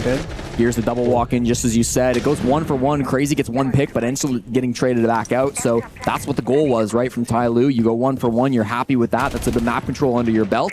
Jozo jumps right back in and retakes this position, though. So you don't really gain map control. You just whittle those numbers down for the defenders. Here comes Songla up a ladder. Hello! Bazooka! Big tower. He's able to get 2 massive kills with the SMG, and now things are falling apart. Ty Lue 6-5. Abe, the only one to be able to lock this down. He got 1 freebie on a Joza, a second on Abe. Hold on. Valentino goes down. He doesn't have the defuse kit. That's the critical factor. He needs to rotate so far to get it, and there's a Clash. We're calling it every position. He's going to have to hit some miraculous shots. Bazooka playing with his teammate. He's got good pings, too. The drones are there. The Mahogger is better. He forces the overtime. The Clash pays off, and we're going the distance on map 3. Beautiful. Until you see the Warden playing in that connector position, not giving them that control, even trying to flash, trying to go up the ladder on him, being able to shut down both of the push. That's beautiful. Bazooka going huge his last map here. Bazooka has come alive in this game. I remember yesterday he had a couple of maps where he was completely quiet. I believe he got 0 kills when they last played Fortress up against the Chiefs. Wow. So to see him bouncing back and finding so much value, it just shows that passion, and you can see the players, they're active in it now, Dave. We've been focused on it all day long, but it just feels like that momentum. It's swinging one more time. Here we go, OT. What an attempt from Abe. I mean, that would have been one of the most ridiculous clutches if he won it out. Again, hype, standing up. That's what you need. They believe in themselves now. That doubt might have crept in a little bit through this series. Second half of Clubhouse, maybe even early here on Fortress, but they've done a good job of not letting that get to them. Even when their big player from Clubhouse hasn't been stepping up. Valentino, 3-9. He was 3-3 at one point. He's gone 6 straight rounds without a kill, and yet somehow everybody else is stepping up and finding that value. Crazy on double digits. Bazooka on double digits. Joza on double digits. It feels like everybody else has come alive, and it's not just a one-person show. It's not just an individual they're leaning on. It's everybody from Alula. I mean, that's beautiful. You know, Valentino ultimately helped push them to the spot. Yep. So now you see his team coming in and helping support him. So that's amazing to see. I hope he can find his footing in this OT, have a few big rounds here. Yeah. Well, it'd be so poetic to see him come alive just in these last couple of rounds to bring his team over the finish line, but Still, it's a huge question mark. Who's going to come out on top? Tyloo fighting tooth and nail, hoping to be able to get themselves in a good position here on the defense. Bringing the Doku to be the snake, the twitch. They're going to be able to work gaps here hard. Back on their own side. Tyloo got the overtime side choice, so they would have liked to start defense. They certainly did. This is going to be their decision to defend twice, where Alula will have to attack twice. This is going to mean that they might be in a slightly better position. They also won each of their bomb sites once on their first half and lost them each once as well. So for me, it's anybody's game here, Dave. Starting to round out very slow right now. Working this intel. Ooh, they spot out Doha here. He's just playing over towards medbay. It's interesting as well. We've gone to the bottom floor, the tertiary site for a lot of teams, but you said it yesterday. This is still a really good bomb site, even though it is the third. Very strong. A lot of teams, too, they do play it as a primary, throw teams off of the rotation, so it's just a very set-up site for the defense, especially when you do the Hori hard zone. It makes it so hard for the attack to get in. It's really just on this medbay player, making sure he plays his life, doesn't get overexposed, and it really allows the deep angles to stop him. You see Crazy holding the angle from Laundry, just praying that a mistake gets made by Doha and he can get a free pick onto the medbay player, but the information's been so good from Alula. They spot out this roam coming through from Yovaker, and now things get a little bit awkward too. He's got teammates nearby. Abe is not too far away here on this north side, but even still, all the information being favored towards Alula. They get the track down from Bazooka too to stop down Yovaker. Can he survive on this roam game? Runs into an Elamine, so he might will rehab that utility to make sure that they can't walk through this door for safe. Joseph is doing such a good job of applying the pressure, but Yovaker is still somehow staying alive. He's going to get the Dokkaebi call now, trying to bait for Abe to make some kind of a play as well, but he's just deep inside of the site, inside of sitting. He's going to be trying to take so many different gunfights, swings on the door, but finally shut down. Good time waste. We're down to 45 seconds on the clock, but it's a man advantage for Alula. Next step is Dining control here right now with the Thorn. Thorn shotgun, though, playing close with the funnel. Oof. So it'll be tough. Need to maybe wrap a guy courtyard side here.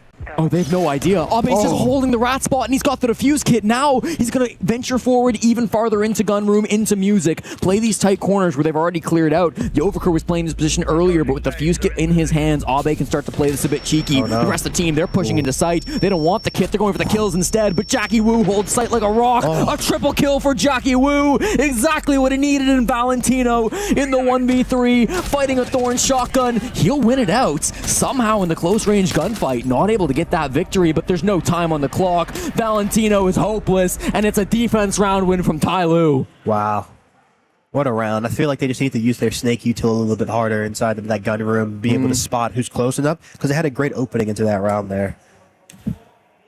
Oh, it's getting tense. Last time on map number 2, we saw the 6-4 lead evaporate to an 8-6 scoreline. It will not happen again today. Tyloo, they break that curse. They stop the momentum from getting out of control. I have to imagine this goes 15 rounds, Dave. There's no universe in where it doesn't, right? I don't know. I could see Tyloo taking it right now. Let's see if they put together a good attacking lineup. I'm very excited for this. They have been a great attacking team today, despite some of their struggles earlier in the tournament. I really have liked a lot of their offense. It feels like they know exactly how they want to coordinate. They've been reading Alula quite nicely on a lot of these pushes. Interested in seeing the bomb site as well. It should be dorms and games. Indeed, it will be. This is the bomb site that Alula were successful on twice in a row now. So if you're Tyloo, you're looking back at this bomb site. What do you want to see them do differently so they can close it out 8-6? The clash is going to be tough because you aren't going to be able to go old tower side extremely hard. Right. I'm looking to see them slow take across the master side, making sure they're getting in the briefing pressure, getting the briefing wall open, and then looking to flip matches late round and go for that plan here. I feel like working that slow clear is going to be really nice against them because Alula, they do give you picks, they do over peak here, so you can really play into that. Right. I like this observing going on for us as well. They're trying to hide Crazy's operator. There was a drone in there, and I don't know if they caught it. Most teams will leave this half of the wall soft and put some footholds in, but they're actually going to commit to the bandit tricking, hoping to keep both sides closed. Yeah, so that's going to make matches a lot stronger to play. So I feel like now you need to flip your plan and go for this old tower side a little bit harder with the Ying. Especially with the Buck, too. They can put the Buck below. And also, like I said, we're seeing the Glass coming out. No warning being run. So let's see what use they get from that. Yeah, Glass Ying. It feels like we're back a couple of years in the meta, but that's okay. We've got a lot of opportunities for Tyloo to try to cause some chaos. They've got Jackie Wu, of course, on this Buck as well. He can try to play in down below. That's a gap right there, too. Watch for that window. Call it the baby shark window. Wildcard dominated this map when it came into the rotation back during the 6th Invitational. They've really defined a lot of the meta here, but now as it's gotten a bit older, teams have wised up. We've seen some really nice strats coming out here. And we're just waiting for this first little invite to come through. Jackie Wu down on this bottom floor. Is there any world they get this wall open as this bandit trick? Because I don't feel think like they have to get the wall open, because if you go for the old tower direct, popping this window is one of the best plays you can make. Especially with the Ying, they won't be able to hold him that well, so it's going to be very nice for them. So good options for Doha here on the Ying. Here comes a potential peek from Jackie Wu. He sees Bazooka up above. He deals a little bit of damage, but it's not quite going to be enough to get that frag. His position now, no. They will be aware that this Buck is playing down below the bomb site. He can continue to try to work these positions, but he's got to be careful with his life. Yoza's actually going on a bit of a roam, too. You see him on the left side of your screen there. He's on the main floor, so he might be trying to hunt down Jackie Wu. Yeah. They've got a drone inside of medbay, but he could still find a gap here. And instead, powered him, too. It's Valentino who finds that kill. Doha goes down to Bazooka, and this is starting to fall apart. Inside a small tower, Abe gets one, but Yovaker falls right on the stairs to Joza. Abe and Songla trying to lock things down. 26 kills between the two of them, but this clash does not need to move. Mahogger's just playing this as safe as he can. Swings the other side. Abe is panicking, and he doesn't hit the shots that he needs to. Songla now will enter in for one. Gets the trade back. 1v2 still. This is winnable. 40 seconds on the clock. If he can kill this last player, he might be able to pick up Abe too. Jose's on the staircase, finishes off the pick. Now it's a real 1v2. He takes the site control, but he does not have the defuse kit. Knows about the player position from Jose, but doesn't know where Valentino is. Here's the fight. Songla almost gets an opportunity, but he doesn't quite get the secure. No defuse kit still, but he loses the fight to Valentino. We've been waiting to see him pop back up in this map, and in round 14, he does. 7-7, all the marbles. Said even Stevens. Let's go. How else could it have possibly gone? Tai Lu and Alula have been battling it out for hours here at the Esports World Cup. Both of them deserve to continue on, but only one can make it here, Dave. This final round is going to mean everything. It's not going to come down to the strats. It's not going to come down to the individuals. It's going to come down to who can maintain that composure at the highest pressure moments. Don't even ask me to predict who's going to win this next round. I won't. Alula, they've got some experience winning these 8-7 games. They took down Chiefs last night in an 8-7, 8-7 map 2 and 3 performance. Didn't quite get their 8-7 victory to start this series off, but still, they'll know what it's like to play a 15-round map at the Esports World Cup. Of course. And that's what matters here. Let's see, they're going to go Master right now. The Mute, Arun. They have a great lineup right now. The Warden, 2, Zombie, Smoke. Yep. It's great here. Yeah, this is the bomb site that, of course, they were successful in once and failed in once, as all of their bomb sites were. We saw a lot of shield play coming out from Crazy when attacking on this bomb site, and I expect to see that continue. The Blitz and the Monty banned out, but the Blackbeard is up and available, so they've got that tool to try to clear through the south side. It's been a while, but, of course, we did see Alula liking to take the map control on this push. Switch to the Snake right now. Probably going to look to clear a little bit. The Grim's going to be great for Horse. The Blackbeard, too. Flourish is great to clear the traps out, and the Habana is going to be good for breaching right now. Everything on the line coming down between Tai Lu and Alula Club. Quick entry below right now. Okay, Jose's in quite early and can start to work his way up the small tower. This might not be expected from Tai Lu because he's made his way here so quick. There is a player extending that direction. It's going to be Abe. He's playing on the mute. Just made holes for him. Perfect information. They spot him out just in a second there, but unfortunately, you're not able to secure the frag. It's a tiny bit of damage onto Joza, but that's going to be the game given away. He'll have to retreat from that position, and they'll start to take a more direct approach to clear out the south side of this roam. Valentino, of course, gathering information alongside the Bazooka outside of this Bunk's wall. They can use their utility to breach open and find some angles in towards Bunks. Abe and Yovaker, the two players that are roaming here on the south side. You got Habanas to get rid of the game's extension right now. It might be muted, or he hasn't popped them yet. Let's see. Could use a Blackbeard to spearhead. Could it be a big C4 play right now? If this the can should push him back. Yeah, okay. Really good can. That could have been so bad. Really if he gets the C4 kill into Crazy, that might just be the wraps. Instead, it's Joza who gets the first frag onto Abe. He will not be impactful through the rest of this game. He's just going to have to sit and watch his teammates as they try to secure this defense round win, but it's not over for Tai Lu. They're not overly bleeding. This drone hole position from Bazooka is being held, and he can still see through that, of course. No worries, client-side debris. Yovaker inside a briefing, hoping to go for a big swing on this wall, just outside the doorway now. The Kiva barriers slow things down for Crazy. only one reinforcement on this bathroom wall means that you could swing from either of those sides. It's an aggressive strat from Ty Lue, but not one that Alula will disrespect. Yeah, they should flip horse here. They have the guy outside the painting window too. Just walk the Blackbeard, have a guy on the horse door, and you go quick right now. There's a gap on Valentino's hop. Let's see if he hops it.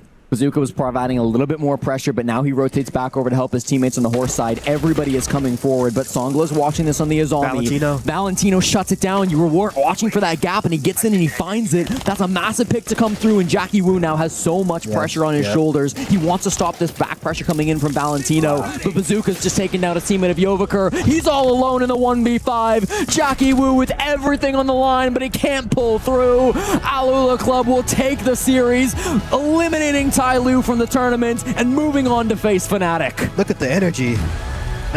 This is why Siege is my favorite game, man. Just the emotion you get from the players. You know, they've been battling for hours here, and it's just the beginning. They still have another BO3 to go. Wow. Absolutely incredible performance coming out from both of these teams, Dave. I mean, this was such an incredible match between both of the sides. It felt like anybody could have won it. We saw series points coming out from both teams, but in the end, Alula just a little bit more composure, nearly a flawless round to end things out. I mean, that is impressive. Amazing. Really is. A big congratulations to all Ula. They stay alive inside the competition. Incredible resilience on map 3 as well to push us through, because what a back and forth that was. I thought this map was never going to end with the way things were going. 3-3 halves on both sides. And what we were saying before the map, right? We wanted one player at least to step up besides Valentino. If he's having a quieter map, there are multiple people around him on this map here that were stepping up and carrying the numbers. Yeah, exactly. I mean, we were talking about how some of those other guys, they showed some really good stuff yesterday, but we didn't quite see it as much today. I loved Bazooka's play today. I thought his impact was so critical in the server. Yeah, especially too with the shield play, crazy. He was a little bit closer to his teammates, especially that last round. He was in sync when he crossed the Grim, put the can down. They put the pressure on the breach. He didn't layer early enough. He tried to layer out. They had to cut on him and gave away the opening kill. And they didn't give any kills back extremely well. And they recognized that they didn't walk into their kill zone on the briefing side because they were playing the low fall. They were playing the double read, the double soft wall and bathroom, trying to force them into briefing. They saw that. They flipped horse with the Blackbeard. Valentino had to cut the perfect gap, and they played it well. And it's good to see them turn this momentum around, because you were really fearing that they were going to get a taste of their own medicine there with the way the series was turning out. You have to commend Ty Lue, of course, as well. They will fall short here. Unfortunately, another CNL team that will be eliminated, B or C, that Key get crushed rather. You have to give it up for Songla. His birthday, he was putting up numbers. He was trying so hard. But this is unfortunately not how you want your birthday to end. No, I mean, he'll be sad about this birthday gift, of course, but I really expect to see Ty Lue continue on throughout the Siege esports ecosystem, right? We know how good they could be. This is their first international event as a unit. They'll be able to fight for more majors going forward. They can still fight for the 6th Invitational. I really hope we see them again on a big stage. No, very good performance for them. You know, they were playing great Siege, and also, too, they weren't giving up. And I feel like they're going to keep learning more and more from this experience, and I feel like what's next for them is just adding in that next layer of pace to their gameplay.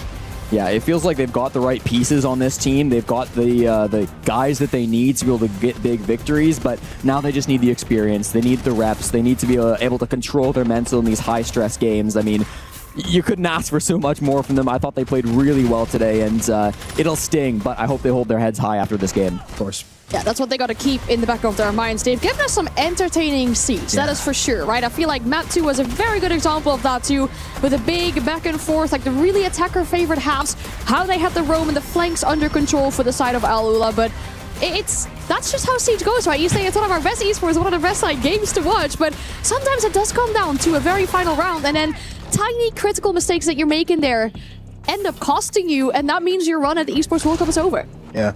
That's the way it goes here. I mean, that's competition. That's why we love this esport so much, and it's why this tournament is so great as well. Ty Lue and Alula both playing so well. And what I liked about this game and this series is, like, there were mistakes, but I felt like as the game went on, both teams tightened up. They really learned from those issues, and they improved upon themselves as the game went on. And that's the key, too. It's not always about who's doing the best plays, who's making the hero plays, but it's about who makes the less mistakes. And right then and there on that last round, you saw Ty Lue get a little bit tight. They gave away their opening kill, and then after that, it just spiraled out of control for them. So it's very unlucky to see, but I feel like as coming into this tournament, you know, no one's really expecting them to put up this competitive of a match. For sure. I'm really shocked, and I'm really proud to say that I've really enjoyed watching them. Definitely. It was good siege that we got here in front of our very eyes. It does mean that Alula now have to go and play a match against Fnatic, which is going to be a tough one. I mean, if you look at the amount of siege, especially the amount of rounds that they have played, not just yesterday, but already today as well, then having to go through yet another do or die best of 3. I mean, I would not want to be in their shoes right now. Yeah, they've shown a lot of their strats already. I'm sure they're really tired already at this point, but the next game is the most important one, right? That gets you into the second stage of the tournament. That's going to be what gets you into the top 16. Fnatic are a great opponent, but Alula, they're warm, and I think they're playing really well in this tournament, so do not count them out in that game. Yeah, of course. And I feel like against Fnatic, they did it well, Alula, towards the end of the game, trying to break the plays. Again, Fnatic is going to be a team like that too, where you have to break their 5v5 executes. And of course, they used the show player really well. They used the info ops really well. So you have to make sure you're not giving them the space that they want and making the game very uncomfortable for them. For sure. We're going to see, of course, more from Alula in this matchup after, I guess, but I feel like that's going to be a really entertaining game as well. The drums are going. Yeah. I mean, we're going to give them some time at least to really regain their thoughts, because as you mentioned, they've been showing us a lot already, right? We're talking about going back to the same map. You know, you really have to pull things through. If that was a map that you lost yesterday and you immediately make these improvements to bring it out again today in the decider, I mean, Fnatic, they already thought they'd be playing 2 hours earlier or 2 hours ago. They must have been watching and saw exactly what happened here. Yeah, I'm really excited to see kind of how Fnatic want to approach this game, if they've learned much from those matches. I mean, you've been in the spot before, Dave. Do you often find yourself sitting down and watching the opponents you're about to play? Do you think that helps your team quite a bit? Of course, if you have the time to, especially like, say that this game wasn't today and you have a little off day, like of course you're going to be watching the game, but if the game is today, they're going to be watching the game beforehand and they're already going to have their prep ready and they're just seeing what has changed in their prep, or if nothing has changed, they're just going to stick to their game plan. Absolutely. We are saying goodbye to teams fast here. Of course, Tyloo, a team being eliminated earlier today on the A stream. We saw MIBR Lowe's eliminated as well. It doesn't end there because we still have to say goodbye to 2 more teams. These matches later on, I mean, KAG right now is playing against Shopify Rebellion. Don't worry, I won't give you any spoilers this time around. The only thing that I will say is it's very close so far. So that seems like it's a very competitive game. Are we surprised with that? Do we think like maybe Shopify, I mean the NA shills, expecting Shopify Rebellion to be a little bit faster with that one? Okay, you don't need to be an NA shill to say, you thought Shopify Rebellion would beat CAG by Varel. I mean, that's a huge surprise if it is a close competitive game. We've been saying that Shopify Rebellion are the best team in Phase 1 out of all the regions, so if they don't make it to Phase 2, I mean, that's a huge upset. Of course, and I feel like too, Shopify and KAG, they kind of have very contradicting styles. Shopify's very, set in their steps, and then KAG, they're really sporadic. So I feel like it's going to be a very interesting game to see. Yeah, it must be really exciting going on there at the A stream. Yeah, it was like, I think it was getting to overtime as well the second we were about to come back here. So we're not the only ones who have the long games here on the B stream. In general, I feel like the pressure is high with play-ins, right? I mean, you talk about 2 days, it's do or die, 8 teams go in, 2 come out. But we have seen quite competitive siege. It's not like, we see teams coming in, like, it's this is a clear cut, like this team is going to lose, that team is going to win. We've seen really close games, and especially for the side of Alula, things have been very close. They must feel a little bit tired, but at least we have Lexing by for a little chat. Thank you, guys. I'm here again with Valentino. It's like clockwork at this point. You guys are guaranteed to always be able to be doing these interviews. I mean, you definitely aren't guaranteed these wins. You've had to fight tooth and nail every single game. How are you feeling after this series? I mean, after Clubhouse, we had to just stop trolling, to be honest, because the throw we did on that map, it was enough to wake us up a little bit. Absolutely. I want to go back to that Clubhouse because you guys looked like you were running away with the series. I mean, you yourself, you easily, hands down, have to be the MVP of playing so far. And pushing into that last map, you kind of ran out of steam. But how does it feel that your players, having less experience than you, were able to still show up and display dominance? I mean, honestly, I can't do all of this without my team. Like Mahajer, our IGL, he's literally the GOAT. Most of the pushes we do, most of the things I do personally, Mahajer is the one behind the idea. So thanks to him, to the team, we are doing good right now, I think. Let's see how it goes. Absolutely. I mean, you guys are looking beautiful. There was something that we were talking on the desk, me and Ann were also talking about. It really seems you guys like to use the information, whether that's the Deimos, whether that's the Grim, whether that's the Echo. Is that something that you guys practice pretty rigorously? I mean, honestly, for us, if you have info, you have an idea on where they are, so you can basically do anything. If you know where your enemy is, you will think how to push him. So info is everything. All right, well, I'll let you go because I know you got to get prepared for your next match. Is there anything you want to say to the fans as you guys extend your lead for the MENA region? I mean, we are still at the beginning, so hopefully we pull this game as well. All right, well, sounds good, Valentino. Best of luck in your match. And again, it's a big match. It's the most important one for them to be able to get through. I'm going to send you guys back to our desk to get everything underway. Well, I absolutely love the confidence there coming out from Valentino. I mean, we're just getting started in the play-ins here inside of the whole tournament. And Siege 101 as well, right? I think a thing we talked about, especially in map 2, was that information that they had over on their side. And what Valentino was saying as well, if you know where the enemy is, it gives you an idea of what you want to do. And, I mean, we saw that with the 5-1 half on Clubhouse. Yep. Absolutely. I mean, he talks about his IGL. He talked about the information. Like, I love giving credit to his teammates there as well. It feels like this is a team that really understands the fundamentals of, like, what they need to be doing to win these rounds. Yeah. How are they going to read their opponents? What is the IGL of Mahagar going to be able to call and make happen for his teammates? And so it's really great seeing that love spread around. And I feel like, too, you see the veteranship in him at the end, asking Lax, trying to say if he's overly hyped, but he's saying, you know, we're still at the beginning. You know, they just won this game. They're not overconfident, not expending too much energy. They realize that, you know, we still have to take another step today. We still have to play another game, another match, and they're ready for that. Yeah, we're going to give Alula a little bit of time here to re-gather their thoughts, because it is still one more important do-or-die match after this against Fnatic. We'll be back in just a few.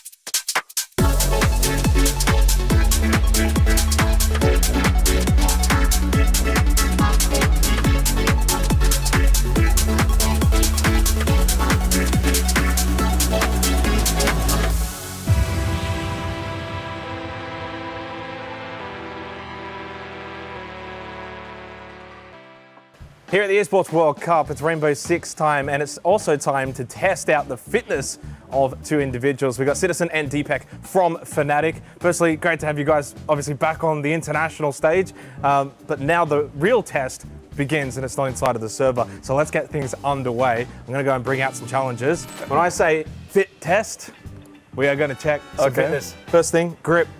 Yeah. Deepak, go ahead. Oh, here we go. Gonna go show the camera. Oh, I thought it was gonna luck. 38. Ooh, that's pretty good. Is that good? Yeah. Hand it over to Citizen. Okay. Don't know what mine's gonna be. I don't know if that's good. As long as you beat me, that's all that matters. Come on, come. 44.2. Ooh, that's pretty good. No messing around. All right, no messing around. On to the next one. What is this? We're going to be measuring. Now, as we know, Rainbow Six, it's a lean heavy game, isn't it? You're doing a lot of left leaning and right leaning. Yeah. So we're going to be testing your leaning IRL. Give us a lean. Hand down, all the way. And we're going to be testing it from the floor. What do we got here? That's pretty good, no? 36. That's pretty good. I'll come around the back here. Citizen, give us a lean. Okay. That's actually pretty good as well. Well, that's going to be a 34. That is actually our best. Oh. Wow. That is our best. All right. Lean test done. Fnatic are doing pretty well so far. Pretty standard hoops test, boys. 2 balls, 1 hoop. Now, who wants which ball? I don't mind. Give me the rugby. We'll do a best of 3. Oh. What is the meta here? Should I bounce it off? I don't think it's good with the rugby. I think I need to do it recently. That's an air ball. I think watch the cameras. Please. It's so light. Wow. Bro. To take the lead, 1-0. Citizen up. Pressure on. And he banks it in. Okay. Sudden death from here on out. Let's see who can get the win. That's an air ball. For the win. Fnatic on land. No messing about. Gone and done it. Citizen has gone and done it. He is our hoops master. Boys, we're not done yet. One last test. Stopwatch. This is trash talk stopwatch. Oh no. You get 5 seconds, your best trash talk. Citizen, you're first up. Trash talk. Give us your best trash talk starting in 3, 2, 1. V2 suck. V2 suck, apparently. All right. Deepak, 5 seconds. Try and keep it under. Maybe also try and go for a little longer than 1 second. I'll try my best. 3, 2, 1. Wizard, hairline, round goggles, lives in the basement. That's it. Well, that was 6 seconds. Almost 7 seconds, by the way. So, Citizen, you win again. Don't know how. Wonderful stuff. Awesome. Thank you so much, boys. Thank you. Best of luck here at the Esports World Cup. Thank you very much. Awesome. Thank you.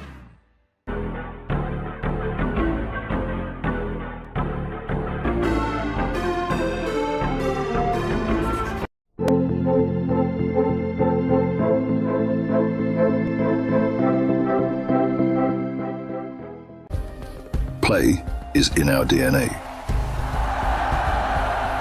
Whenever we let it out, it becomes our superpower. Now imagine an entire city being built to supercharge it. Kadir City, powered by play.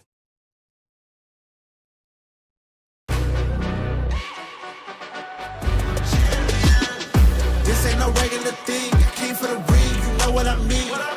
You see my name in the lights, better get right, I'm champion.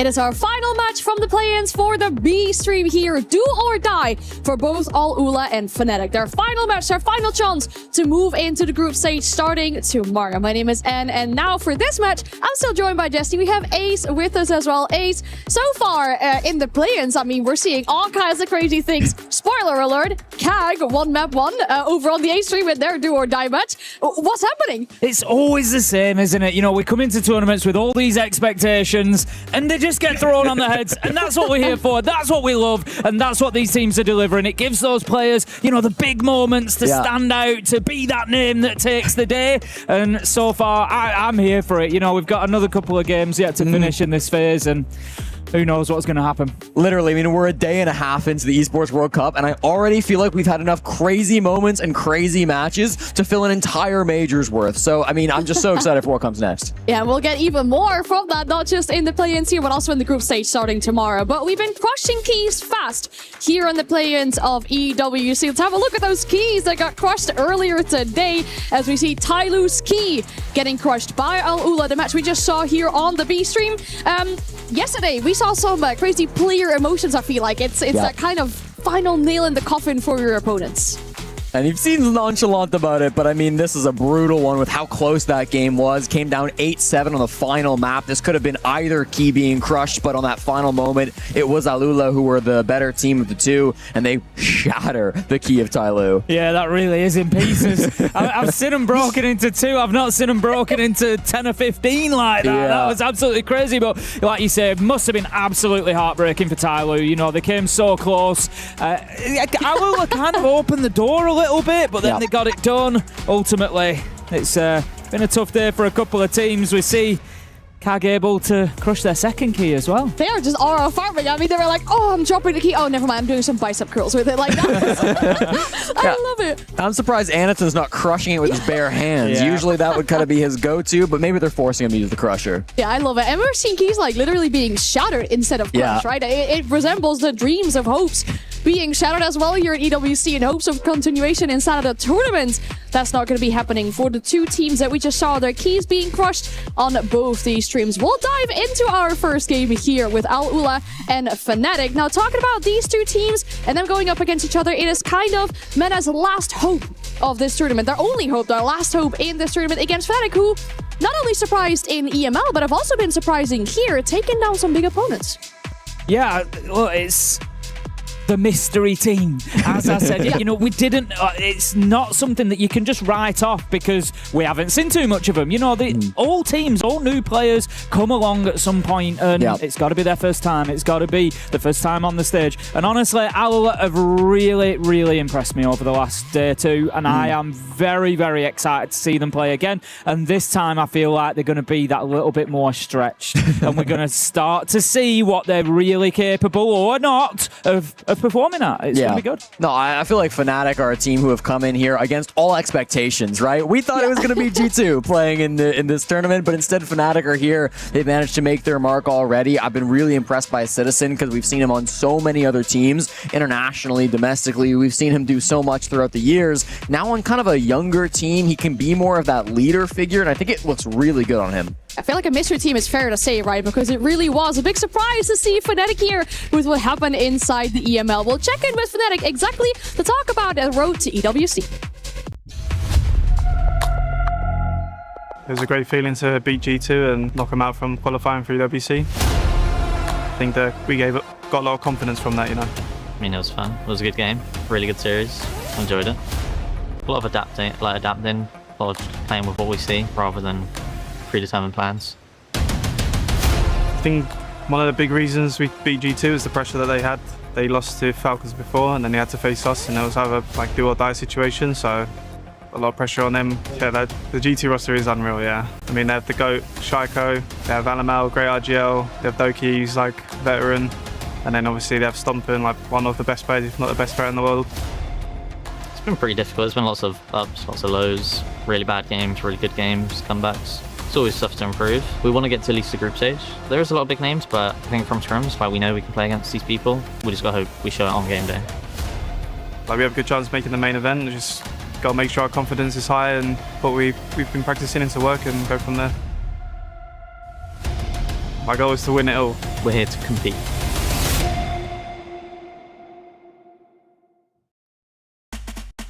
I love that. I mean, it's the confidence that they're talking about. That was a good series. And of course, I want to talk about what Citizen mentioned there is the pressure that G2 are probably feeling as well after their loss against Falcons to then still make it that Fnatic were kind of able to capitalize off of. Yeah, I mean, it's a similar story here, right? I mean, again, it's high pressure games. It's going to be that do or die situation. And their opponents, to be fair, Alula have gone through a lot of these do or die games already, and they've come out okay. But this is going to be their hardest task for sure. Yeah, this is just the regular run-of-the-mill match for Alula. Well, the thing is, Fnatic are absolutely right. They were able to take advantage of that situation last time around. Maybe it was G2 facing the pressure. Now we get to see how did they react on the receiving end of it, because they're the ones that have the expectation on them. They're the ones that are under the bit of pressure here. They've played well so far. Got a great win against MRBLOS to put them in this position. But now, this is one of those great matches where it's do or die. It's you either go through or you go home. It's as simple as that. The key gets crushed or you're into the next phase. I've been, really impressed with Citizen over the last 6 months or so as well. He's had to kind of almost reinvent himself a little bit, I feel. Coming back from NA into Team Secret, didn't quite work out, moves over to Fnatic, but he's doing some of these roles on Fnatic that, it's not the big flashy plays all the time. He's happy, Deadshot Wizard, they've been going out there, taking the entries, taking the kills. Citizen is quietly going about his business and getting it done. It's been really impressive to see this team really come together. And one thing Citizen said in that interview was he said, we've scrimmed these teams, we know we can beat them. And that might be true, but something that Iconic was talking about on the desk is that he was chatting with Alula, and they've been blacklisted in scrims from playing against Fnatic for 3 years. So they have not really been scrimming against each other as opponents. Oh, so we're going to get some drama on the stage here. I would be all for that with these two teams going up against each other. Now, talk a little bit more about Fnatic, as they are an EML representative. We see them all the time, of course, inside of our own region. I feel like they have a much better recipe of success now, right? They have that actual clear voice inside the team. They have that player that's capable of playing the shields. We're talking about Smith playing just his first international tournament, by the way. Really incredible stuff from them over there. They played that opening game against Kag. It was close. Made some mistakes, against a better team. They won't really allow those mistakes to still be working out in your favor. And then for the side of Alula as well, I mean, what we saw from them earlier today, it's incredible. Super good and dominant on that first map. And then when you're talking about second map, they... Sometimes on the defense, I feel like I want to see them sit on their hands a little bit more. Make time work as a sixth defender. There was some questionable overpeak, that could have been cleaner, that series, is my main point. I'll say this, though. I feel like they got really confident with how map 1 went and how map 2 started, that they started being a little bit more over-aggressive. They started going for some swings that they probably shouldn't have been going for. It's unlikely they'll get as dominant of a victory up against a team like Fnatic, so they might not fall into that same trap of like, oh, we feel like we're the better team by a mile. We can start swinging these guys, and oops, we've just thrown a massive 5-0 lead. No, exactly that. I think you're going to be laser focused in this, because you're going to know that you need to be. You're going to be locked in, and I think it's one of those. It's almost like a rising tide raises all ships, doesn't it? The better the team you play, you meet that standard. You get yourself up there, or you don't, and you lose. It's as simple as that. But yeah, I think we're going to see a bit of a different focus here from Alula. As you said, we've seen Fnatic an awful lot. Consistency is the big key for Fnatic. It's the big question. I said it yesterday, I'll say it again. I genuinely feel if Fnatic play to their ability, they could be, I'll say this first, any team could win EWC. It's a tournament, anybody can go on to win it. I'm not discounting Fnatic when I say this, but I am saying that I think they could be a top half team easily here if they play at their best. They still have to get through this best of 3, though, to immerse themselves inside that group stage for tomorrow. Looking at the veto, Fnatic will come in with the first map pick. They've picked Cafe. Does that surprise you in any way? Nope, not at all. I mean, this is a map that we saw them win yesterday, 7-1, dominant performance. Fnatic like to play on Cafe, and similarly, we saw Alula lose this map 7-2 quite dominantly to Shopify Rebellion. So I think this first map of Cafe is going to be a really tricky one for Fnatic to lose. Alula picked attack. Oh, okay. I mean, it's a power move, one way or another. Sure, yeah. It's a power move. They were a lot better on attack back at Clubhouse, right? The map that they lost. We've seen them pick attack a couple of times over the last few days, and they've actually come out really strong on it. And I think it is a little bit of a power move to say, you know what, we'll happily come out and do that. And we spoke about it, it kind of removes a little bit of that risk. You come out there and you think there's no pressure on us to start here. Nobody's expecting 4 or 5 rounds. If we can come out and get 2, 3, we're in the driving seat at that point. So I don't hate it, to be honest. Let's talk about Fnatic a little bit, though, because they probably arrived here a couple of hours ago expecting to get this match starting a little bit faster than this. That does something with your mental as well, right? If you had to just sit and wait around until the match is ready to go. Yeah, I mean, at least they get to be resting and they get to watch their opponent sweat a little bit. It's one thing if you can maybe prep for your opponent, but they also, until the final round, had no clue who they'd be playing. Oh, that's true as well, right? It was really close. It came down to round 15. But as you can see, all ULA back in their seats. They are fresh and ready to go for yet another best of 3 against Fnatic, and it starts on Cafe. Thanks, and we will get into this one then. As I said, it is do or die here at the Esports World Cup in Paris. The winner will go through to the next stage of the tournament. The loser, their key, will be crushed right in front of their eyes by none other than the team that beats them, Jesse. Oh, yeah. Oh, it's a process. Oh, it should be a lot of fun, Tim. This is going to be our final game of the day here on the B stream. The winner will make it to top 16. So you've been playing throughout these last couple of days in the play-ins. You've been playing a lot of different regions. You've been playing some of the lower teams from those regions. This time, if you can win this game, you'll get to go up against the best of the best, the FaZe clans, the Dark Zeros, the M80s, the Falcons, whoever you might be going up against. That's going to be on the table for FaZe 2. So everything is on the line here in this matchup between Fnatic and Al-Ula. I mentioned it before we jumped in here, but it was a 7-1 victory versus MIBR Los yesterday, Tim, which cemented Fnatic as one of the best teams in their group. They've got to show that again, I think, today versus Al-Ula. And as you said, on the flip side of that, Al-Ula have played it, and it was 7-2 loss. So, almost as bad a loss as good as Fnatic's win was. And that was against Shopify Rebellion yesterday. So I'm sure memories of that will be fresh in their minds. We've just got a slight delay here. We'll get this one started and underway just as soon as we can do. Just a little bit of a tech issue. I think we see the back of a PC just being adjusted there. So hopefully we will we'll be on our way soon. But yeah, I'm really looking forward to this one. I've got to say, not only, Jesse, have Fnatic turned up and had to wait around a little bit today. So I watched map 1. And Al-Ula flew through it, and I thought, you know what, I had a time, to leave for the venue, so I was here on time. I had a call time, and I got involved, and I was like, I need to bring this forward by an hour. This is going far too quick. Yeah. I'm not going to be there in time if this goes to 2 maps, and I'm not joking. I stepped foot in this building, and it was 5-1 to Al-Ula. On map 2. And I'm like, okay, I'm just in time. I'd better rush and get my makeup done and be ready to work. And then Tyloo, they must have seen me walking through and thought, this guy's here early. Not a chance. And they brought it all the way back. We go to map 3, so it's not just Fnatic that's been sat around. It's me as well. But hey, at least I've got to watch some quality Siege along the way. Yeah, exactly. And it's a little bit less stressful for you sitting there and waiting for the game to end. You got to jump up and do your job. They've got to jump up and do their job too, but for them, there's so much pressure because they won't get to do their job tomorrow if they can't win this series. I'm not saying that I work under the same pressure or that my job's as difficult, Jesse. I'm not saying it's not. That's not for me to judge, realistically. Of course, and you wouldn't say one way or the other. Fnatic, you said it. They've got so much more time to rest and so much more time to watch back on those VODs. There's a huge difference in rounds played between these two teams. Yesterday, Fnatic played 30 rounds across both of their matchups, which is respectable. That's 2 full maps if it goes 15 both times. They played some shorter maps, so it was more than that, but that's a decent amount of rounds.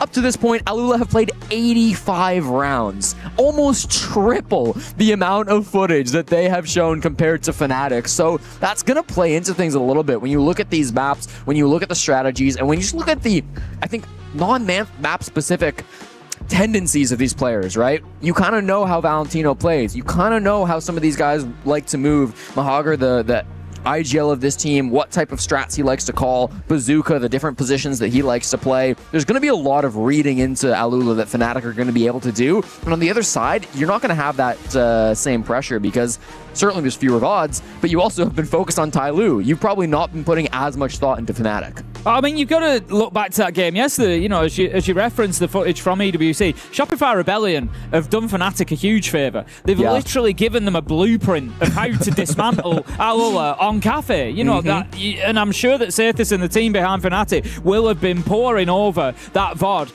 and preparing, saying, do you know what? We're going to be playing Cafe here. We know how the map bans are going to go. You know, because at the time, the teams will go into the map bans and they will have a very clear idea of how they're going to go and where they're going to play. And I'm sure that will have been a big part of the plan to say, look, we've already seen them there. We've seen Shopify Rebellion dismantle them.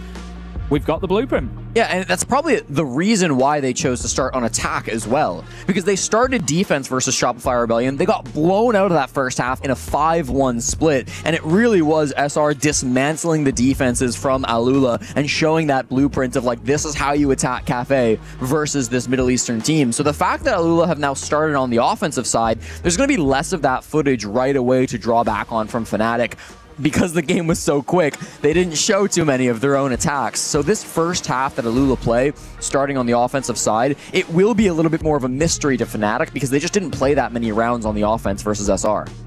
Exactly that. Just having a look at our Esports World Cup Club Championship standings as well and where things are up to. Of course, for anybody unfamiliar, there is, you know, individual tournaments for each game, like we're seeing here played for Rainbow Six Siege and many others across the event, but they all feed in to an overall club championship. So Fnatic as a club can then be involved in that prize pool, in those standings, but, and it's a big but, the first thing you got to do to be eligible for that is to get those 2 top 8 finishers. It can be in any of the titles, but you got to get 2 top 8 finishers. Fnatic are, of course, one of the bigger clubs here. They've got plenty of entries across the board, but I'm looking through how things have gone. They don't have any top 8 finishers so far, and they're now down to 3 games remaining. They've got Siege, they've got Chess, they've got Trackmania. Those are the 3 opportunities, and we were talking about this yesterday. I was talking about it with Iconic. Does that add a little bit of pressure to the players here? You know, I'm sure that the club aren't in there mentioning it, but ultimately, you know, you've now got to get 2 out of 3 top 8 finishers if you want to be eligible for that club championship and the big money that's up there with it. So,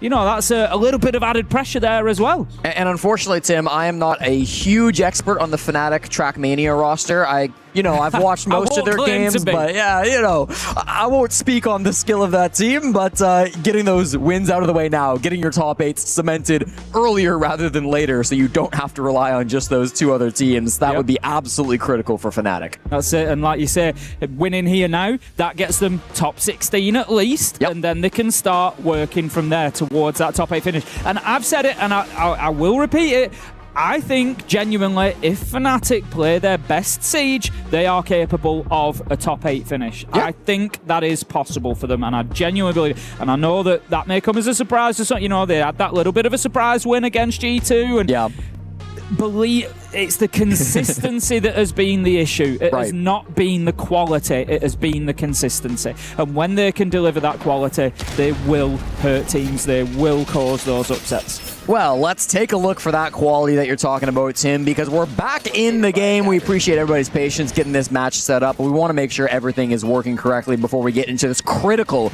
elimination game here at the Esports World Cup. Fnatic versus Alula. This is going to be one that decides who makes top 16 and who goes home. We're starting on the bottom floor for Fnatic. This Cafe, of course, is a map that they have been really enjoying over the last couple of months. They got a victory here just the other day up against up against MIBR Los in a 7-1 fashion. So I'm excited to see what this first floor defense ends up looking like for Fnatic. Okay then, let's get into a little bit of tasty Siege. Monty, Snake, Wamai and Arune will be your bans. And we're going to have straight away Crazy on the shields. It's been absolutely almost permanent for him. We've seen so much shield play coming in from Crazy, and we've seen so much good shield play coming in from him as well. Definitely, it would be forgivable. Alula Club may be one of the newer teams to you. You may not have seen them play before if you didn't manage to catch any of that action yesterday. I will tell you now, they are every bit as exciting as their MENA counterparts in Twisted Minds. I will tell you that right now. So stick around. You're not going to want for some exciting scenes, but one of the players you need to be watching out for is Crazy. For sure. He is definitely going to put up some numbers. Valentino along with him, he's been on an absolute tear the last couple of days. It continued in that last game earlier against Tyloo as well. But let's see what they can do with the blitz, what sort of space they can create. At the moment, it looks like they're going to be going for a top-down clearance. We can see Crazy is already in on that top floor, and he's moved down to mid-floor now. Going to be joined by Bazooka pretty soon on the Deimos, and that's going to mean that they've got that control they need. Everybody on the side of Fnatic down on that bottom floor. Yeah, only the Sledge here for vert control. Usually you'll see the Ram and or the Buck. Like, it's not uncommon to double up on these soft creatures, but instead we're seeing Alula rely a little bit more into these guns. We're seeing, of course, Joza on the IQ. We're seeing the Habana come through for the hatches. You're seeing Bazooka playing on this Demo. So they've got a little bit more of an opportunity to try to work some of these picks once they do make the vert control. And I guess you could also make vert with Demo's pistol. Why not? This is likely going to be a pretty slow rounds. Not only is this going to be no roam happening from Fnatic, but they've got this clash. You were talking up Crazy as a great shield player, and he is. But Smith is the other great shield player here in this lobby, and he's going to be devastating, locking things down in VIP. Yeah, I like this position as well. It's something that they're going to have to clear out, Alula. They cannot ignore VIP, or it's going to really hinder them later in the round when they're trying to get themselves into sight. They also lose that entry kill. Bazooka being taken out. Deimos gone. Lot of value if you're trying to work from above through those verticals. Mahagar, the IGL, he's actually quite far away from the rest of his teammates. He was rotating over towards Bakery. Now he'll get up to that second floor. They're trying to work for the pick still, but with 33 seconds, Tim, they got to get a move on for this push. Yeah, they certainly do. Going to have Crazy kind of rotating above. The hatch is open. It's going to be a drop down into Freezer, but this is where they're going to wish that they had cleared out VIP. They get away with it, though, because it's the Blitz. Crazy. Nice drop there. Keeps himself with shield facing towards VIP so that he's not going to take that damage. He's managed to find the space to get the plant down, but here comes Smith. Manages to get that kill. Two come in from Alula, though, so we find ourselves in a 3v3. What more can the Clash do? Nothing, as Valentino shuts them down, and this is just typical Alula. There doesn't look to be much space, but they find what's there. They put the diffuser down and they hold on to it. They've now got the verticals above, and this is surely their round to lose. They managed to win the fight at Pillars. Joza taking down Deadshot. Valentino picks up the last man. Really nice execute. I was a little unsure how it would go because of Smith's presence in VIP, but they pulled it off. Yeah, not an easy round to win to start things off for Alula Club. I mean, they really had that top floor control, but it's not something the defenders were worried about because they had that hatch drop being covered by the Clash. I do like Smith eventually going up above. He recognized that that was their only win con. He had to get above the bomb sites, try to play vert of his own, make sure the attackers weren't up there to play in the post plant. But unfortunately, he gets one kill, ends up going down after that, and it's just not really able to stall out that plant from coming down. They could have gone anywhere with that defuse kit. A lot of the time it was outside garage. It looked like he wanted to rotate a Bakery, which would have been really strange for Mahagar, but instead he rotates back and towards his teammates. They drop together inside of that freezer hatch, and despite the really low time on the clock, I thought they did a great job of converting that execute.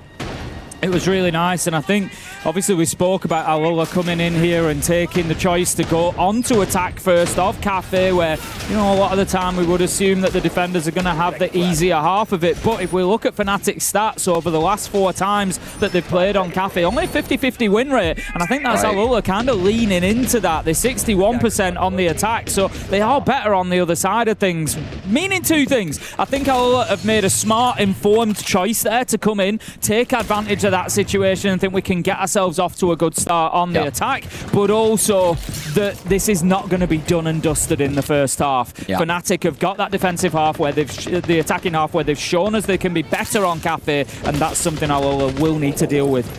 I love Smith on his signature pulse. He always plays this operator for their reading defenses. The last 3 times they've defended on this site, he's been there on the pulse, feeding information to his teammates. And so this is going to be critical just on reading what type of push Alula want to go for, right? Sometimes on this reading room bomb site, you'll see teams full clear for the top floor. Sometimes you'll see them maybe try to go for something fast in through the reading door and pillar, but what you can see now from the pulse is that this is going to be likely a full top floor clear with these attackers getting towards the roof, trying to drop in through Cigar and slowly working their way down towards the site. I like that reaction on the windows there, managing to take some damage off Deadshot. The more that you can hit Deadshot and Wizard with that chip damage through the round, the better it's going to serve you. Look at that beautiful team play coming in from Alula. We see the nade come in, forces Deadshot out of position. Bazooka's there to pick him up. They've got details. They know where the Pulse is playing as well. They can deal with that. They need to be careful, of course. They don't want to send Crazy in above and find him taken down with that Nitro. I mean, this is what we're saying, right? If you're just a Fnatic fan and you've not watched any of the Alula games, this is a very formidable team. They're so good at coordinating these clears. Now, Citizen gets one back. That's a critical pick to be able to answer back for your teammates. You take down Valentino, the best player on Alula, and Wizard as well. He takes down the IGL, so that's going to be massive. But Deepek continuing in the top floor. This is just bad information from Alula. They're trying to panic and make through this top floor push, but there's still players working about up here. Yeah, well, just getting ahead of themselves essentially there. I think, hoping that they've got him on the run. There's a little bit of space to be taken. They've given away 2 bodies, and that's going to be a lesson for them to learn as they move up through the tiers of sieges. They move up through the teams that they're playing against. Those small errors will be punished much quicker and much more severely.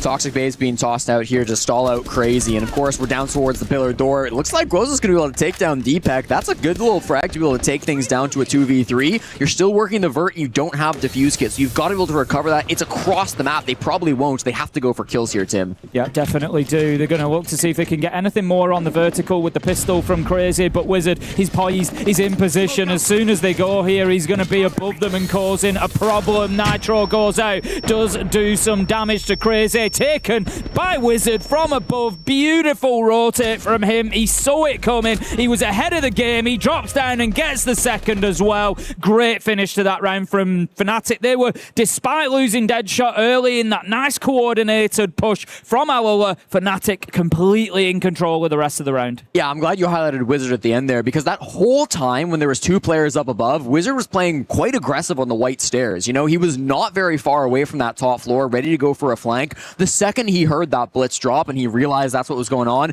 he just went up those staircase, make sure he had the immediate response back in case Crazy did some damage. And while he did, it was really good response to come through from him. This top floor hold again, I just feel like we were a little bit over eager on the side of Alula. They were doing their best to try to explode through that top floor and find their picks, but credit to Fnatic, they get those kills on the top floor, they rotate back down towards the site, and they only flank back up when the drop has happened. So they were never in any danger after those first couple top floor fights of losing that top ground again. Round 3, it's going to be the 50-50 that Fnatic statistically have shown us on their defences of Cafe over the last 4 games. They're going to be looking to improve upon that, of course. Citizen consistently picking that mirror up, being left available. I think I'm going to say banning a little bit outside of the box there. I think we will see the Wamai bans creep up a little bit. I think we'll see that percentage, over the next few months of competitive Siege will raise due to those changes that he's seen. Of course, anybody who doesn't know, recently, Wamai's magnets will now activate quicker, so he gets them out there quicker. He's also affecting a bigger radius. There's just all sorts of buffs going on. He's got the C4 now. Right. It's just much more valuable. But this is the point that we're at with Siege. One ban means somebody else is left open, and right now the mirror is a big problem for Alula. It's weird to see both the Mira and the Azami left up. I mean, these are some really powerful operators on Cafe, but Deadshot and Citizen won't complain. They'll simply click the good ops, and that's going to be all they need to do at this point. A lot of window pressure early coming in from Alula. They do have some control inside of Cigar, but the gunfights are already coming down. Deadshot on that so-powerful Azami, taken out early as Valentino finds him from outside the building. I commented Deadshot's been one of the best players for Fnatic so far at the Esports World Cup, and he's really struggling to get himself into this game on Cafe at the minute, but it's Citizen on the mirror, manages to take down the Twitch. A real direct counter kill there. Take those drones. You know what? You're coming for the Black Mirrors? No, you are not. That's the defuse kit that gets dropped as well. Now Citizen gets traded. He's outside the building. He jumps out the white window to try to make that play, so it's a valuable frag, but the fact that he can't get back in means the man advantage will still be firmly held by Alula. And with this attack, they've got full top floor control as well, so plenty of time to recover the defuse kit, plenty of time to try to make this conversion happen. I'm looking at guys like Deepek and Smith, maybe Wizard as well, over towards the red stairs to try to make a play and get this man count back towards even. Valentino's on a real play. He's really committed to it, isn't it? It's almost like an old, I'm talking old school Vitality play where they just sit and watch an angle for 2 minutes. Nitro goes out! Oh, no! It was just on the hard surface. Nearly got a double. He teased us with it, Jesse. Oh, tragic, but Alula, they're not making the mistake of droning on a soft floor when the pulse down below. Still, Smith is good for one. He takes down Bazooka as things get traded back down to a 3v2. Smith and Deepak inside the site will have to have solid coordination as the flashbangs come in from the attack. Crazy manages to pick up Smith. That's going to be the pulse gun and the intel along with him. All up to Deepak, 1 versus 3. Crazy and Joza are both pretty low health at the minute. That's at least a point in the credit, but taking some damage. Not ideal. Swings around, and for a second, you just thought there was a possible lineup for Deepak going to happen there, but the stars were not aligned. Luck was not on his side for that one. Alula managed to close out the round. It's 2-1. Really like that early play coming out from Valentino. He gets the first 2 frags for his teammates, first finding that pick onto the Azami, then trading out the frag on a Citizen. So we talked about the Mira and the Azami. Valentino dealt with both of those operators immediately. The Mira value, of course, still being put down earlier in the round, but still, it's nice to see them punishing that aggression. When you see a jump out, you're able to get that frag back. One thing I've noticed, and it's not necessarily an issue, but I just want to mention it before it gets out of hand. Every time Alula dropped the defuse kit and it's a player outside the building on rappel who dies, this has happened in the last 2 rounds, even if they have almost 2 minutes, they don't bother recovering it. They're just saying, screw it, our guy with the defuse kit died, we're going to have to play it for kills now. And it hurt them a little bit, I think, in round number 2. It didn't matter so much here in round 3, but yeah. They were so lucky there. I knew there was a bit of hard floor under there. I thought, I know there's a bit of soft floor, and it's just on the especially when the guy's running the other way. I thought if this just creeps over that threshold, they might just get it, but it wasn't to happen for Smiths. And interestingly, after those first 3 rounds, we've got Fnatic have been on the timeout. Sathas calling that one in and deciding, look, we're a little bit behind the curve here in terms of what we need to be doing on our map pick. We need to get a hold of this one. And I believe this will be just Sathas' second event as a head coach for a team where he's the one calling those tack timeouts. Because back on Rogue and Koi, he was just the assistant coach, if I'm not mistaken. So, of course, they had Reload where they got the invite, but this is definitely the biggest result where we've seen him step up as a head coach to be able to make these plays and make these calls for his teammates. He's a very capable coach at these levels. He's been the head coach of Fnatic for quite a long time at this point, and he'll know what the boys need to hear to be able to bounce things back, but definitely concerning to have to burn that just 3 rounds deep into the series.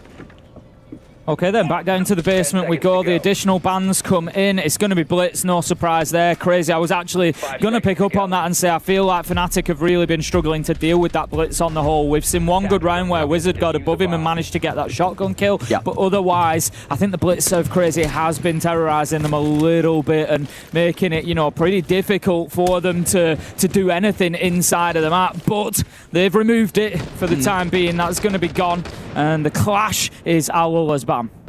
All right, we'll get to see this one coming through now, and it's going to be exciting kind of how this round plays out without the shields. The rest of this game shouldn't see too much brought out unless we do see the Blackbeard or the Fuse. Fuse shield is not terrible on this bomb site, just because you usually get top floor relatively free. That's going to be the case more or less here from Fnatic, as they, again, don't really want to hold too much up on that top floor. Wizard is inside a pillar, but I'm not so concerned about what he might be trying to do up there. He's probably just going to get droned and fall back. Still, Alula have to take their time with this. They're trying to work in through this vert play and also pressure the bakery at the same time. Unlike the last round, this might not finish Freezer. It might be trying to go straight into the bakery. Going to be clearing off the gadgetry as the Selma charge goes onto the wall.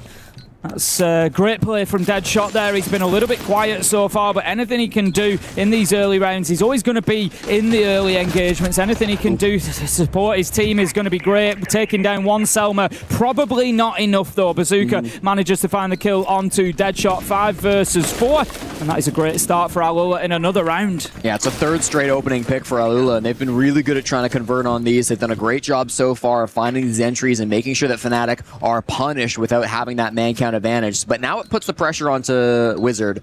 Can he make a big play? Can he spot someone out and try to get for a flank here to equalize the numbers? They've still got this 90 cam on the 2nd floor, so it gives Wizard a lot of information to play with. He can feel quite safe going for this flank, but it's all about the timing.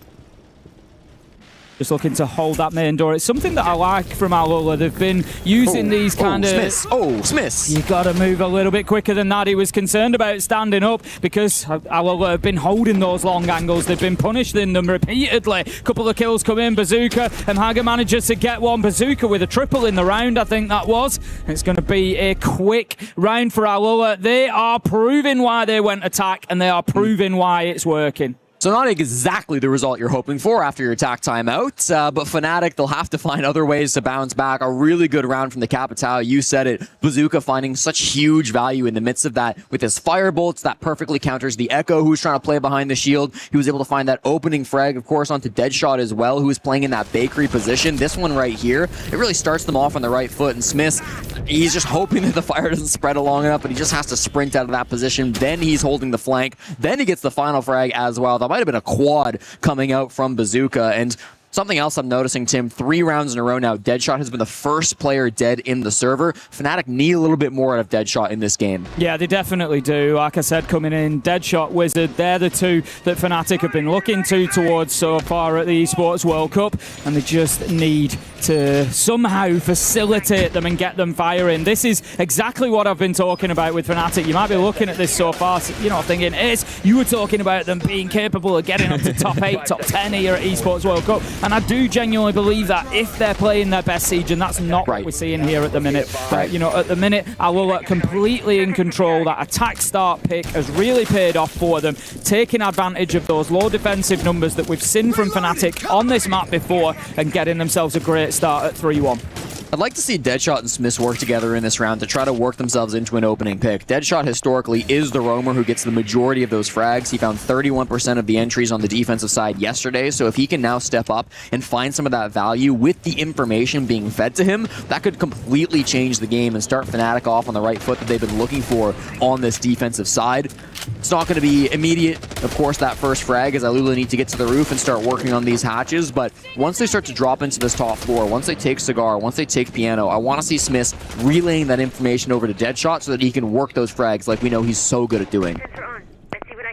Smith again just relying on that pulse for intel. Will be calling out these positions, but at the early stage of the round, I'm not saying there's no value in it, of course there is, but there's going to be a reasonable assumption that those players are going to be on those rappels, that they're going to be coming in through hatches, that, you're pretty much seeing the same things, 1 or 2 variations each time. For sure. The mirror window is going to be dealt with by the Hibana as well. Good work from Valentino on that rappel. That's just going to force them back a little bit deeper again. Last time around, the problem that we saw for this top floor clearance from Alula was they got ahead of themselves. They didn't clear out enough. They tried to move in and take areas like barback storage. The shield that they were doing it behind, Crazy on the blitz, was punished for doing so. This time they're going to get aggressive and it's going to work because they've cleared out those other areas first. Deadshot, first death again. Jesse, what are we saying for Deadshot? Oh, that's 4 rounds in a row now for him. Not the game that he wants to start here for Fnatic. And we talked about the blitz earlier. Sorry, not the blitz, the fuse earlier. It's not going to be for Kitchen, but Crazy still finding good value on this operator. You have to be able to win those fights, but he couldn't quite find the head. So now the cluster charges will rain down on towards the bomb site. Citizen is praying that he can land a nitro cell at some point, but they're still moving. They know this pulse is down below, so everybody on Alula is just continuing to hold their arrow keys. They're not giving an easy C4 to anyone of Fnatic.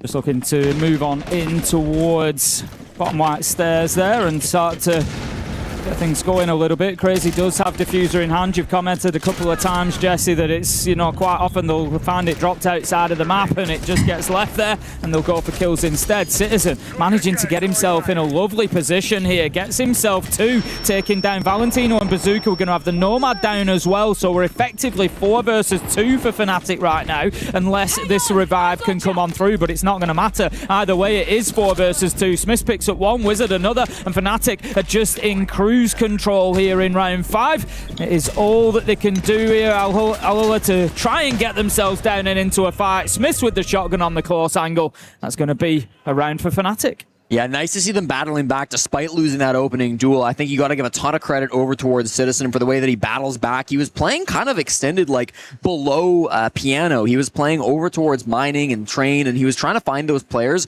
They really didn't need to worry about him, I felt, on the side of Alula. They had full top floor control. They had good vert up above reading. They could have maybe just tried to convert a plant in through pillar, but instead they get a little bit lopsided. They're trying to make that push multi-dimensional, and they end up just walking into Citizen, who's holding the perfect time, the perfect angles to shut down a lot of that play. Huge credit to Citizen to get them back in this game and keep them alive 3-2. Fnatic going to be looking for that 3-3 half. If they can do that, then they'll be on point with their previous statistics, what they usually will be delivering on the defense of Cafe. That's going to be what they're looking to secure. Going to be down in the bottom floor for this final defensive round. If we have a look at what happened down there previously, we saw it in round 1, round 4, and it was an Alula win 4 times around. They've been able to get good attacks here, find that space, and take advantage of it. Fnatic really doubling down to try and get it done. I'm really surprised we're seeing Kitchen once again, because, I mean, you said it, twice now Alula have bested Fnatic on this bomb site, and whilst reading is locked, mining dining is still unlocked, and Cafe top floor, while it's fallen out of favor, it's not a bad site by any means. I know it's not your favorite site, Tim, but you could go top floor here if you really don't like those other options. Look, if it's as a little pocket play or as a one-off, I might allow it. But okay. Yeah, the defensive win rates really don't support too much play up there. I would say that. We're going to have, once again, it's going to be Smiths this time instead, actually, rather than Deadshot. Deadshot on the Azami. It was Deadshot that we saw previously in this position. He's actually a little bit more aggressively forward this time. Rather than being in there on the Goyle with the TCSG, he's got the Azami, the extra protection of the Kiba barricades to try and battle on towards that double door. And you see all of this work on the prep wall, right? They brought the Kaid specifically to keep this wall closed. They used both Electroclaws on this wall, and there's still an angle that was opened up by Alula. That's a massive piece of utility, because Fnatic thought that's the one key difference, right? They thought they lost this bomb site, particularly because that wall got opened up, so they commit so much to it. Now it's still going to be available. If they want to get an upside down repel, they can have this angle to play with. No more Echo to burn out with the Capitao bolts, and Smiths is able to play here a little bit more aggressively, but keep an eye on that wall. It's so important. Oh, beautiful spray down, just finding Citizen on the Tuberai, but the comms are there. Deepek up the stairs, manages to get the trade. Joza, Bazooka, one apiece. Deadshot continues to be silenced in this first half. 1-6 at the minute. He's going to need a big performance on the attack for his team. Fnatic 2 versus 4 and backs to the wall here in their final defensive round. We can see the Capitao utility being used just to try and force Smiths into a bad position, but all it really does is force him to react. 3 versus 2 now as he gets 1 back for his team, but look at the health on Deepek. Doesn't matter. Still manages to find the kill. Yeah, he had his phone call blowing up. That brought him as low as it did, but he chose not to answer it. Here's another phone exploding onto Smiths. He has no time to be able to answer that call. Deepek is playing with him now, and they both fall. A perfect 2v4 to come through Fnatic, and they will tie the half. Deepek's just got a 3k on about 10 health, maybe less. Absolutely phenomenal stuff from the finish on the Echo there, especially an operator. If those Yokais are left alive, you kind of almost wanting to maybe play it a little bit safer, but no, he recognizes the situation. They're in that 2v4. He's got to roll his sleeves up and get involved, and he does exactly that. What I like particularly about Deepek's play in that is sometimes in a 2v4, you'll say the 2 players, especially on defense, they have to group up. They have to be able to trade, and that's nice, but when it's a 2v4, you kind of have to take some risks, and Deepek chose deliberately not to group up with his teammate in that position until he'd already stopped that back pressure. After he got the frag on the other side of the map, then he rotated over to help Smiths, which is what you're seeing here. But before that, he was taking 1v1s, and he was trusting Smiths to survive in that bakery position. Smiths played it really well too, not overextending, waiting for his teammate to get to him, and then they took those fights together. We get to that halfway point then. The coaches will be here, will be able to interject at this point. It's almost like a slightly longer tactical timeout. They have 2 minutes to get in the comms, talk to their team. Setha's going to be delivering what the plan is that he sees for the second half. I actually think 3-3 is fine for Fnatic here. Coming in, I said how they had that 50% defensive win rate and 61% attacking win rate here on Cafe. So getting that 3-3 split, it is right on par for them, and then they can start looking towards a 4-2 half here, take the map, 7-5 or better, and you start then moving on through the rest of the game. But as we know, Alula are not a team to lie down. They will come up with something a little bit different. We've seen a bit of unpredictability out of them. I like that. It's, you know, very similar to kind of the play style that we see from Twisted Minds sometimes as well. Yeah. They're willing to swing, they're willing to take the fights, and like I say, for me, over the last 2 days, they've been one of the most entertaining teams, and I think we're going to see a bit more of that today. Oh, I certainly hope so, Tim. I mean, Alula, this is not a squad who play fast matches. They are going to overtime. They are winning things out in overtime more often than not. They've been very confident in their ability to bring games late and to not get shaken on the mental, right?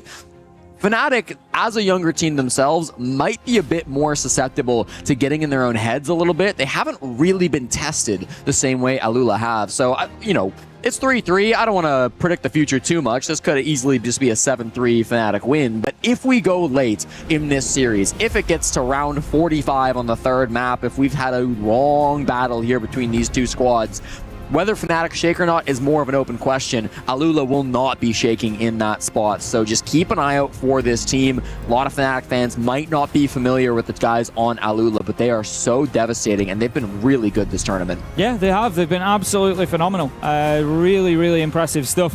Because, you know, I went through at the beginning, I'm like, you know, yeah, watch out for Crazy, watch out. But you can kind of name any of them. You know, you can go through, and they've all had these big moments. Valentino, obviously, very, very difficult to not mention his name. I've loved his interviews as well, by the way. His interviews have been fantastic. With Laxing yesterday's, particularly after they got that, you know, they went 30 rounds across map 2 and 3 yesterday, and you could see the fatigue that was setting in at the end of that game. And in the interview, like, the emotions poured out of him, and it was it was great to see. It's what these big tournaments like Esports World Cup are all about. So we're going to get back into this one. It's going to be round 7. The bans have come through. We've got Castle and Wamai taken away by Fnatic. So again, seeing that Wamai ban rate creeping up, and it's going to be Monty and Grim on the other side. Alula deciding they don't want to have to deal with the big shieldy boy. Yeah, Smiths has played a ton of shields on Cafe, so it's not a shock to see that being taken off the board for him. We will start on the top floor to be removed from Alula. And Fnatic, of course, will just continue to run Smiths on these shields. It won't be the Blackbeard, it won't be the Monty, but it'll be the Blackbeard instead. I really like the castle ban on this site as well. Obviously, we don't have as good footage from Alula in terms of what type of defenses they want to play, but certainly those castle barricades on the top floor can be so devastating for the attackers to go up against. I will mention as well, our observer might have some issues, but the game is actively ongoing. We'll see if there's a rehost or not, but we can maybe radio cast this a little bit, Tim, just in case this round does come through for a full round. Yeah, I mean, at the minute we are seeing a top floor hold coming in from Alula as the starting point. Wizard does pick up an opening kill, manages to take down Crazy. That's the Warden taken off the board. Always a valuable operator if you can remove them to begin with. Just looking at the positioning of Fnatic here, going to be particularly important information for you if we can get it across. 4 of them actually still external. There's only Wizard that's got inside of the map, and he's the one that's done the damage. You actually find the kill underneath. So, of course...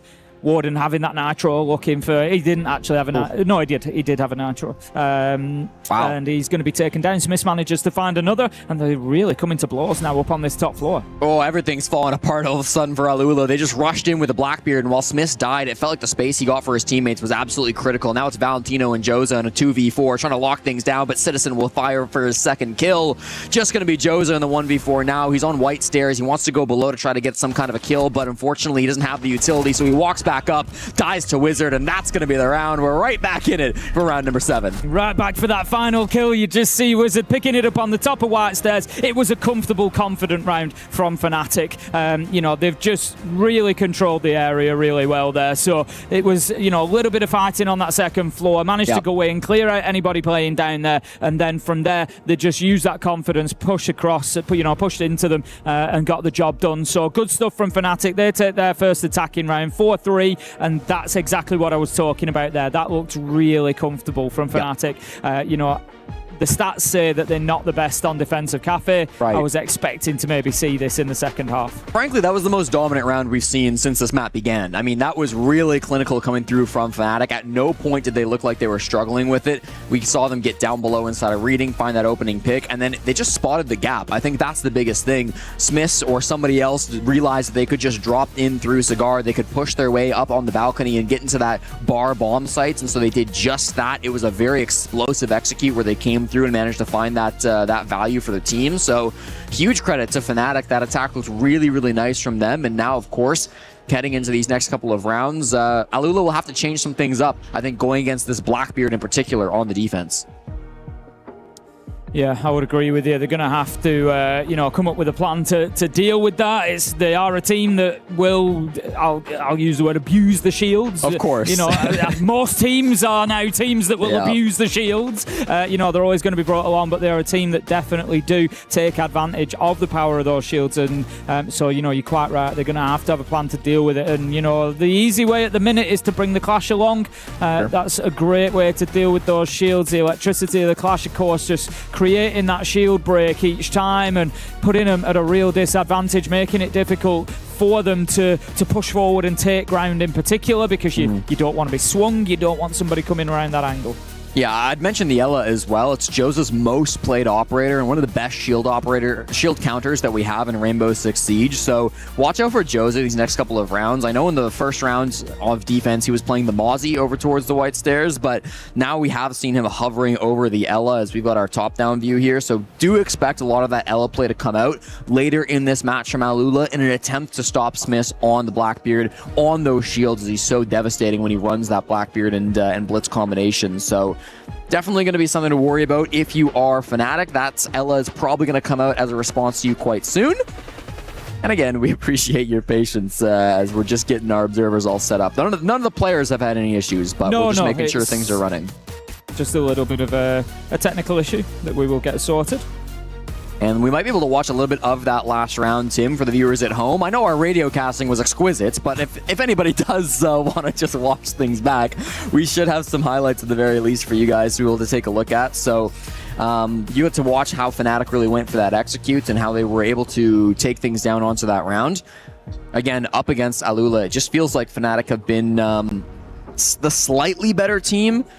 After their TAC timeout in particular, I think they've really come alive, only dropping one round since Safis had the chance to talk with the team. Yeah, it's one of those where you look at it and you think, well, the 3-3, alula have had some good rounds there, they picked them up, but for me, like I said, it's more about I am expecting more out of Fnatic on the attack. So I think a 3-3 half was actually fine for them. Yeah. I think realistically, alula needed a 4-2 in that first half. So I would agree. I think Fnatic come away with what I would call the win of the first half and have now set themselves up to start pushing forward. Honestly, the big key for them here, they are not a one-man team, but the big key for them here is if they can get Deadshot activated on attack, that is going to be a difference maker. It's going to be finding that next gear for them. We do have that last round for you whilst we're resolving that technical issue, so we're going to play that out. So the score does say 3-3 at the minute, and we can watch this and enjoy it, Jesse. Absolutely. Well, it should be fun to see Fnatic up against alula and how they manage to take things down. We don't get to do this very often, Tim. Cast around where we know everything we better that's be happened. right. We better be right. That's all I will say. Could you imagine alula? They just go off to a crazy start. They stop Fnatic, and we've just been lying the whole time on the cast. We've been hoodwinked. Well, I'll tell you this, keep a close eye in onto Wizard, because he will find this opening pick. Again, playing on the snake down below the bomb site. That's really what opens things up. alula, they didn't really go for too much of an extension down below, with the exception of Crazy. I believe Josa on the Mozzie does manage to make his way back up those white stairs relatively quickly here in the round, so we'll just have to see kind of how this one does go down, and I think it might have been the vert kill onto Crazy. He's going to be I was just keeping an eye on the warden there, because of course we know that is the entry, and he's got himself actually quite a way up into Barback storage, so he's right in the middle of the map there as well, and it's going to mean, of course, that Wizard does have to go quite far in. I don't know, he didn't find him with a nade. It was, I assume, spraying through the floor eventually that did it. He does have the F2 as well. A lot of people will forget, of course, Solid Snake does have an option of a DMR, which can be great for that vertical destruction if you want to create a few new angles. Or if, like me, you're just terrible at controlling the recoil of the F2, you can bring along the DMR.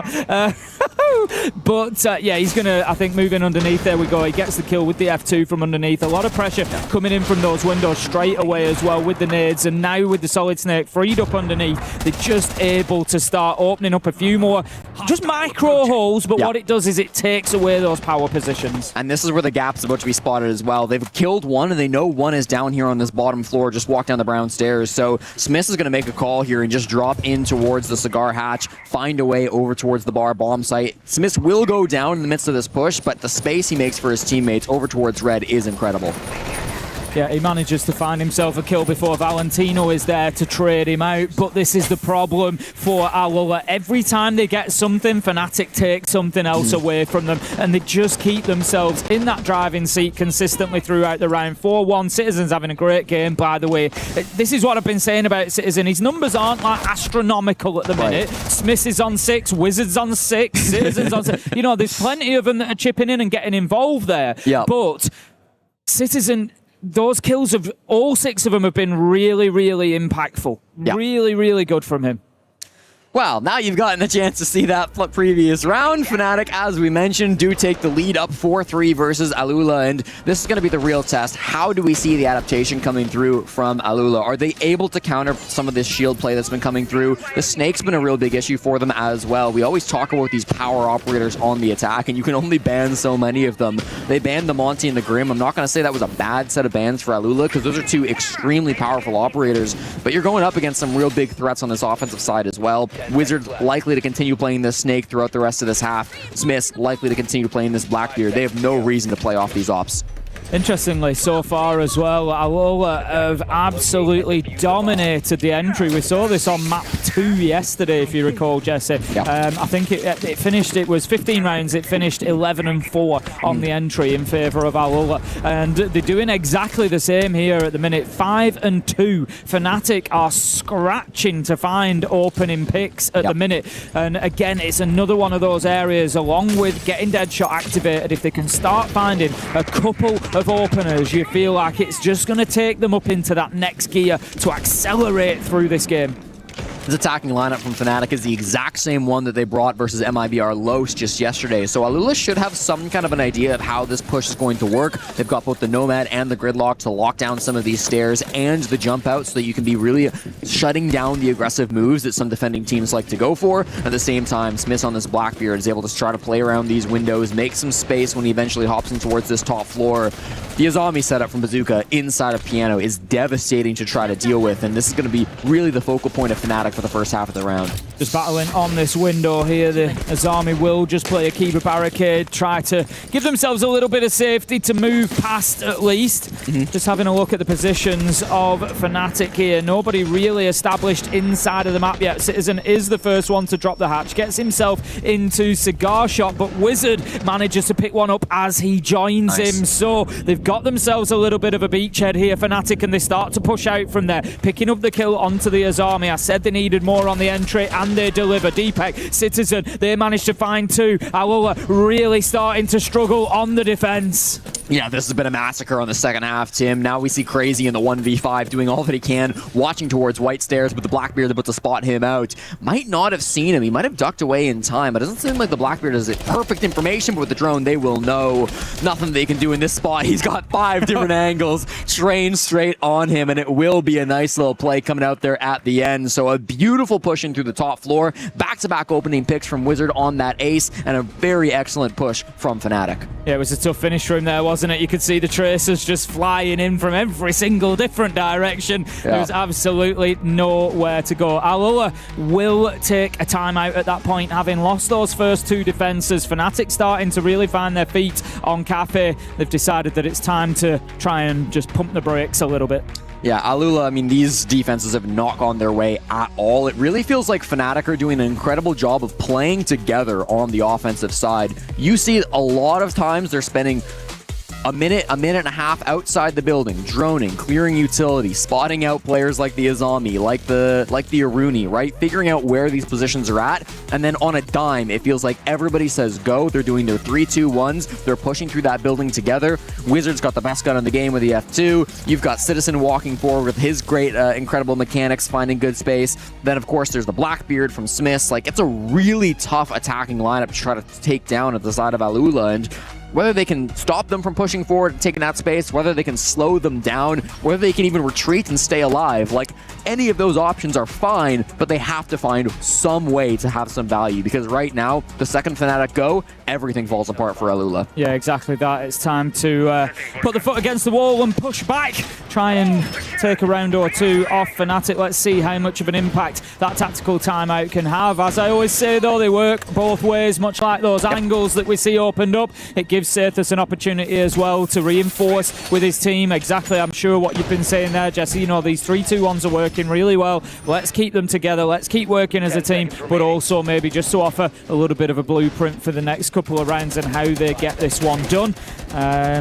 We'll see them move on. It's going to be an attack onto the ground floor this time. So a little bit different for Fnatic. There's going to be more of the map to deal with, more of the map to clear out. There's going to be that difficult VIP position that needs to be handled as well. It's Bazooka who's playing in there on the Fenrir. So we see a real mixture. We see the Tuberai, we see the Clash, we see the Fenrir, we see all sorts played in there. It's going to be the Fenrir this time around. And Alula, they're going to go for a bit of a roam here, Tim. We've got both Crazy and Joza playing on this top floor at the moment, and what a shot from Crazy. Okay, one tap on the window, dead shot, good night.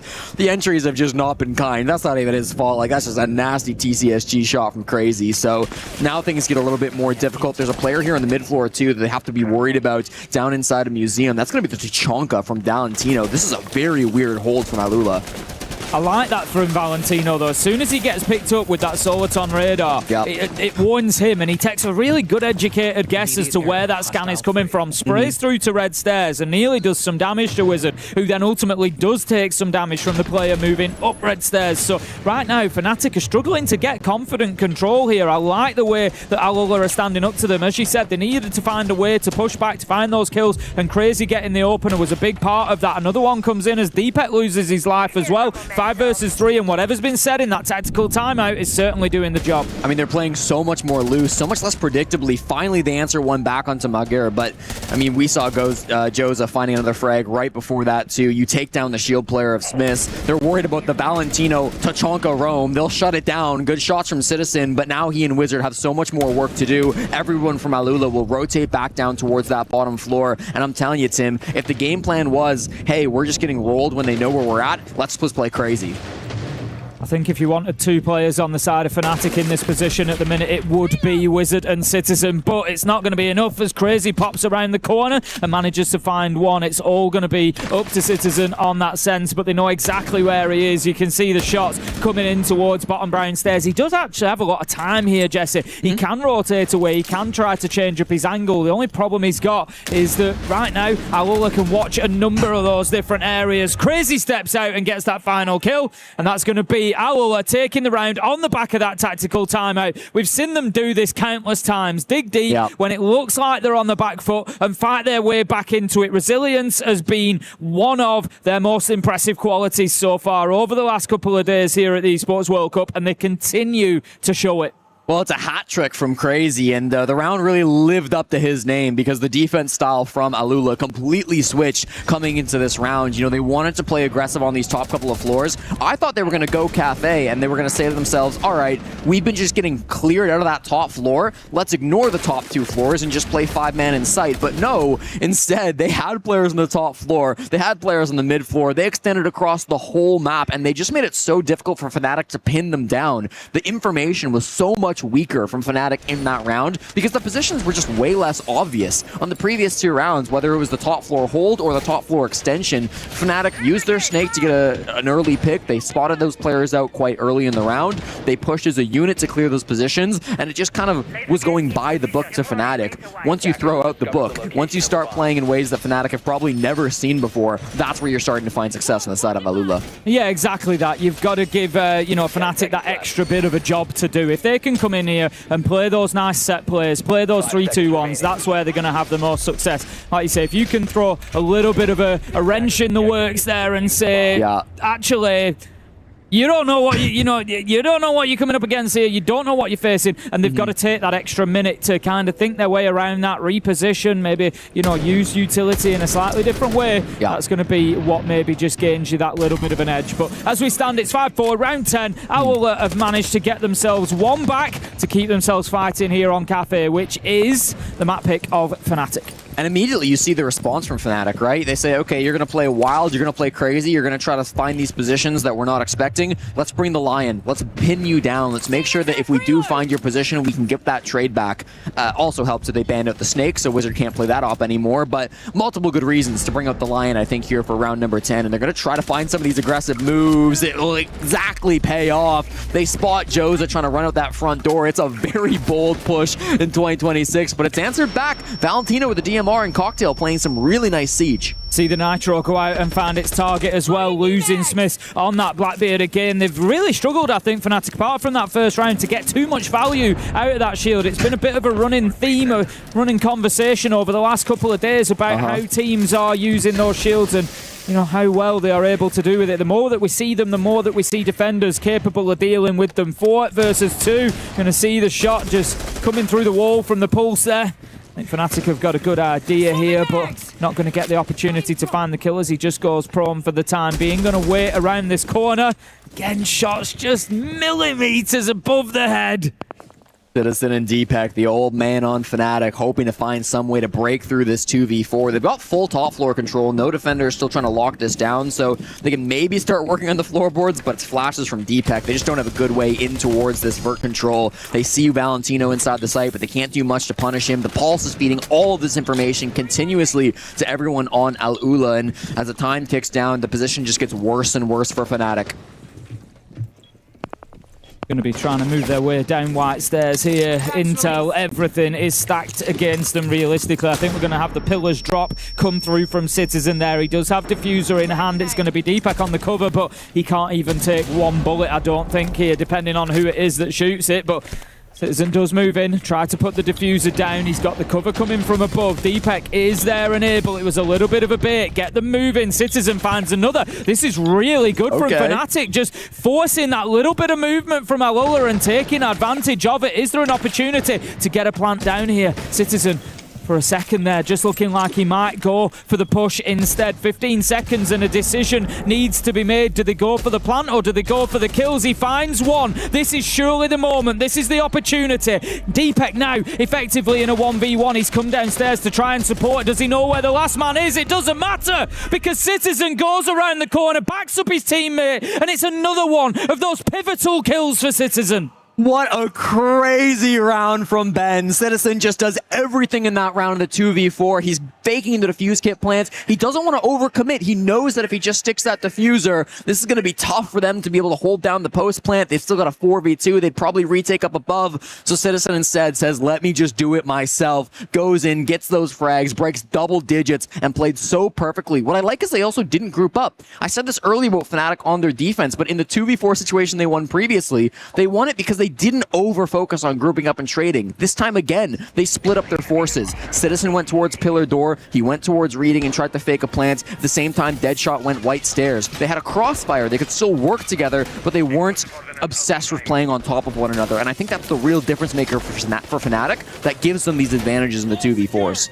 22 kills at the moment across Wizard and Citizen, only 11 deaths, so they are on a clean 2 KD between the pair of them combined, and that has certainly been a big part of Fnatic finding themselves 2 rounds in the lead and with 2 opportunities to close out map 1. A reminder of the stakes for everybody here. What are we playing for? Well, we're playing for all the marbles at the Esports World Cup. The winner will go through to the next phase of the tournament. The loser will see their key crushed, their right to play in this tournament removed. They will be eliminated. They will go home. I've been enjoying the key crushing. Everybody's been enjoying the key crushing.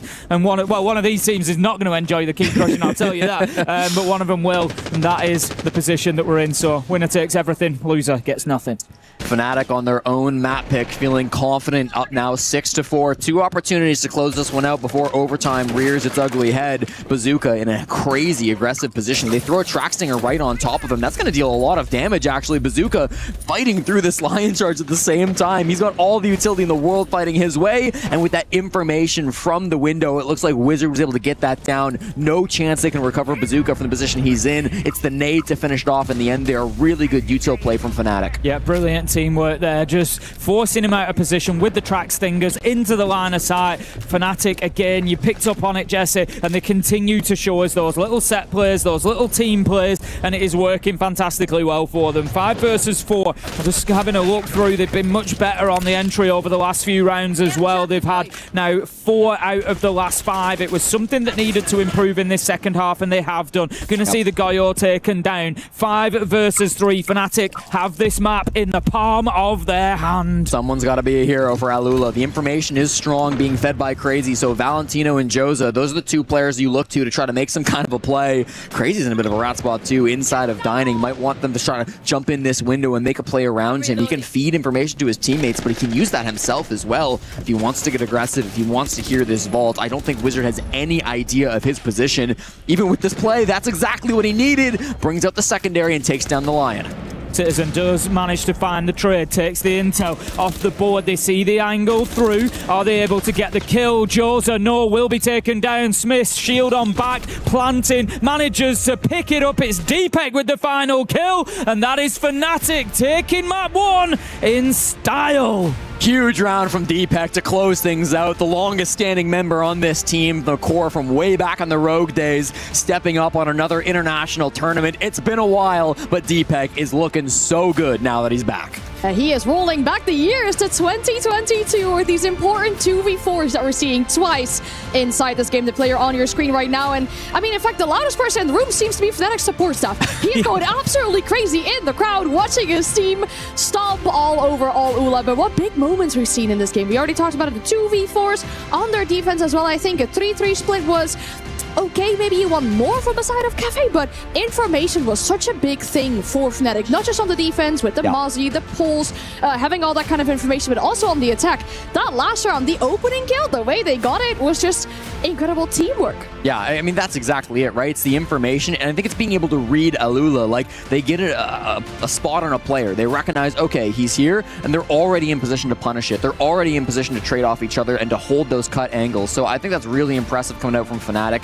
The only times they lost rounds on their offensive side was when they just couldn't get a hold on the positions from Alula. I think, to be honest, the rounds that went in favour of Alula was them winning rounds. They were just playing well, and it was difficult for Fnatic to stop them for, you know, one reason or another. Like you say, a lot of the time maybe it was a bit of an unexpected play or a little bit of a surprise coming their way. But I thought Alula, you know, performed really well on Cafe, but ultimately Fnatic were that bit better. We are expecting that from them. I'm going to say it again. I think they could be a top half team here, and so yeah, Alula are gonna have their work cut out where maybe over the last day or two they've got away with a couple of these maps. Fnatic are the team that will put it to bed. Yeah, that's a good thing to see, because Fnatic were kind of struggling with that earlier in this tournament as well, right? Getting away with things, but again, against KAG, and then, you know, maybe a team that is more comprehensive than KAG in this case would not let them get away with such mistakes. But for Alula, you mentioned it as well, these big rounds they were winning, I feel like many of them came after that tactical timeout when they were contesting map control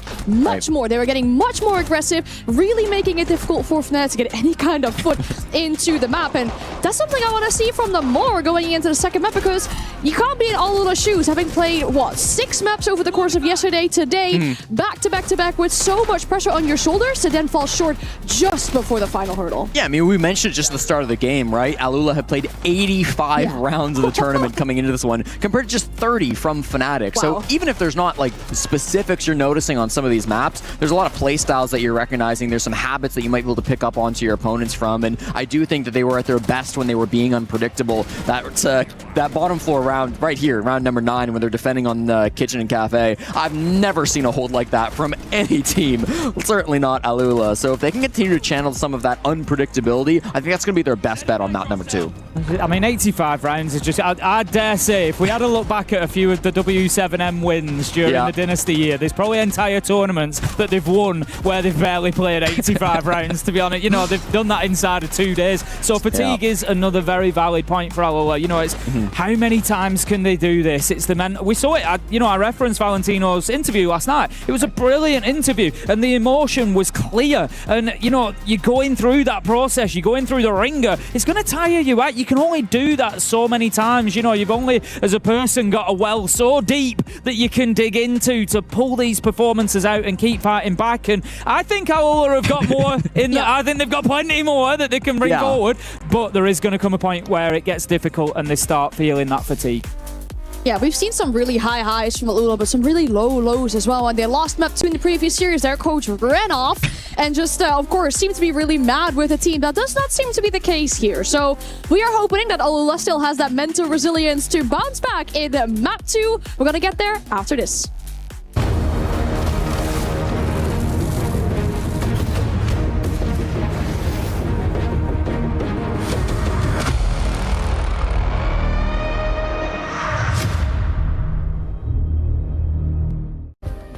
Play is in our DNA. Whenever we let it out, it becomes our superpower. Now imagine an entire city being built to supercharge it. Kadir City, powered by Play.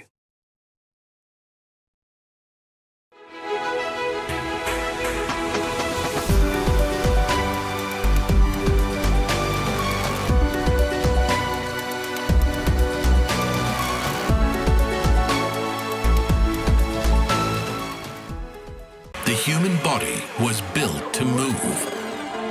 Not trapped at a desk in one singular posture for 12 hours a day.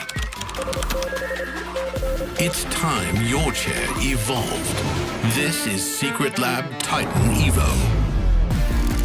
Ergonomically engineered for you, gamers, hybrid workers, artists, backing your every move.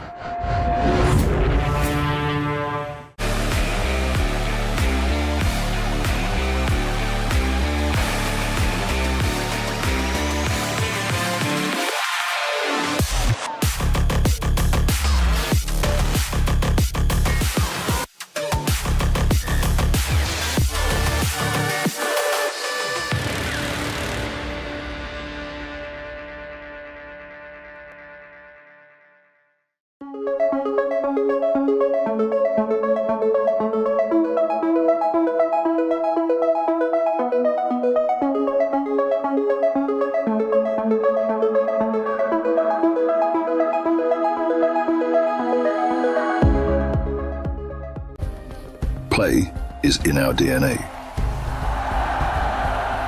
Whenever we let it out, it becomes our superpower. Now imagine an entire city being built to supercharge it. Kadir City, powered by Play.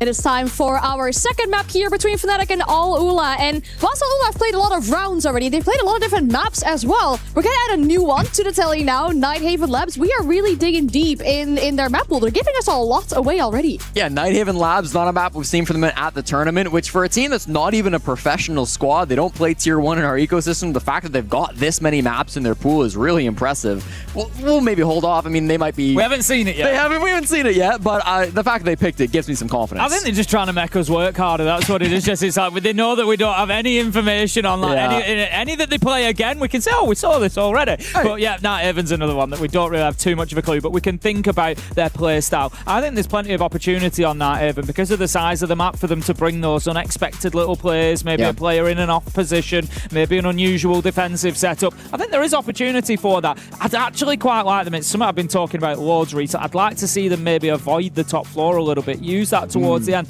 go to those lower floors so that they can use the extensions, the roams, and they can stretch Fnatic on the attack a little bit. When they go up to the top, it allows Fnatic to just focus in on that one location. I think keep them guessing. Looking at this second map then, and especially on the side of Fnatic, I mean, they won map 1. There's certain players that are not having the greatest of times yet.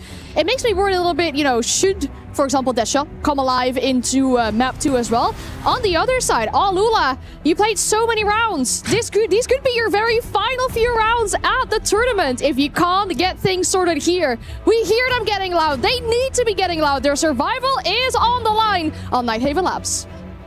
Thank you, Anne. We will see whether this is the very final map for Alula here at Esports World Cup or whether they are able to keep on fighting. We've seen them do it so many times. I dare say that they've picked up a lot of neutral fans over the last 48 hours, Jesse. A lot of people, I'm sure, will be enjoying watching this side. They are fun. They are explosive. They like to get loud in the server. I've thoroughly enjoyed them being at the tournament. I'd love to see a bit more from them. Can they dig deep one more time? Tim, I've cast every game I will have played at this tournament, and let me tell you, the answer is to can they dig deep is always yes. It's always yes. It doesn't matter how badly they might have lost on map 1. This is a team who will bounce back on maps 2 and 3. They have so much resilience on this roster. It's been a long 2 days for Alula Club, but I'll tell you what, this is a team you can never count out. They battled back 8-7, 8-7 versus Chiefs. They battled back versus Tyloo just a few hours ago, winning 8-7 on map 3 as well. If this goes the distance, if this goes long, Alula will be here for the full fight. It will be the top floor to kick things off with Alula on the defense. I'd kind of just voice that, you know, maybe I'd like to see them use this as the third site, go elsewhere, try and get themselves a little bit of space in the map to play into. But look, they've got a game plan. They're coming in here. This is their map choice. I'm sure they're going to be more than capable of holding on up here as well. Just expect to see them under, I would expect to see them, if Fnatic play this well, under a little bit more pressure, a little bit more quickly than they will do on the other sides. Interesting to see the Kaid Mira band out rather than the Kaid Bandit. Usually you'll see that double electricity band. Of course, Mira, Kaid, and Bandit, the 3 best ops in the game at keeping walls closed. Crazy, the best player in the game at finding spawn peak kills. He will take down Wizard early in this one, so that's going to be the Twitch off the board. Of course, they bring the Zofia, so that might just be something that they're more comfortable playing, and Zofia's a great bandit counter on the game as well, so that's probably where the heads are at in terms of Fnatic and what they want to remove off the board, but a great start for Alula, continuing to play aggressive. Yeah, brilliant stuff. That's exactly it. Take the fight to Fnatic. Don't let, especially on this top floor, don't let them get established because that pressure will mount quickly, whereas now it's going to be a little bit more difficult for Fnatic to achieve that. As it stands at the minute, we're going to be looking towards getting some sort of breach on that RT wall, I would imagine. Yeah. That's going to be the next one, and it is happening as we speak. The hard breach gadget goes off. They've already got the connector wall done. Rotero drone goes in, trying to catch that mute jammer. Does it get it around the corner? I think it probably will have done. Oh, the mute jammer survives to fight another day. Brutal. A little bit of a lack of utility coming through from Citizen there. That's tough. Going to make these drones a little bit more ineffective on the side of Fnatic. We've already had a bit of a rough start losing Wizard, of course, so they've got to find some other way to break through. The IT wall is open, but if they can get these Incandelas in, they might be able to break their way in through the site. I do really like the Snake ban as well. It's forcing Wizard off of his favorite operator, so now he has to play this Twitch instead, even though he's not able to find value in this round. Down below with the Zofia, this should be the focal point. If they can get a ping on someone with the Grim or with any other utility, it's a freebie. Yeah, we've seen Alula do this themselves yesterday successfully. It's just waiting for that moment. It's having that patience underneath. If you're Smith, you just want that little bit of intel. You need to find somebody not moving. Yeah. You want them to be sat still on cams or something, just holding an angle, and then you can punish them from below. Meanwhile, the attempt to push into Catwalk is unsuccessful. Crazy will not be moved. He manages to find the kill onto Deadshot. Deepak, one onto Valentino to get something going for Fnatic in this round. Didn't look like they they knew Crazy was up there. He was playing quite aggressively on that Raptors position. Deadshot ends up going down, so that's maybe a lack of information. Now they're going to try to work their way through with the Candelas. Deepex used all of his utility. Down below, Zofia still fishing for kills, but he's not really finding anything from this position. You've got E-Box control. That's great from Deepex, but it's not worth a whole lot, especially not with this rat play just inside a connector. Yeah, he's got no idea here. Exactly that. Josa just steps up, finds his man. Deepex not a clue, and the intel just lacking a little bit for Fnatic here, and I think that's probably to the credit of Alula with those mute jammers, able to take a few drones out along the way as well, and they've made it very, very difficult for Fnatic to know what's going on. But how about this? Citizen and Smith managed to pick up 3 in quick succession. They've got to find the final kill. They will not. That's 4 in the round for Crazy. I said to watch this man, and he delivers in round 1 of Nighthaven Labs. Well, it starts with a spawn peek. It ends with a 1v2 clutch up on Rafters. The time was so low, Fnatic. I didn't think they had a shot at winning that round, to be honest. But when Smith came in from the Aqua side, he opened it wide open, and it gave that sparkle of hope in the eyes of Fnatic. But ultimately, just not quite enough time on the clock. A brilliant 4K from Crazy. And I really don't know if they gave the Rafters position as much respect as it maybe deserved. He was playing there the entire round. He had those Kiba barriers set up. This pick from Deadshot as well. Again, just didn't feel like they were super aware of his position over on that side of the map. A couple of bad swings, I'll say, from Alula as well. That death from Mahagir is ending up probably going to be costing them a little bit. Probably one that they want back, but thank God they got Crazy. He's there, and he's going nuclear for 4. 1-0 then in favor of Alula, and Crazy certainly getting them off on the right foot. It's going to be down to basement. We go for round 2. We'll imagine that we'll see a standard stock rotation, which is going to be top floor, basement, and then followed by storage and control in the 3rd round, and then rinse and repeat. We occasionally get treated to a little bit of kitchen here on Nighthaven Labs. It's not the most unviable of sites, if we want to say that. It's certainly doable, but I'll be honest, I don't think we'll see Alula bring it out. I think they're going to keep this nice and steady. So here we go, we're into it. We've got straight away a presence up on the roof, which tells me it's going to be a full map clearance from Fnatic. They want to make sure that they've got no roamers around. Alula, we know, are a team that will play out in the map. They will commit to taking those fights elsewhere. If we have a look across the bottom right of your screen, you're going to see Bazooka is up on that top floor. He's up there on his own. He does have some Link players. Valentino and Josa particularly are Link players on that first floor. Mahagir is just joining them as well in and around storage. So there's plenty of opportunity for Bazooka to move back if he needs to. He has indeed now dropped down to that first floor. Yeah, good track from the Demos. They're trying to spot out these roamers up above. They've got this glass play being run by Citizen, which might make me think they're going to go for something kind of fast and aggressive down towards the bottom floor. If they play that, they have to deal with the Warden up inside of storage. This could completely shut down the glass push as it comes in. That'll be the job of Smith. He's playing on the Thatcher so that this Warden won't have his goggles available when they go for the execute. Just going to send the Nitro out as soon as that breach is there, but it's actually going to be the reverse angle. Wizard manages to find the kill. I think before the Nitro was detonated, it was just sat up there. We could hear it beeping. Valentino does manage to get one back in response, so it's Deepex taken out, but not the end of the world. The breaching has already been done. Citizen working the angles with that glass through the smoke, just trying to find anything he can inside his sight. It's a critical kill from Valentino. He kills the planter midway through holding F. Citizen's not able to cover on the glass. Here's another fight from Wizard as he drops down in through the freezer, finds Bazooka. That's the player they were hunting earlier on in the round, but there's an instant trade back coming through from Josa, finding that 3v3 advantage now, thinking that this could be a little bit better if they're back onto even man counts. And these players on their own, they've all fallen back towards the site. We've still got Vert potential as you're hunting for this frag if you're Deadshot, but it's not really coming his way. This plan A has completely gone out the window. Fnatic, they attempted that rush, but now in the 3v3, they're still not in that poor of a position. They can still work to try to go for an execute. They just need to find that little bit of space, find that gap, maybe find that next kill. Crazy low health, maybe not going to be able to get too aggressive on these. Bulletproof cameras can be tough to find the angle on, but does manage to do it eventually from above. We're going to have Crazy targeted out as well on the Goyo. Shots will come in, do not find their mark.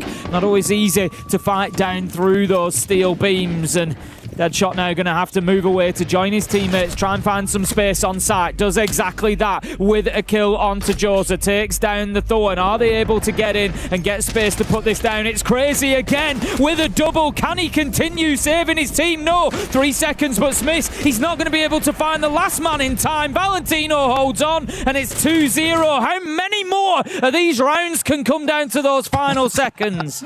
It's a beautiful defense from Alula. I have to say, they respond to the rush so perfectly. Valentino inside of tank. He stops that plant from Deepak right as it's starting to go down. They were trying to plant under the cover of smoke with the Glaz watching out from above. And they were so focused on that top floor denial. They were so focused on the Warden that I just don't think they put enough thought into Valentino's position, because his kill was the most important to start things off with that frag onto Deepak. Afterwards, he wins that 1v1 on time. Some huge kills from Crazy. The fact that he outduels Citizen on the breach there is absolutely wild with the TCSG, but he does just that, and because of it, Alula now take the lead 2-0. Great start from the MENA side. Exactly what they would have wanted. If we just, I want to have a look at the stats for Fnatic here on that, Evan. We don't have too much to go off. No. Got 2 previous maps. Attack win rate 25%. Not great. It's only across 8 rounds. 2 out of 8 they've won. So not a huge sample size, but still, it paints a picture that they're not off the pace at this point. Sure. It's also a great opportunity for Alula to A, get themselves a really good lead here, but B, take the whole map and go to the third. Yeah, I mean, both of those games that they played as well were back during kickoff versus Twisted Minds and Rebels, before they had Citizen, before they had Smiths, so it's not really the same full 5-man stack. Of course, the core of the roster does remain, but it feels like a new map for Fnatic, right? It feels like a breath of fresh air where they haven't really shown all of these I'm not sure how fresh the air is right now, Jesse, to be honest with you. Listen, it might be a little bit toxic, this air that they're breathing in, but it is new. It's not something that we've seen before from the 5-man squad, so hey, they're at least showing us what they can do with it. They've brought some newer ideas that we haven't seen in the past. I liked that attempt with the Glaz rush, but huge credit for Alula reading into that, despite the fact that they haven't shown it before with this 5-man team. Joza up on that top floor. I always love to see, this is why I wanted to see these sites coming out from Alula, you know, that opportunity to get out into the map to try and hold those positions. Fnatic don't necessarily need to find an answer to that. Depends what the win condition they're looking for is. If they want to get the plant down inside of storage around that pillar, so long as they deal with basement, make sure nobody's playing inside of that double wall, and as long as they've got that IT wall open, they are then in a position to go in. If they go open garage wall, it might just help them a little bit as well, but they can go in there and start thinking about putting a plant down. But for the time being, it looks like they are going to play into this roam.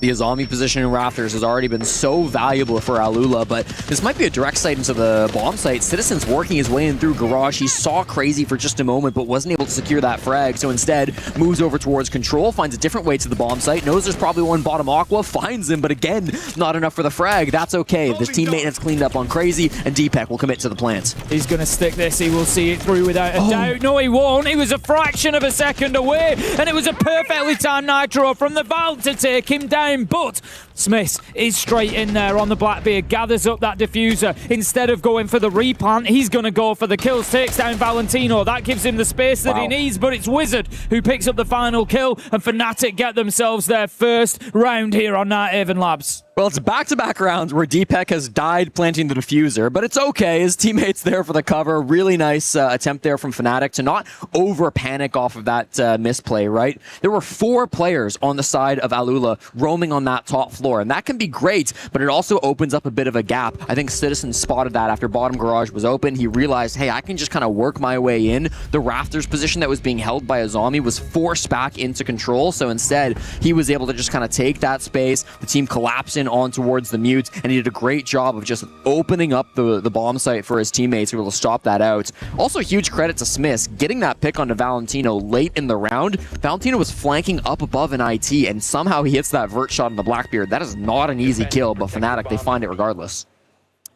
They do indeed, and they're starting to find the way. Alula need to make sure that they keep the pressure on here. As we said, historically, you know, it can be a tough map to attack. Yep. And any rounds that Fnatic can get, 2 is going to be the absolute minimum for them. 3 would be a nice benchmark if they can get there to move on to the defense, because you're looking at 2 very viable sites in top floor and basement particularly. If you can get your wins there, that's going to buy you 4 rounds. So much like we said on Cafe, Fnatic can get the first 3 on attack. It puts them in a good position to move on. Let's not forget, they chose to start attack here on Nighthaven as well, and I feel like, again, it's one of those little power moves. You know, we're going to go in, we're going to take what we know will be the more difficult half, we're going to see what we get, and then we can move through the second half with confidence. So, round 4, we're going to have the additional bans coming in. Deadshot has lost his Deimos. That will be taken away. He's going to bring the Lion instead, and Solus has gone by the wayside from the other side.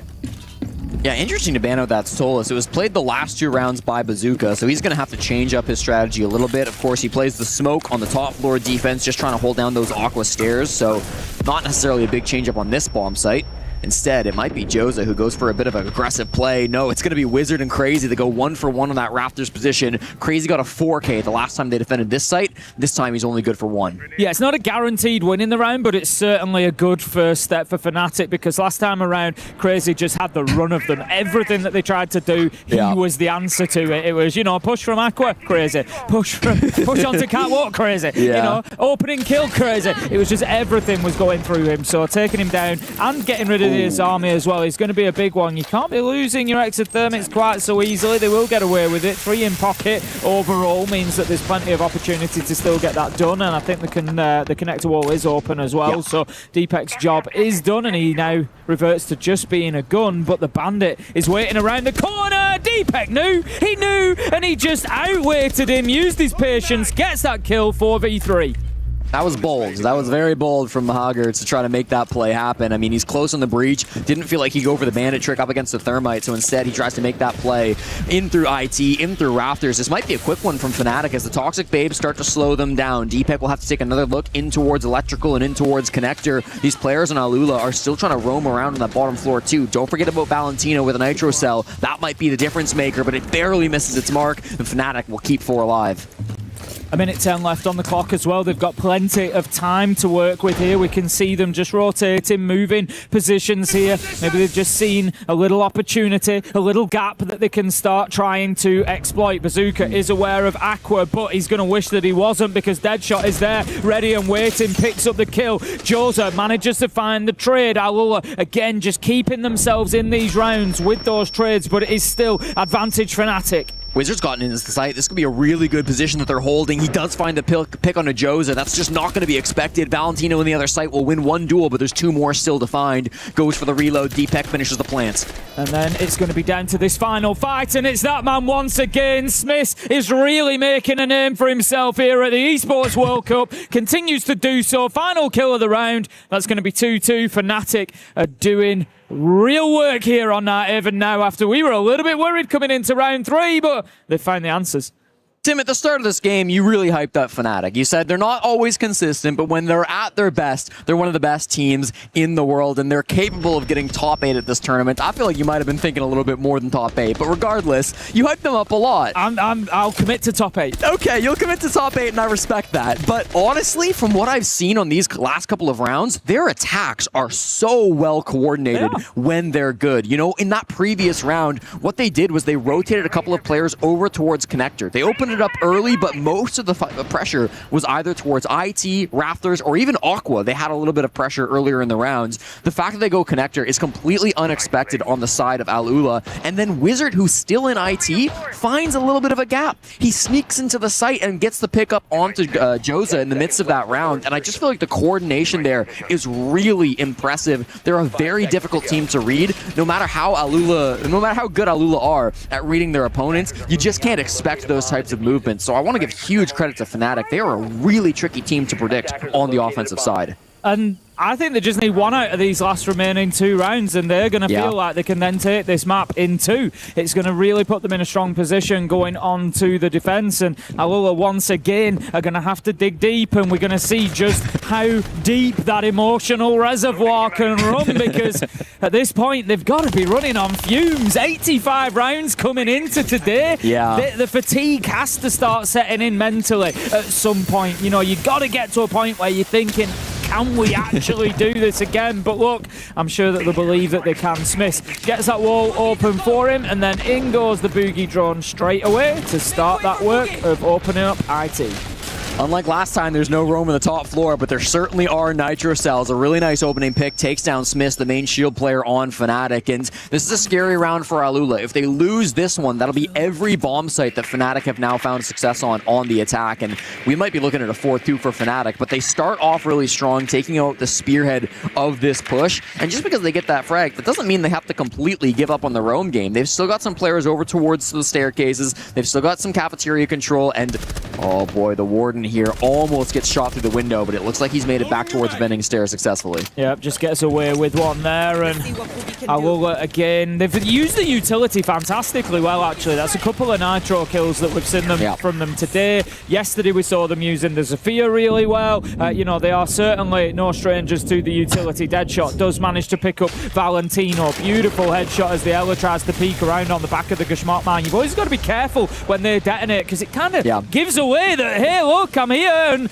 you're going to peek around the corner, so I'm going to pre-fire you. Yeah, I mean, the stun is nice, but it's not that overpowering. You can absolutely win gunfights with that concussion. So Valentino, he loses his life, and with it, loses the opening man count and advantage that they previously had. This push from Fnatic is really starting to build over towards this tank side. They've got players in towards Animus, ready to go for the drop. They've got players towards cargo stairs as well. That means this position from Joza, you see him, he is quite far away from the attackers. He's going to have to go on a really long flank if he's going to have impact in this round. That's exactly what he's doing, working his way through the top floor now.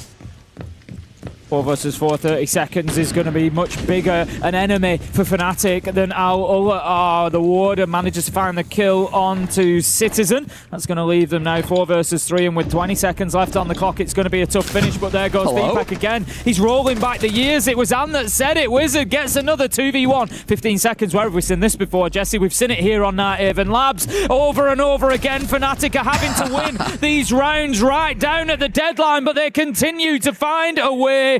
That's 3-2. That's 3 in a row. And the European team are starting to hit cruise control. Just not an easy round to win by any means. They lose their shield immediately in that round. They have to kind of pivot what style of strategy they want to go for. They get one back onto Valentino, and I think Deadshot deserves a lot of credit. Wasn't a huge factor back in map number 1, but now on map 2, switching to the attack, I feel like the kills he's getting are so difficult to find. He's just getting fractions of a second when the swing comes out, and he's landing those headshots exactly when he needs to.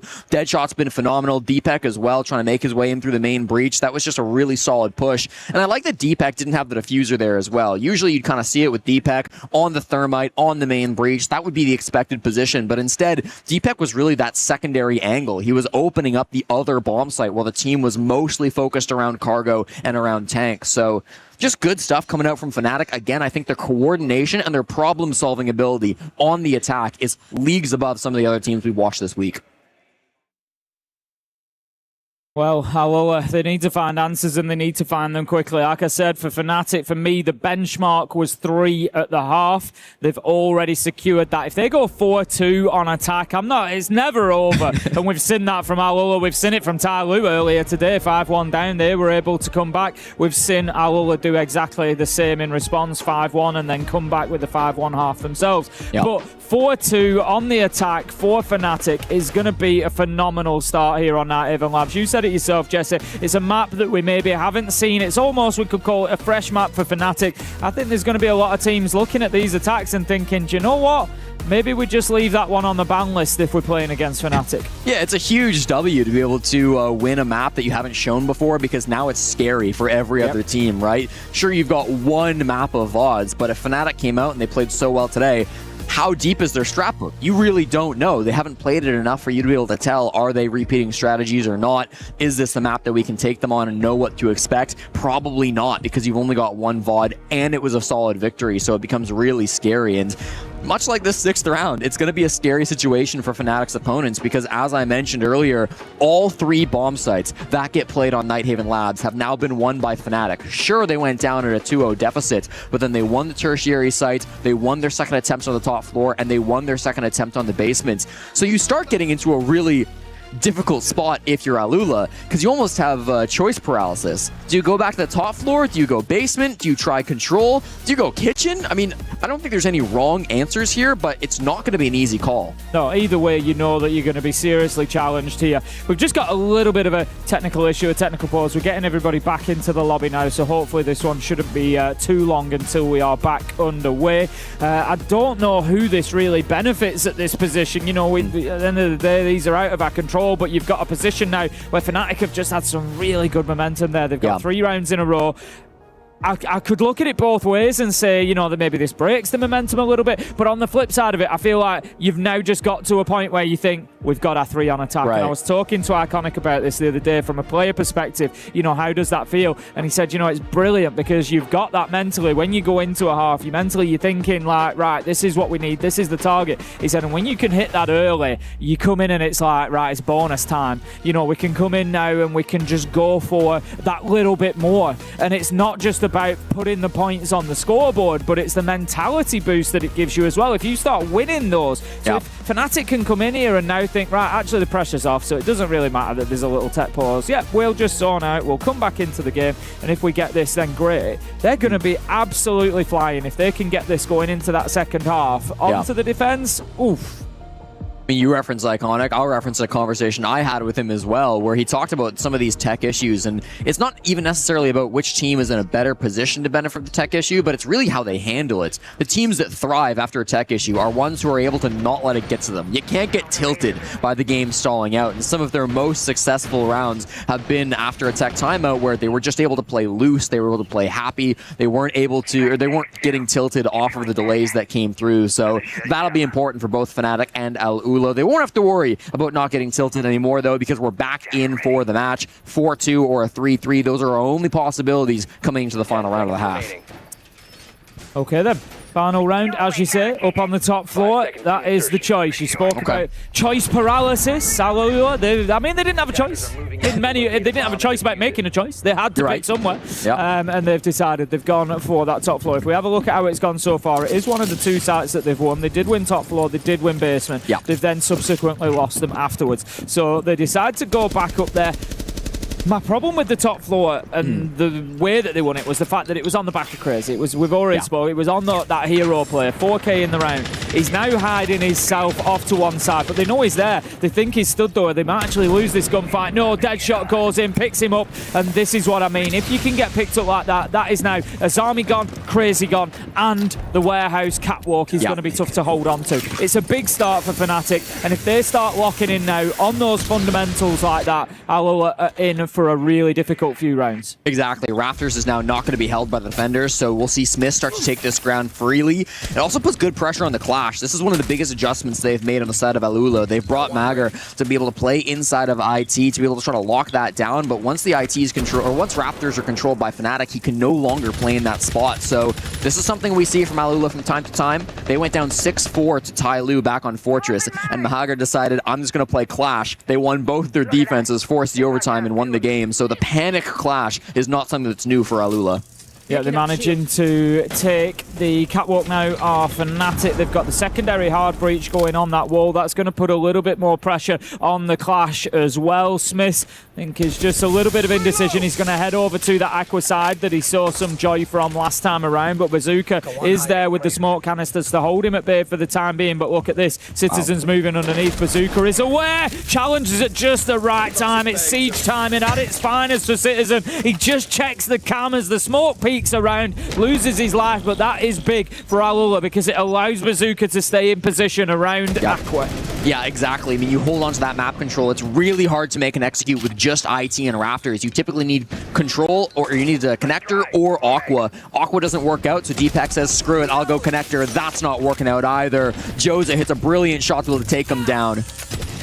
That's the diffuser on the ground as well, and it's at the feet of Alula. So Fnatic have really got their work cut out for them. Wizard tries to get things moving. They've had to push and prod and try and win these rounds in the dying seconds a few times now. They're not going to get away with it this time. Shotgun on the close angle. Smith's down, 3 versus 1. Alula, 27 seconds left to hold on. Wizard, the only one who can really do anything about this. It's a triple in the round for Bazooka, but he's hungry. He's going to be looking for more. If they're going to offer it, he'll take it. The Zofia going in, trying to deal with the clash. Bazooka taken down. He wanted that 4K. He wanted to fill the shoes of Crazy, who was taken down, who managed to get 4 in the first round. It's going to be the clash for the final kill. And that's going to be Alula leveling things up at 3-3. But now comes the real test for them. How well can they attack on their map pick? That's going to be exactly it, and certainly they've set themselves up nicely with that third and final defense. If they got 4-2'd, I would have been very concerned for this map, but thankfully, they've got Bazooka. What a play around those Aqua Stairs, Tim. It felt like he did so much good work. Of course, that first frag on a Citizen, that's great, but then what did? They finally read into Fnatic. Fnatic went for a very similar pivot, where after Aqua didn't work out, they moved their way over towards Connector. Bazooka recognized that and said, okay, well, they're not pushing Aqua anymore, so I'm kind of free to leave my post. He took the shotgun, he sprinted towards Rafters, he killed the Raptors guy, he killed the IT guy with the shotgun. He played really aggressive in that moment, but he just knew that he could because he had all that space. He had the read on Fnatic. At the same time, of course, this is the double shotgun play from him. Joza was able to get that pick over on Connector side on towards DPEC, and I think at that point the round was just too far gone without the defuse kit. So beautiful little defense from Alula. Fnatic are a very difficult team to read, but it felt like at least on that final round, Alula were starting to get a good grasp on it. I mean, I said at the beginning that they couldn't rely on a 4K from Crazy. I was half right.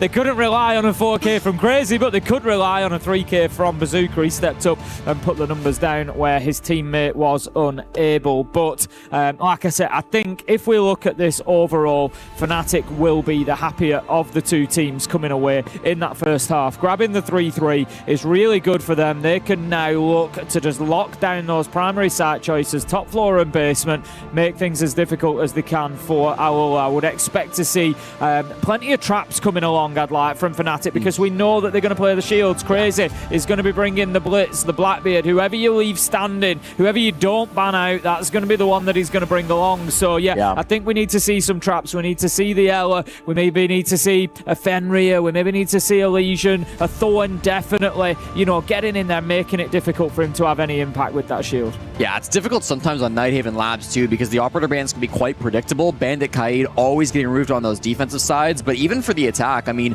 oftentimes what you'll see Hard Breachers banned, Ace and Thermite, or you'll see displacement operators like Ying and Grim that will start eating the dust. So it often leaves a lot of shields up on this map. We'll find out what Fnatic think is the most troublesome in the pocket for Alula. It is going to be Ace. I'd expect it to be followed by a Thermite. So full focus on the walls for both of these two teams, understanding that I think without a ton of VODs on each other, right? Alula haven't played this map so far through the tournament. Fnatic haven't played it since kickoff. You just want to ban the basics. I say that. They are going to pivot off of the Bandit and go to the Clash instead. So a very interesting move. That's probably a target onto Smiths, as Clash is his most played operator. Yeah, I mean, they're not going to bring along the Bandit at this point, aren't Fnatic. I wondered whether they would. Having taken out two of the quicker breachers, you then left with the Hibana, who is very Bandit trickable. But on the side, you then kind of attract the Maverick, so it's a little bit dangerous to be playing the Bandit in that kind of situation, because you're right there ready for the challenge as soon as they open that wall up. So I kind of get it. I think that's fine. They've instead gone for the Mute. They've gone for the Solace of Deadshot. He will likely play underneath, looking for any denial that he can find. Wizard will be playing on the catwalk with the Azame. So yeah, I think the setup's looking pretty good from Fnatic. I'm just a little bit concerned that they've got the Fenrir. They don't really have much else to deal with this Monty. That's going to be the big problem at the minute. Clash ban also good just because of how popular that Clash top floor of Nighthaven has become. Big Bad Nadian, of course, making that extremely popular, and he and Shopify Rebellion just finished a game versus CAG by Veryl over on the A stream, which I actually don't know how that one went, but I can see that there's nobody in the seats anymore, so it's clearly finished up. I can read the board from here that says winners! Oh! Well then, Tim, that's going to be interesting. That happened. I mean, assuming that graphic is right, assuming this is not like, you know, because the teams and everything are gone, so assuming that's not some testing or so, I think that I'll double check it now. Okay, well, we might not be seeing a lot of Clash coming through the rest of the tournament on Nighthaven Labs, and I am getting confirmed here that result is true. So full confirmation. Spoilers. Yep. But Kagbai Varel have beaten and eliminated Shopify Rebellion. Just a brutal result over on the A stream. Everybody was talking about SR as the team to beat through phase 1, but that's the thing about this format, Tim. It is a very unforgiving forgiving format. Only 2 teams make it out. One of them will be Kagbai Varel. The other will be the winner of this best of 3. 7-4 on Lair was the last map, and they basically got Sharit.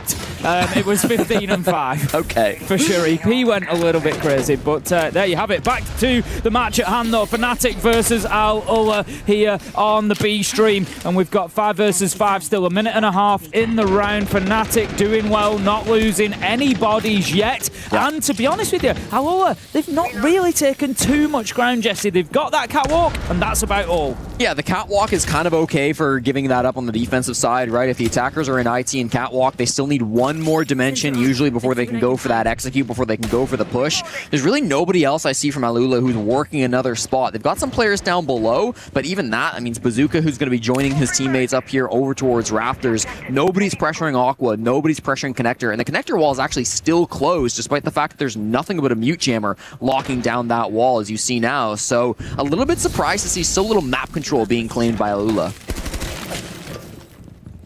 The Monty is going to be the operator they need to look towards to get that move in. Citizen manages to pick up Valentino. Good start for Fnatic with only 40 seconds left to go. Dead shots on the flank. They've never really dealt with the Soulless underneath. And what he's done is he's taken away the Monty's cover. But Crazy, he doesn't mind. He's his own cover, Jesse. He goes in and gets a double with the pistol. 3 versus 3, 25 seconds. That's the big problem. That's the enemy for Alula now, the clock. They need to get in there and put the diffuser down. Really, 2 versus 1 as Citizen finds the shield. Citizen again. What have I said time after time today? When Fnatic needs somebody here at the Esports World Cup, Citizen has turned up. He might not have the most kills, he might not have the biggest KD, but what he does have is a whole bag full of pivotal kills. Unreal from him again. The kid from Essex here in Paris is making things happen for Fnatic. It's beautiful to see, and he was just able to line up those bodies as they all came from IT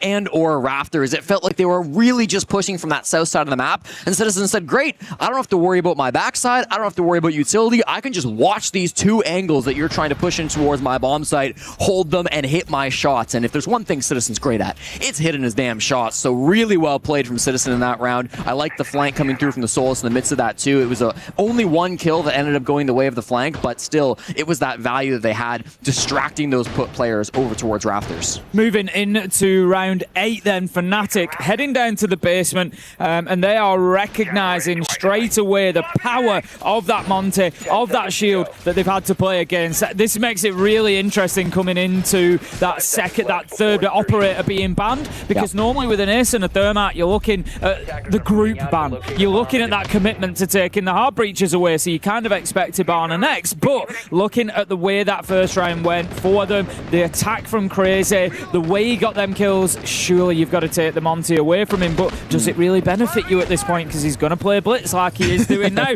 But they've brought along the Thorn, they've brought along the Ela. This is what I wanted to see from Fnatic. Bring some traps, bring a method to deal with those shields and make it difficult for Crazy to have that kind of impact. He's 11-6 so far in the map. He's head and shoulders, the leader for Alula inside of this map. They've got to slow him down. Yeah, I mean, even that last round, Crazy was really the only upside for his teammates. He might have to be just again because Bazooka's gone down early to Wizard, who's able to find that frag, extending up towards this top floor on the Soulless. It's been a really effective roam from him. 11-5 here on the second map. Wizard has just been absolutely incredible to play here for Fnatic. And while he is kind of alone, he doesn't really have anybody to support him. If they're not going to commit to push him out, if they're just going to leave him up here towards command to be able to have these late round flanks, they could really come to regret that. Timing could be an important factor here, though, as Fnatic do start to lose manpower elsewhere. We see Deepek taken down on the Mutant. We often see this with the Roamers. Sometimes they make it too late to have their impact in the round. Smith does use that utility well. I complimented Alula earlier on their utility use. Fnatic showing that they are just as capable. Picking up a nice Nitro kill. That takes out the Striker as well. So not only is it good use of your own utility, you're denying an awful lot for the attackers.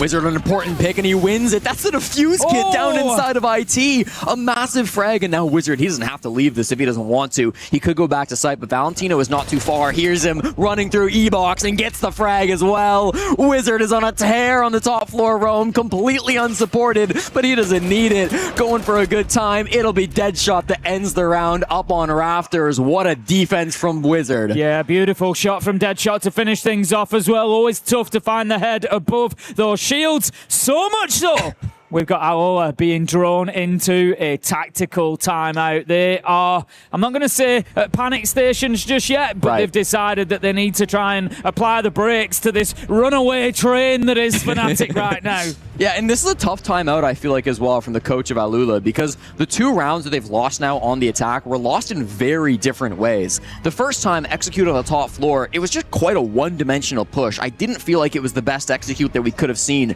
coming out from Alula, and they really paid the price not having enough map control towards Connector or Aqua. This one was just a Wizard style, and the fact that nobody was able to group up and take him down, I think is the biggest issue in my mind. Great you're calling him on the Dokkaebi. Great Valentino is kind of nearby to help out the fight inside of IT, but they were just nowhere near together enough. And even after he got the opening pick, after Wizard found that first frag, it felt like a lot of the players on Alula just didn't really respond to it. Like, they had a couple players going up above, but a lot of them were still working on the vert plays. One guy ended up dying to Smiths on a Nitro cell. That was Mahagar, who ended up going down over towards the vending stairs. And so it just felt like there wasn't a full team reaction to Wizard up on the top floor when, frankly, he deserved it. Absolutely, I think he played it brilliantly well, and like you say, maybe that's something that we could see as an improvement from Alola is, you know, identifying these problems early, somebody like Wizard out on the roam, and going in numbers to deal with it. You've got to make it your focus. You've got to go through. Yes, it burns a little bit of time, but you lose the round if you don't, so not much of a choice. We'll see whether that's something that gets picked up and changed after that tactical timeout. But right now, they are playing for their very lives inside of the tournament here. 2 rounds left to go, or they will see their key going into the Crusher. 6 minutes, that's all that separates Fnatic from top 16 at the tournament. They were certainly one of the favorites to come through from kickoff to make it to that second phase of the event, but a lot of people talked about Shopify Rebellion, a lot of people talked about MIBR Los, Fnatic turning a lot of heads, and I think surprising a lot of people with how well they've been playing so far here in Paris. Just passing that prep phase mark, we're here onto the 3rd and final bomb site for Fnatic as they extend up towards that top floor with 2 players inside the storage hold. Very standard stuff coming out from both these teams. Nothing too unexpected other than the double shield setup being run by Alula. We hear the Nitro ripped and sent by Smith, but it won't find its mark, and he's just going to hold back for the time being. Does have a little bit of support from Citizen just underneath on the Aqua stairs as well. Deadshot it is, though, that manages to pick up the kill onto Bazooka. They brought the double shield this time, crazy, on the Monty as well, but one has been dealt with. Wizard manages to find the Grim. That's going to leave us now in a 3v3, though, as again Crazy gets that Monty pistol singing. Valentino answers one right back onto Deadshot. Mahagar probably will get picked up. He's outside the building, so if they can have the time for it, they should be able to make this a 3v2, but they've got to be careful with how aggressive Fnatic are playing. It's not a free path straight towards that body to get picked him up. Might be trying to bait it as well. They're not in IT, so you won't be able to get that Nitrocell kill from Deepek, but still, in the 3v2, they've got a lot of good information. Alula have time to play with. They've got full top floor control. They've got the man advantage. They've got the shield. This is really their round to lose, Tim. It feels like if they take this slow, they use their drones, they should be able to work in a plant up against Citizen and Deepek. Yeah, absolutely. There's no reason that they shouldn't be coming away with this round, and on the back of the TAC timeout, that's going to be a big confidence boost for them, getting that achievement, getting themselves over the line. Citizen, I think they've got a good idea of where he is. Needs to be careful or he'll lose his life. He sees exactly where the boogie drone is active, but he's going to get a little bit mobile as well, which is good for him because it's going to prevent him. He goes straight back to that same spot. Like I say, I do feel like Alula are aware of that. A minute left to go though, and there comes a point where they're going to have to start thinking about getting that diffuser down, and that is this point. Shield on the back. The Monty is looking for it. Are Fnatic able to do anything? They know that there's one up above here. 2v2 as Deepak does manage to take down the planter, but not before the plant is secured. Up inside of Raptors, Mahogger watching for these rotations. Deepak and Citizen over towards the site. Deepak's already gotten the one from down below, so he walks back up Cargo to try to stick this disable. Citizen has to be the one to get the kills. That's the first one to Valentino, not watching the right position. Mahogger's position is also unknown, though, and with 18 seconds, this is very difficult for Deepak to try to win. He'll hop on the disable through the floorboards. He gets the frag! Somehow he finds the vert angle and he's got plenty of time to stick the disable. In what world does he get that kill? That is absolutely unbelievable. We've said it and we'll say it again. Deepak just rolling back the years all the way to Berlin when he won the major with Rogue. What you didn't see there was Citizen straight up out of his seat as soon as Deepak hits that shot, because we know how they like to get a little bit loud. They're shouting across. As soon as that kill goes in, Citizen was up out of his seat, shouting across at the other side. It's all in good spirits, but right now, those spirits are high inside the server because Fnatic know that they are one round away from qualifying on to the next stage and guaranteeing themselves top 16 here at the Esports World Cup. Unbelievable. Fnatic. That's a dominating way to get yourself up towards match points. Now Alula will have to win 3 straight on 3 different bomb sites as Fnatic will get to rotate through all of those bomb sites once again. I said you can't count out Alula, and I stand by that. I've seen this team make bigger comebacks than this, but my God, it just feels like after all of the rounds that they've played at this tournament, after going so deep against every other opponent, 8-7, 8-7 versus Chiefs, another 8-7 versus Tai Lu, asking for yet one more overtime win versus Fnatic just to force us to lair. It's asking a lot from these young players. 10 seconds. You know, I mentioned it at the beginning, we've got that overall Esports World Cup Club Championship to think about as well. For Fnatic, 3 games left, they need 2 top 8 finishers. And you have a look at this, it puts them through into the top 16, but what does that look like in terms of the Club Championship? Well, 2 wins. 2 wins will get you qualified through to the quarterfinals, which would be your top 8 finish or above for Fnatic as a club as well. So it is big is this for Fnatic. It doesn't get much bigger than this. It is the first step along that journey to getting themselves that top 8 finish for their club at the Esports World Cup to really help push them towards, and then of course Fnatic can look towards chess and Trackmania.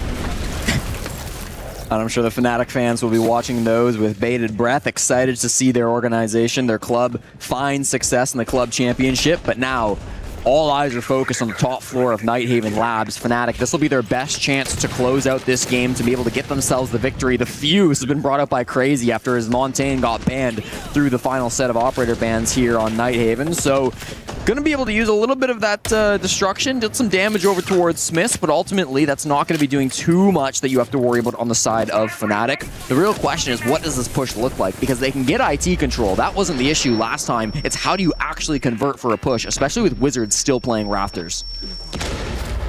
Not had the entry yet, almost halfway through the round. This is very much the story that we saw last time around on this site. Fnatic were able to keep their numbers and hold their positions for a long time. This time, however, Joza is able to get in there, get the kill onto Smiths. We find a second coming in, Citizen taken down. That's big. I've commented on those pivotal kills that he's had. Real round-changing moments have happened to come from his location usually. Another one, Bazooka picks up Wizard, and it is looking like it could be a flawless round here for Alula. Is the fight back on? This is a team that only really come alive, Jesse, when they are facing map and series point. They don't have the fuse kit. It's dropped outside of IT. Joza will go grab it now, so they should be able to start working in for a plant. Deepak down below does not have a nitro cell, so even if he has intel, maybe he shotgun denies this once, but doesn't seem like he's got a good information, so he's going to start to work his way up these aqua stairs. Post plant begins. They won't know necessarily where he's pushing from, but getting all 5 is a very tall ask for Deepak. Yeah, it's going to be, well, I'll already call it. It'll be clutch of the tournament if he does it. If he pulls it off with the SMG, it's going to be clutch of the tournament. And I'm not... This might be a crash in the lobby, Tim. I don't see anybody moving. Indeed, it will be us having to disconnect. The 1v5 from Deepeg there, almost certainly a loss, but it's a shame we didn't get to see him fight it out. That would mean that the match does continue, of course, here. 6-4 would end up being the final score, and I really think for that push, Tim, it all comes down to the second dimension. I mean, we talked about round 7. They only push without Connector or Aqua. It's just Raptors and IT. The Hogger makes his way in through Connector, and he gets 2 big picks that round. I mean, I think it's as simple as adding another dimension to that push. These guys over on the side of Alula Gaming or Alula are doing a really good job of finding these picks when they can get good map control. That time they did a much better job of grabbing the map control, so they were able to work themselves into a winning position, a 5-1 and a post plant.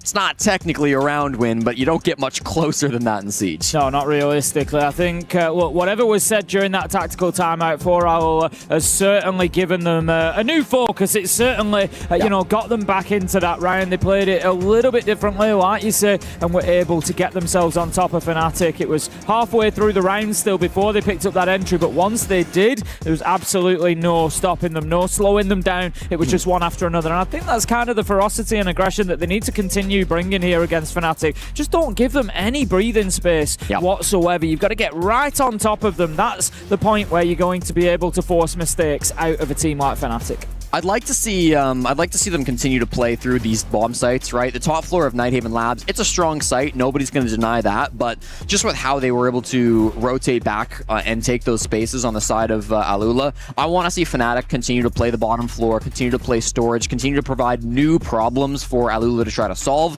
This is the benefit of going up 6-3, particularly on the defenses. You can play with your food a little bit. You can choose where you want to go and when. So I still think Fnatic are in a dominating position. They don't have to go back to that top floor if they don't want to. We saw how dominating they were down on that bottom floor as well, with, of course, Wizard roaming on that Solus.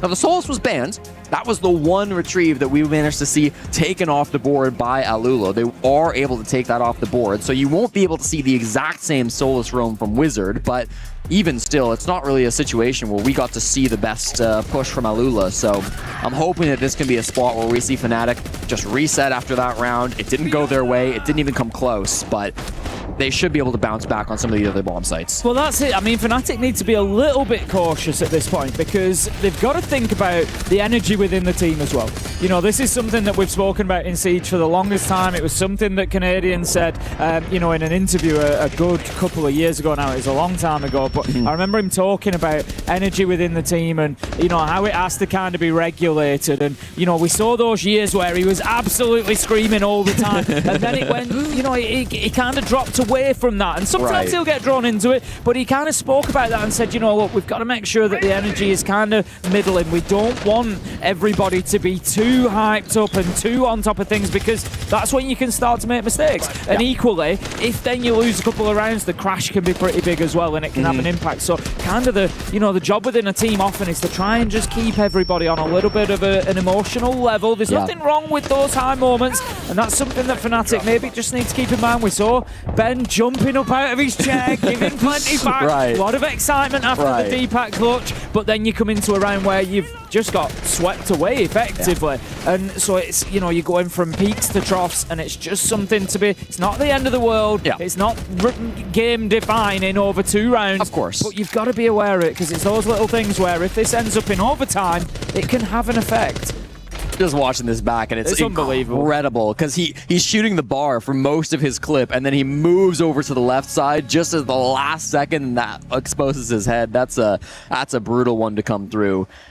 Looks like we are going to get that round confirmed for Alula, so that's the right call from the admins. I think so, yeah. It was a 5-1 post plant. Let's be realistic. Yeah, let's be real. And Deepak was on the SMG. It would have been an all-time clutch. Yeah. You know, had he pulled that off. That's a 1 in 1,000 or less. Absolutely. So yeah, that's all confirmed. The admins have had a look at that, and the round will be awarded to Alula. So 6-4, and we continue on with Fnatic's defense. They are going to go down to the basement this time. We saw them win it back in round 8. the good thing for Fnatic is that they've had a win on all sides. They had a completely clean rotation. So wherever they're going, they're doing it on the back of having already won it there. And do you know what I love as well about this bottom floor bomb site in particular? Is they won this site without really anybody having to do too much other than Wizard. So not only are you playing this site, but it's almost like a brand new site where Alula haven't really seen your defense. They haven't tried to break open and go for an execute. You don't know how this bottom floor execute is going to go. I would expect to see Wizard play a little bit more passive. I say that. He's currently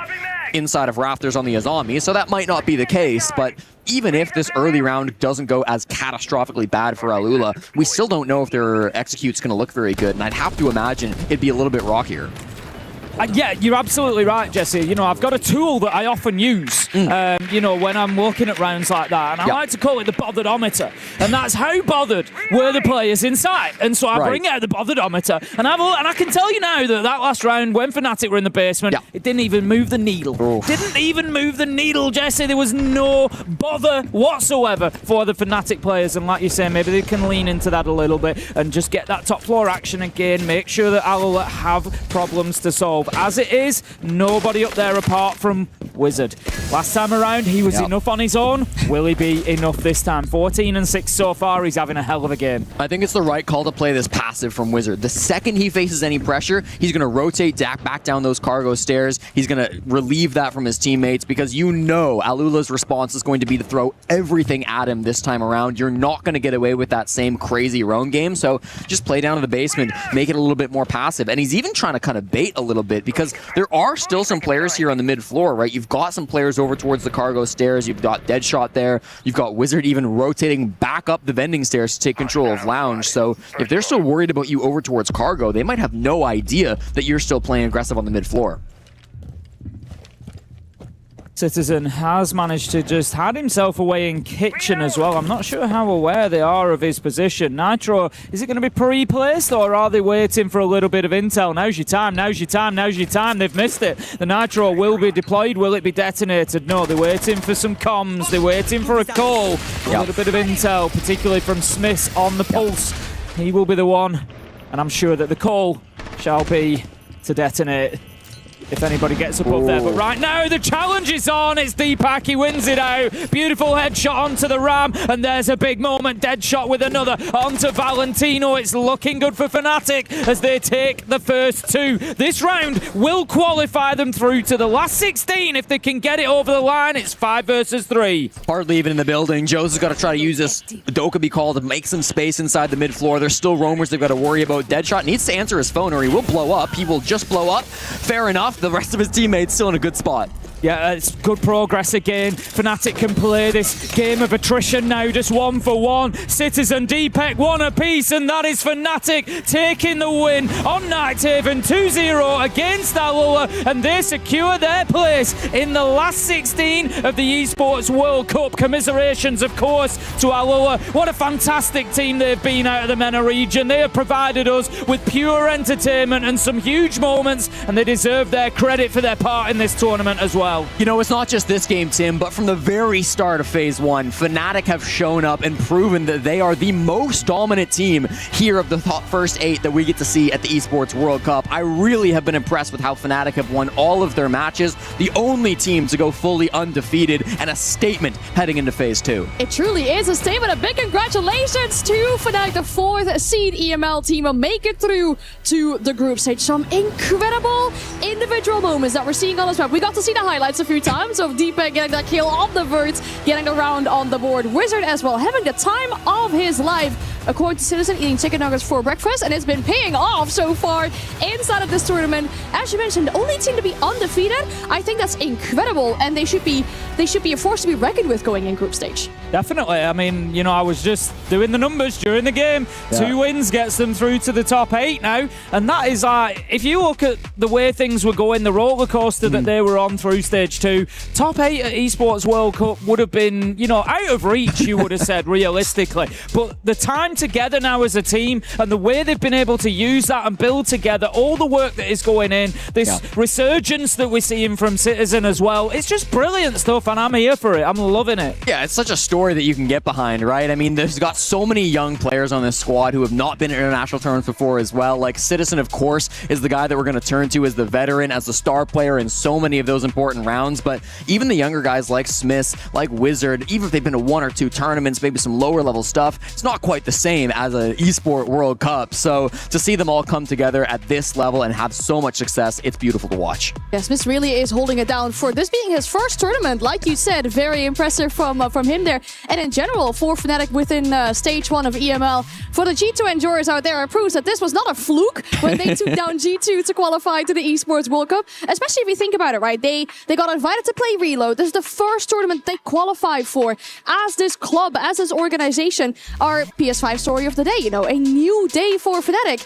And they're putting their money where their mouth is, because they're not just ending here in playoffs, they'll be making it through in a group stage. Yeah, that's so impressive to see coming out from his roster that, at least me as an international caster coming from North America, we just don't talk about Fnatic that much because they haven't been relevant at an international level. But now is when we're going to start having those conversations, because Fnatic are turning a lot of heads at this event. That's it, a new day, a new leaf, a new story. You know, there's lots of options there for Fnatic going forward, and you just feel like it's a team that's riding high on confidence. I would ask the question of what will happen if maybe a loss or 2 creeps in. They've got to show now good resilience, but overall, fantastic so far. And let's focus back on the positives with an interview. We have Smith standing with Lexing for a few words after this game. Thank you, guys. And so, geez, what are they feeding you? How tall are you? Anyway, Smith, congratulations on the win. You guys now are in the top 16. You guys didn't even need to go to a 3rd map. Yeah, thanks. Feeling good. Honestly, they played really good game. Was like much more stressful than the scoreline was. Had some great flashes from everyone, so it feels good. Obviously, this is your first international event, but I want to talk about your teammates behind you. Obviously, they have a lot of experience. You have some major winners on the team. How does that help you grow and develop as a player? Honestly, I am confident in everyone on my team. Everyone is playing really good, helping me with everything, all my questions, like supporting me with everything they could. Yeah, I couldn't have a better team. All right, well, I don't want to keep you here any longer because I want you to be able to celebrate with the team, be able to crush that key. Is there anything that you want to say out to the fans and anything that we can look forward to once we get into those group stage matches? So we are warmed up now, so anyone we play, they need to be prepared. All right, well, you heard it from Smiths. Everyone needs to be prepared. They are ready for group stage. I'm going to send you guys over to our desk.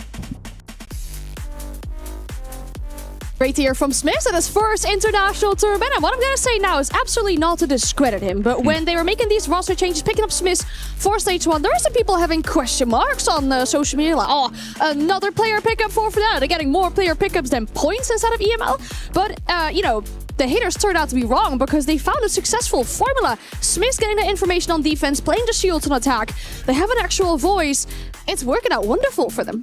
I don't hate it, because I think if things aren't working, which, let's be honest, they haven't been for Fnatic over the last 12, 18 months, you know, a club of this size, we expect to see at these tournaments regularly, and that used to be the case. So they're now trying to get back there. And if things aren't working, you got to make a brave decision sometimes. You got to make the change, and they have done. And look how well it's paying off. Yeah, I really think Smith and Citizen have been the keys to unlocking Fnatic's potential. This is a squad that has been around the block, even in their days back on Rogue, and it maybe didn't feel like they were going to reach that heights once again, but now it feels like they finally can. I'm glad you mentioned the information, because the roles that Smiths plays are so unique, I think, to a lot of teams here in Rainbow Six Siege. It's the pulse, it's the clash, it's these defensive operators that can find so much value for the team, and, you know, even if some of his nitro cells do miss, that's okay, because he's still able to kind of feed that into the rest of the squad. It feels like he's doing so much good work. He's making Pulse look like a 2016 again. Really beautiful stuff coming out from everybody on Fnatic, but especially Smiths. And then commiserations to Alula. They played a lot of Siege, over 80 rounds over the course of these last 2 days. Unfortunately for them, they leave empty-handed. Their key will be crushed. They will not be making it to the group stage, but I think it speaks volumes what Valentino was saying yesterday about their whole region as a general. This is the only MENA representation. They're trying really hard to make their region proud. I'm sure that with this loss, despite it being an 0-2 against Fnatic, they still have made their region proud because they put up a good fight, and especially over these last few days, if you consider that this eventually was just a rank stack with Valentino and his friends. Yeah, literally. I mean, this is a squad that nobody had any expectations for coming into the Esports World Cup. Not only did they not finish last, but they've showed some really impressive stuff, making it out of stage 1 of phase 1, making it here to this match against Fnatic. I mean, they played so incredibly well. Even in the interview, Smith said it, this was not an easy game. Sure, it was a 2-0, but man, this took so much effort and work from Fnatic to be able to take down Alula. I hope we see more of these guys at an international level because they absolutely deserve to be here. That's what I was going to say. We've just seen some big plays from Crazy, and these guys would be crazy not to keep pushing, not to keep grinding, because they've got something. They've got a little bit of magic there. You know, this is exactly the same as we saw out of the Twisted Minds roster once upon a day when they were making, you know, that sort of forging that path onto the international stage. They have followed in their footsteps brilliantly. They've represented MENA fantastically. I've had a thrilling time watching them. I'm sure everybody else has. So yeah, hopefully we see plenty more of them. Over the course of EML and so far here at EWC, Citizen has given us some spicy words, some spicy reactions, and we hope to get some more as he's standing by for the key crush. Bringing his opponent's ski towards the crusher, holding it up proudly as we see there. All Ula's key is going to be demolished, shattered, crushed into pieces. And Citizen is standing by as it's happening. Feels like not just a destruction of Alula's key, but also just a statement of the run they've been on so far, Fnatic. They haven't gotten to crush a key so far because they've been in the winner's bracket. They haven't been able in these positions where it's do or die, where there was a potential to go home. That crack, isn't it? It just bangs. I love it. You see it on Citizen's face as well. I was like, oh, that was a nice little sound there coming out of the key. And again, this one fully demolished as well, resembling the hopes and dreams of Al Ula. They made a great run in the tournament. For them, it ends here. Yeah, well, I wasn't convinced that we were going to see Al Ula's key get crushed, to be honest with you. The way they've played over the last couple of days, they've just looked unbeatable at times. But there it is. Fnatic, you know, they have earned that. They've played fantastically well, as we've said, not yet being beaten. They go through as, you know, they're going to be one of the lower seed teams coming into that next stage. Yeah. But you look at it and I think, they are not one of the lower seed teams in there. They are a competitor. Yeah, and especially if we look at some of the results from earlier today. I'm glad you two found it out during the game so I don't come in here and spoil what was going on. I heard you were talking about Ace and you caught it on the screens behind you with the A stream. Surprising result there as well, I feel like we have to say. I think a lot of people had Shopify Rebellion and MIBR Lowe's as their teams to make it through. Neither of them made it through. MIBR Lowe's losing out earlier. Shopify Rebellion against CAG as well. It's an amazing moment and time for CAG. Yeah, no doubt about it. I mean, CAG, CAG have done so much good work over the years. One of the most storied legacies of any team in Rainbow Six Siege. And so to beat a roster like Shopify Rebellion, who were just in the grand finals of a major, eliminating them from the Esports World Cup, what a statement that is. Yeah, it really is. And I said when Cyclops, when they won that first map, we'd spoken at length, you know, they'd not won an international map in such a long time. Yeah. And I said, maybe it's just going to break the seal. Maybe they get that one and that's it. You know, the confidence is back. We can do this, and they've gone from strength to strength. I was watching before our game started. I was watching some of that game on the A stream, and it was brilliant siege coming out from CAG. And again, they are one of those mystery packages going into that next stage of the tournament that could have a real run here. For sure. Again, a congratulations to CAG and Fnatic, our two teams that have made it through from the play-ins. The play-ins end here tomorrow. We'll be back with the group stage, starting with 4 best of ones on both the A and the B stream. We thank you so very much for watching. For now, if you missed any of the action, go ahead and have a look at the Kidia highlights of the day.